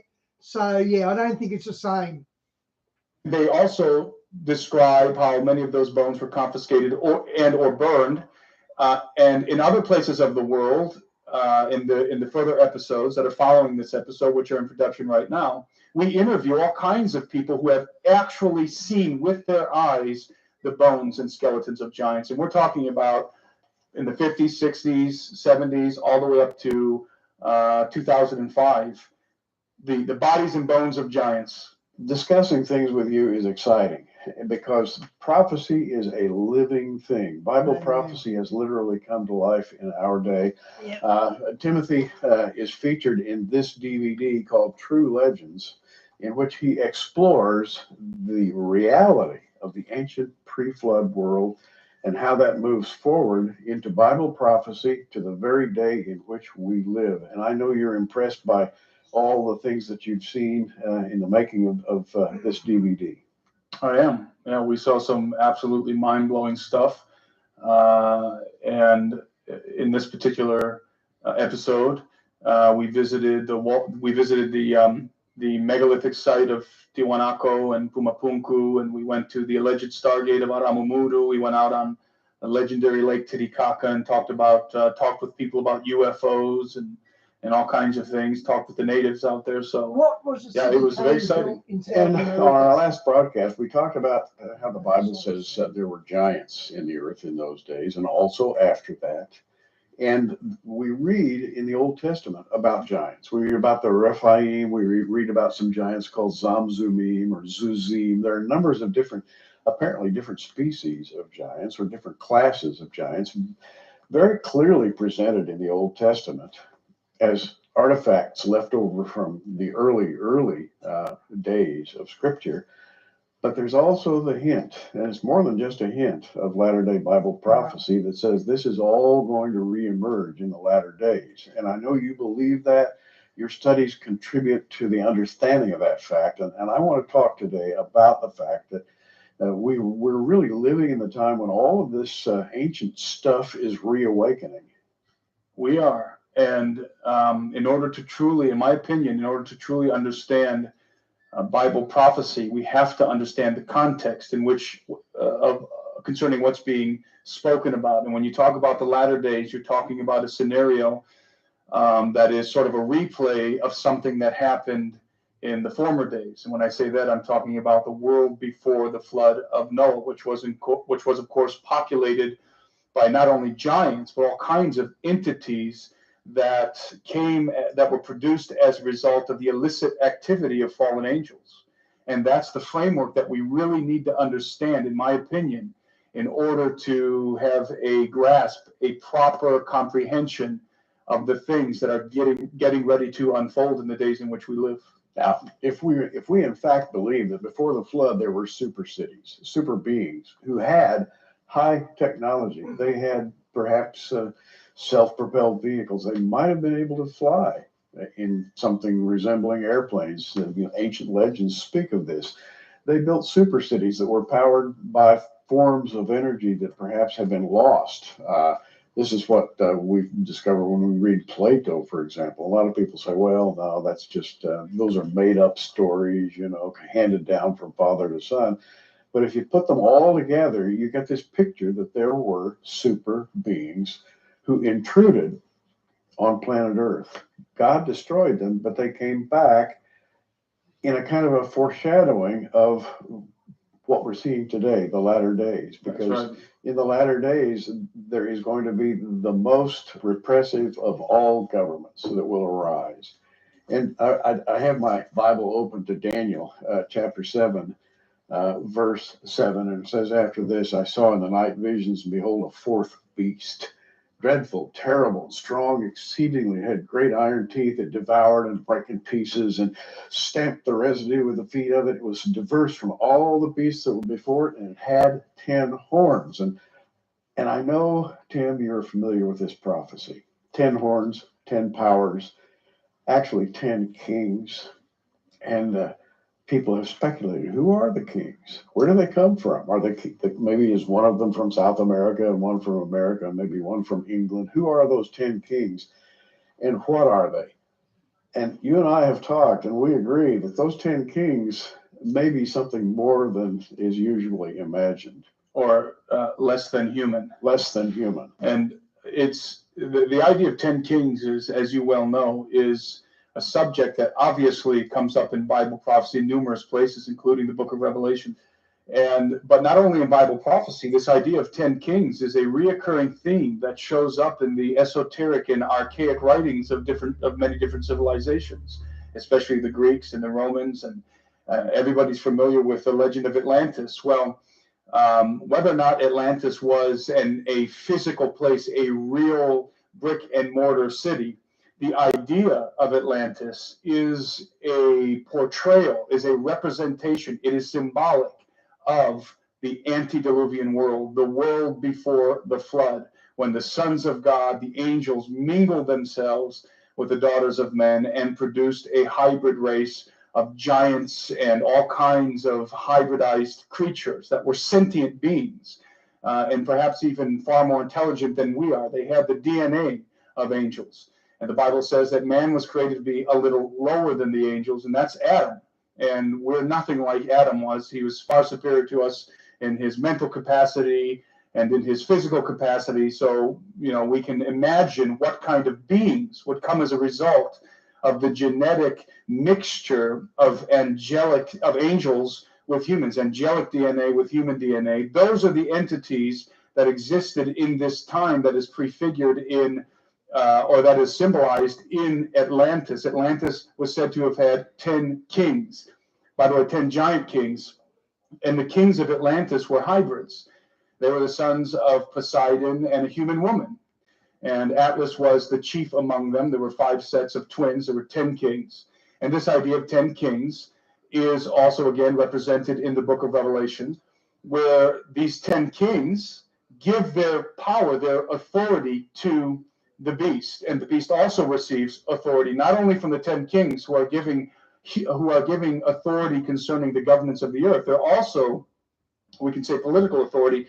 The beast also receives authority from the devil himself, from his father, the devil, who gives him his authority as well. So we're talking about an individual who is invested with an absolutely unimaginable degree of authority on the earth. And yes, I don't believe that those 10 kings are going to be fully human. I think that the scripture in Daniel that says they shall mingle themselves with the seed of men is referencing something. The they is something other than men.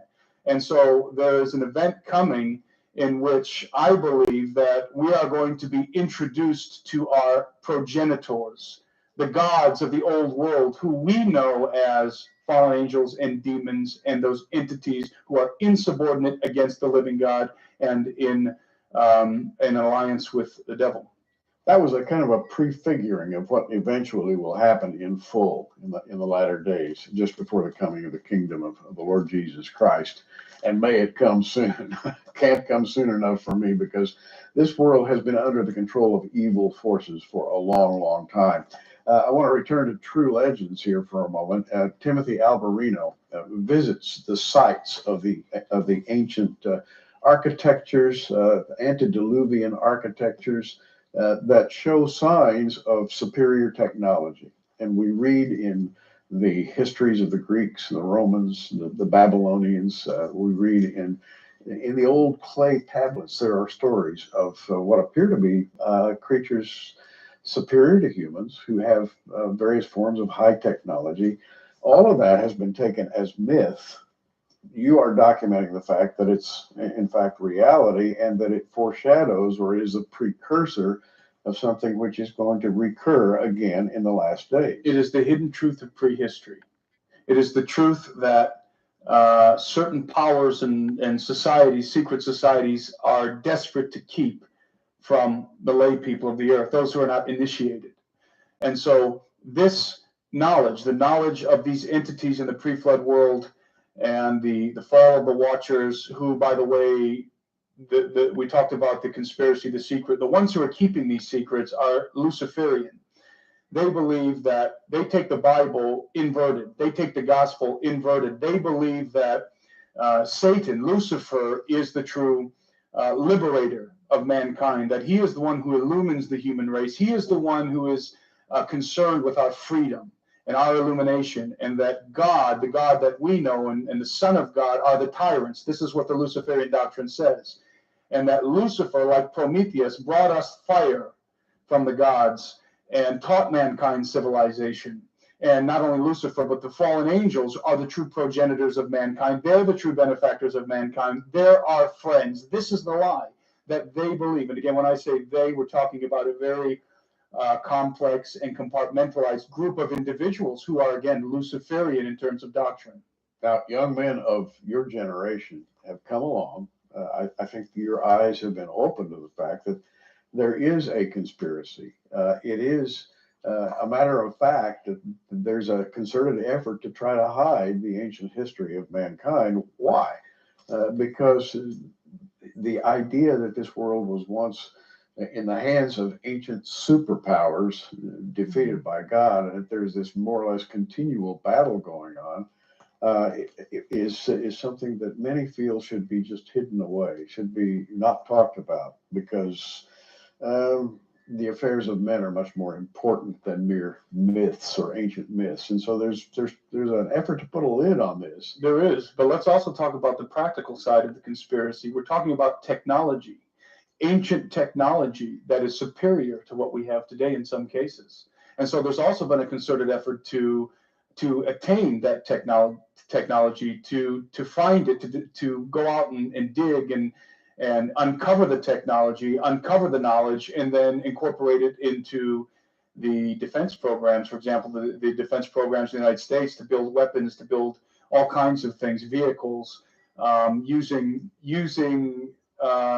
you mentioned that the Atlantis or Arcadia had a certain power source that nobody knows what it was, but they had their own power source. Right. So what was it? Well, I'm here to tell you that the military knows what it was, now has reverse engineered it, and is deploying it in the battlefield. But that's not the technology that we see on CNN or Fox News. That's top secret, classified technology. It's not from the future Star Trek era. It's not from the Star Wars, some sort of a Star Wars reality in the future. It is from the distant and archaic past. Now, if you're a Christian of long standing and you've studied the Bible and you've studied Bible prophecy, and you're saying, uh-oh, wow, Timothy just went way over my head. I don't know whether to believe this or not. I have a suggestion.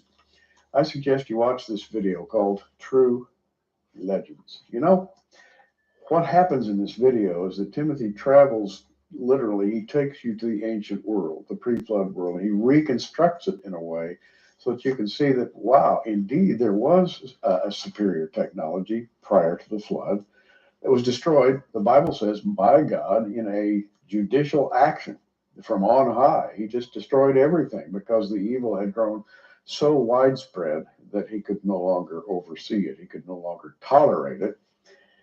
But that's only the beginning of the story. And what you're trying to tell is the story of a recurrence of this, which the Bible clearly speaks Absolutely. about. And your work's cut out for you, I have to say, because there are certain times when you mention these things that people will say, well, I can't go there. This is just a little too much for me. Well, we're going there, whether they like it or not. Okay. So you can sit in a car and say, I don't want to go to wherever you're headed. But if you're sitting in the car and you're on your way, too bad. You're on your way. And we are on our way to the days of Noah, and we're all sitting in the car. And so whether we like it or not, we have to understand what is the relevance of that. And when I say we're on our way to the days of Noah, we are entering right now, Gary, as you well know, we are entering the hybrid age.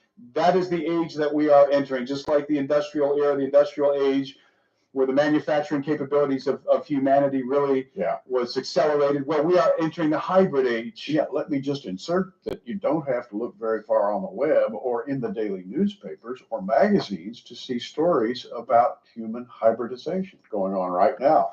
In government institutions, they are experimenting with what they call the super soldier, learning how to genetically modify the human body so that it can perform on less water without sleep for days and days and carry huge packs into the wilderness. Super soldiers. Everybody's read about this. This is not sci-fi. This is going on right now. Super weaponry. It's going on. In some cases, not only is it not sci-fi, in some cases, these are projects that are being developed with our money.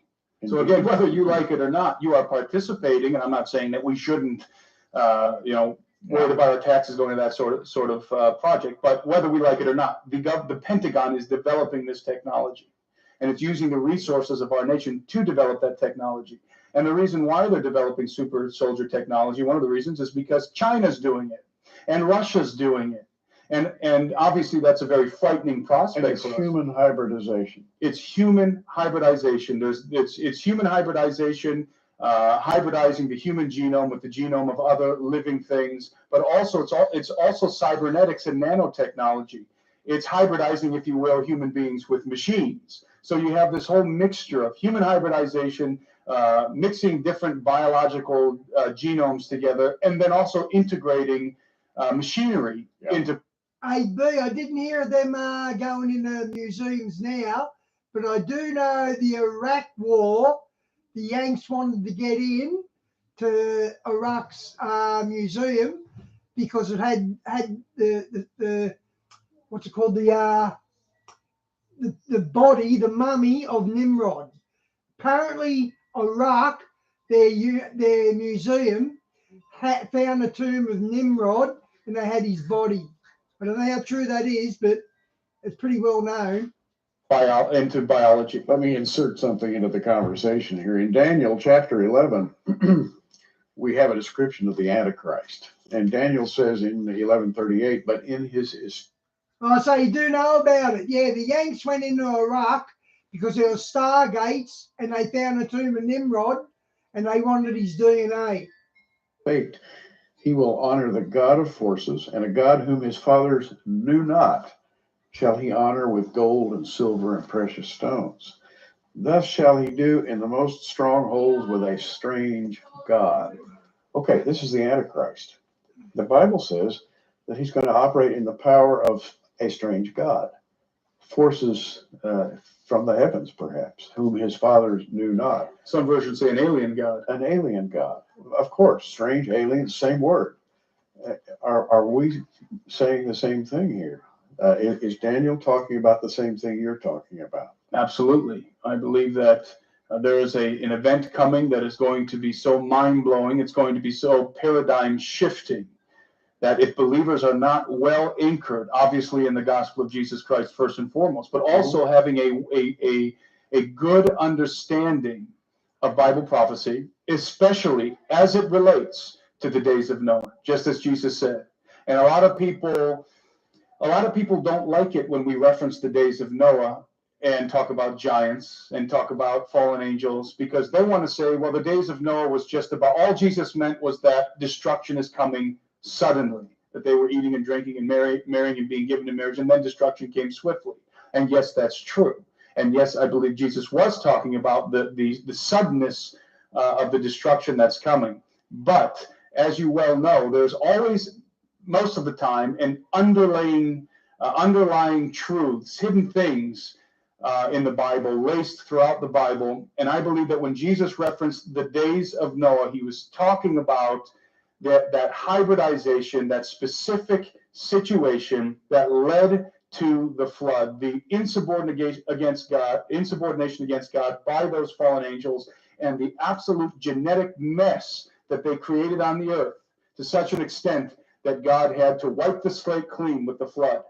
Those are the kind of days that we're entering into. That is precisely what we see. We are entering into the hybrid age. It is happening again. You document the previous happenings of this sort in True Legends by going to the sites on planet Earth. By the way, you're working on a new series. We are. Episode 2 is in production. Wow, I can't wait to see it, frankly. But let's go back to this story, because Paul in second. Actually, AB, I do know about that. They found the Ark of Gabriel in Mecca, I don't know where, in underground tunnels, I'm gathering. And apparently hundreds of people died when they found it. So then Russia shows up, picks it up, loads it and takes it to Antarctica. Now, when Russia done that, all the leaders were visiting Antarctica. And Buzz Aldrin, who was second man on the moon, he said, I went to Antarctica and there was great evil there. And Buzz Aldrin had a heart attack and had to be medically evacuated from Antarctica because he had a heart attack. And what does it say? Men's hearts will fail them when they see great evil. So they all went down there. I wonder what the Ark of Gabriel is, but it's a real thing. And I think the Antichrist is down in Antarctica. I think the Pope is a false prophet to me, there's no doubt about that. But I think maybe the Antichrist is in Antarctica, because why else? Some people said they went there to visit the King of the World. That's what they said.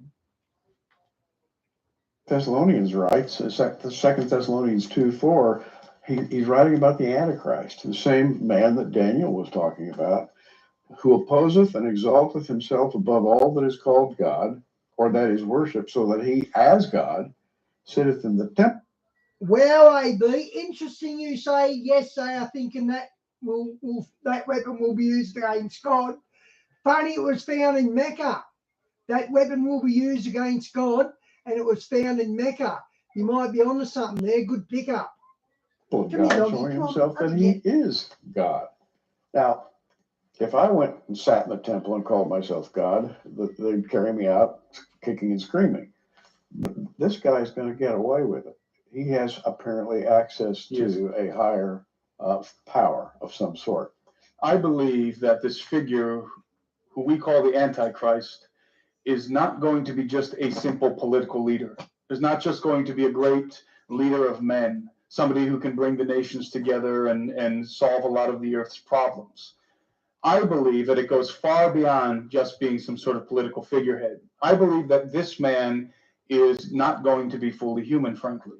I believe that he is going, obviously we know lying signs and wonders are coming. Sure. And I believe that he is coming on, I believe he is coming in the clouds, and every eye will see him. And I'm not talking about Jesus. I believe it is a counterfeit. He's going to come and deceive even the elect if it were possible. That's how strong that deception is going to be. He's going to mimic the coming of Christ, and he's going to, the reference to a strange God, an alien God. I believe he's coming with them. In other words, there's going to be an event, and a so-called alien event that is going to happen in the near future, that is going to bring the world to an absolute halt. And it's going to, again, absolutely change the paradigm of not only the secular world, but unfortunately of many Christians who are not founded in the truth and who do not have a context for what is coming. Wow. You said a mouthful. Now, what we're talking about here is a kind of a circular pattern of history, something that happened in ancient days.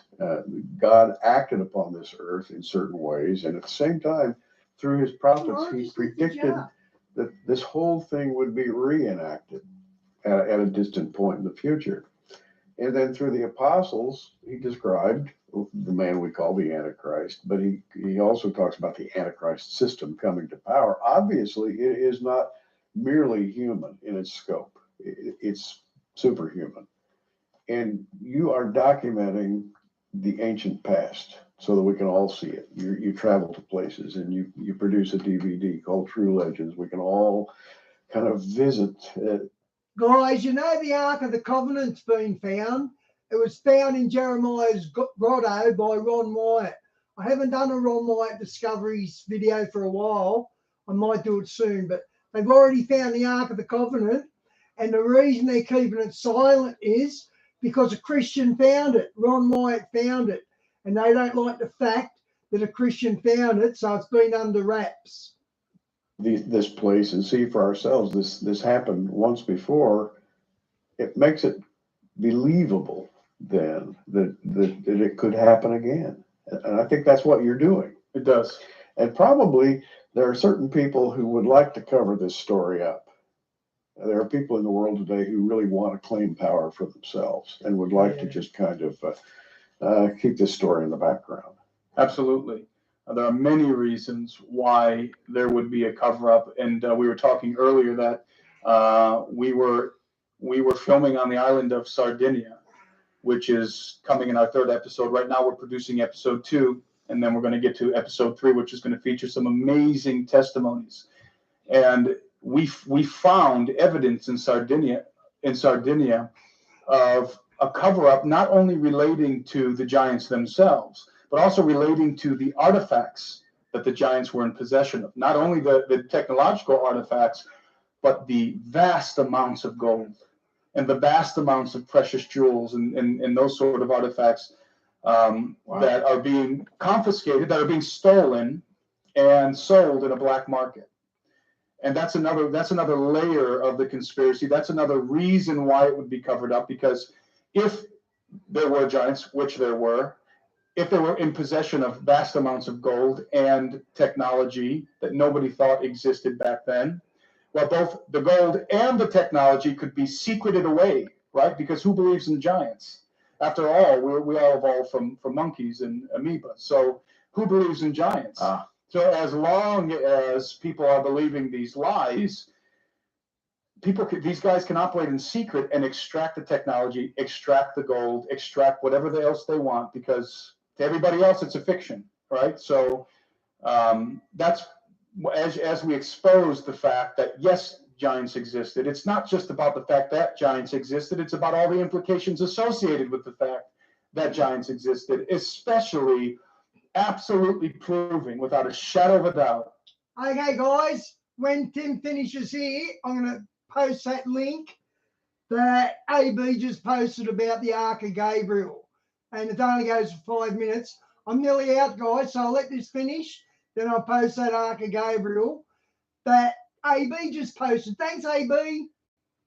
That the Bible is true and the literal interpretation of Genesis 6 is correct.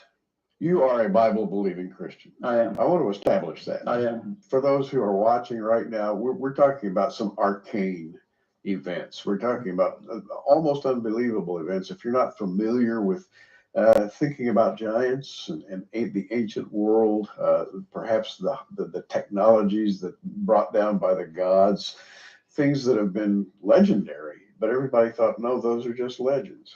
Well, the title of this is True Legends. They're legendary, but in fact, they are true.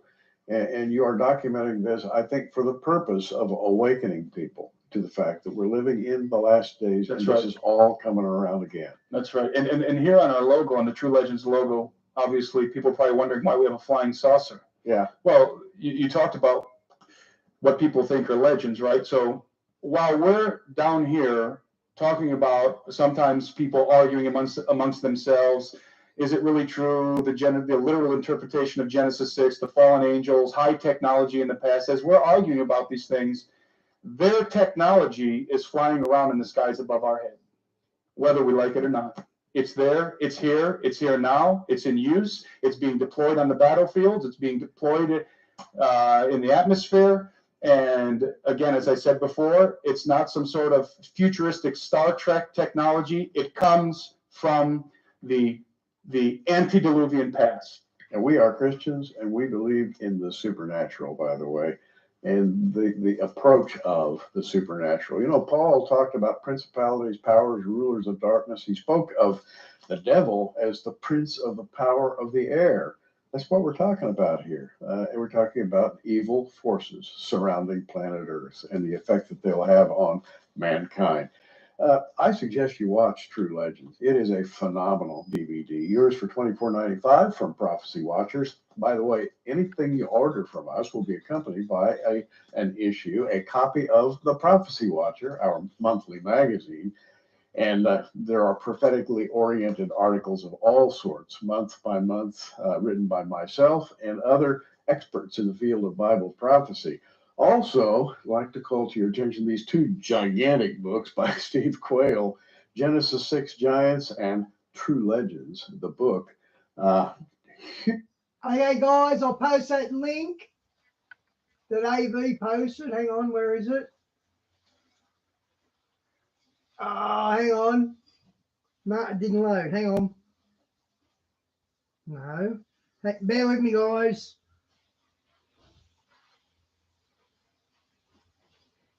Oh, there was an ad, that's why.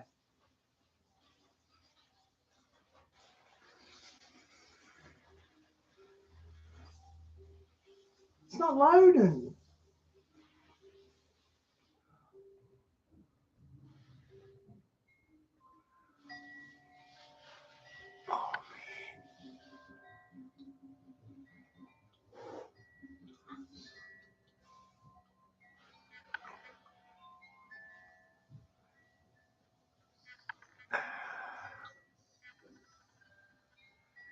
Oh, man. It won't load. I don't know why it's not loading. It mustn't be on YouTube. Yeah, it is. How come it's not loading?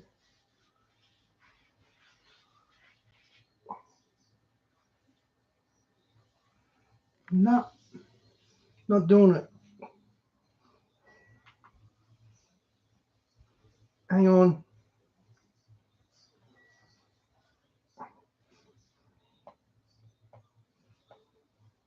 That should be loading.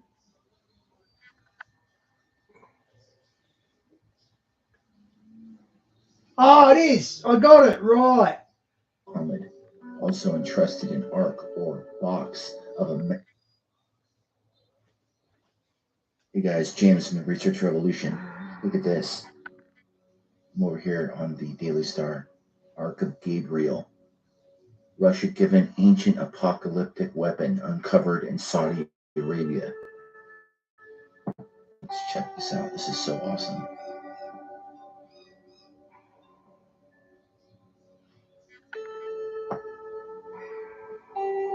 Ark. The angel Gabriel, Vladimir Putin, and the Grand Mosque. Conspiracy theorists claim Saudi Arabia has given Russia an ancient apocalyptic weapon discovered under Mecca's Grand Mosque. Wild rumors that a fabled device or weapon called the Ark of Gabriel has been found under the Masjid al-Haram Mosque, the holiest site in Islam, are sweeping across the darker corners of the internet. Legend tells the Archangel Gabriel, who told the Virgin Mary she would give birth to Jesus and dictated the Quran to the Prophet Muhammad, also entrusted an ark or box of immense power to the founder of the Muslim faith. Muhammad was told to bury the ark in a shrine at a place of worship for it to be brought out as the end of the world approaches. Paranoid survivalists believe Saudi Arabia has uncovered the ark during a major construction project at the Grand Mosque and handed it to the Russians. They claim the Russian military is taking the ark to the Antarctic, possibly to a former Nazi UFO base. What? This is crazy. The Archangel Gabriel visited Muhammad. Okay. So they say it's under here, huh?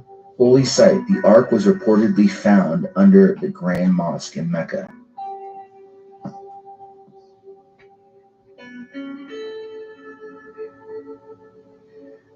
Ark. The Ark of the Covenant from Indiana Jones. Okay. The blogger calling herself Sorcha Fael claims the custodian of the two holy mosques in Mecca contracted the Patriarch Kirill of Moscow, the head of the Russian Orthodox Church, to warn him builders found the mysterious box while working on a massive redevelopment of the Grand Mosque on September 11th.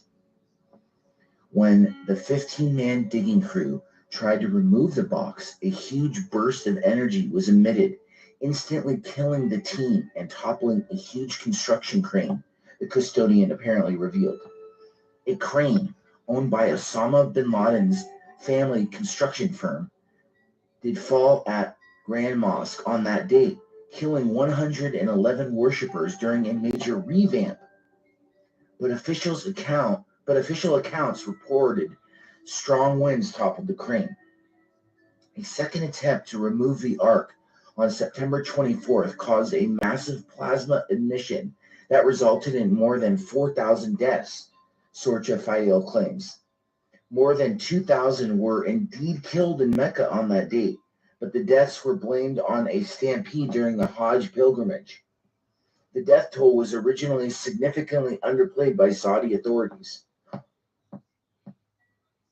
I remember that. Yeah, my God.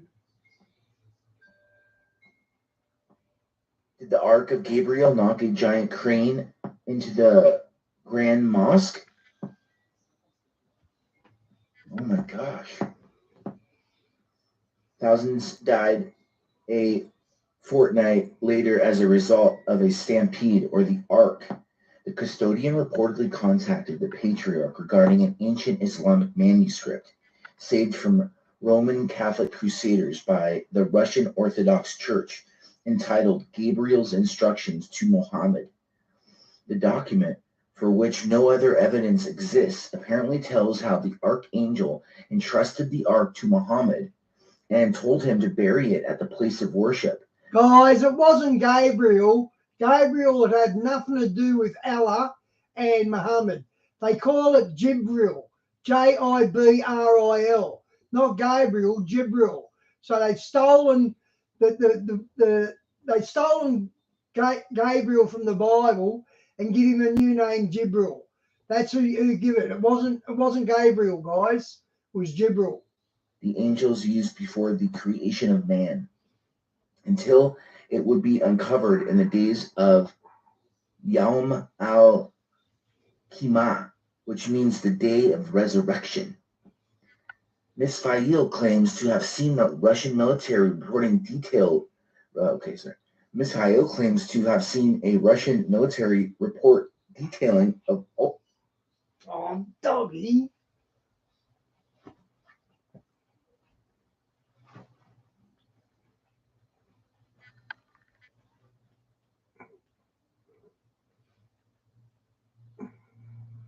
Muhammad also entrusted an ark or box of immense power to the founder of the Muslim faith. Muhammad was told to bury the ark in a shrine at a place of worship for it to be brought out as the end of the world approaches. Paranoid survivalists believe Saudi Arabia has uncovered the ark during a major construction project at the Grand Mosque and handed it to the Russians. They claim the Russian military is taking the ark to the Antarctic, possibly to a former Nazi UFO base. What? This is crazy. The Archangel Gabriel visited Muhammad. Okay. So they say it's under here, huh? Holy site. The ark was reportedly found under the Grand Mosque in Mecca. Yeah, I was never here. If you look at Islam and the Quran, what all their prophets are Bible prophets, where they've stolen our prophets from the Bible and rebranded them with Islamic names and ideals, and they have no original prophets at all. So Jibril is not really Gabriel. Jibril is probably Satan.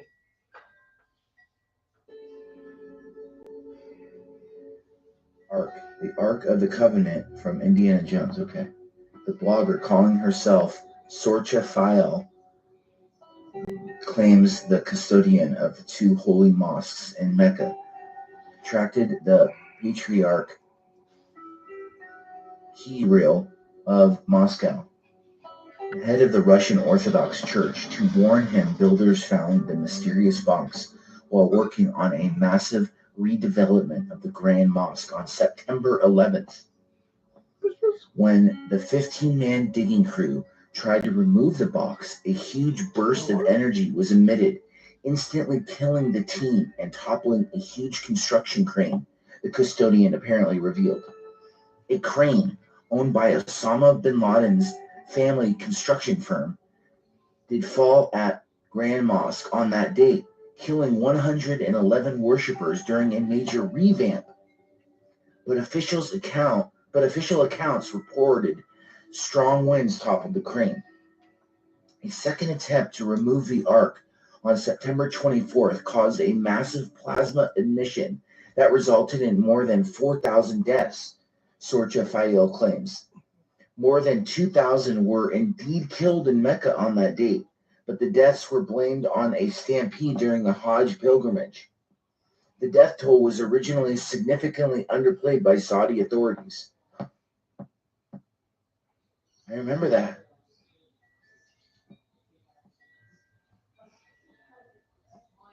Did the Ark of Gabriel knock a giant crane into the Grand Mosque?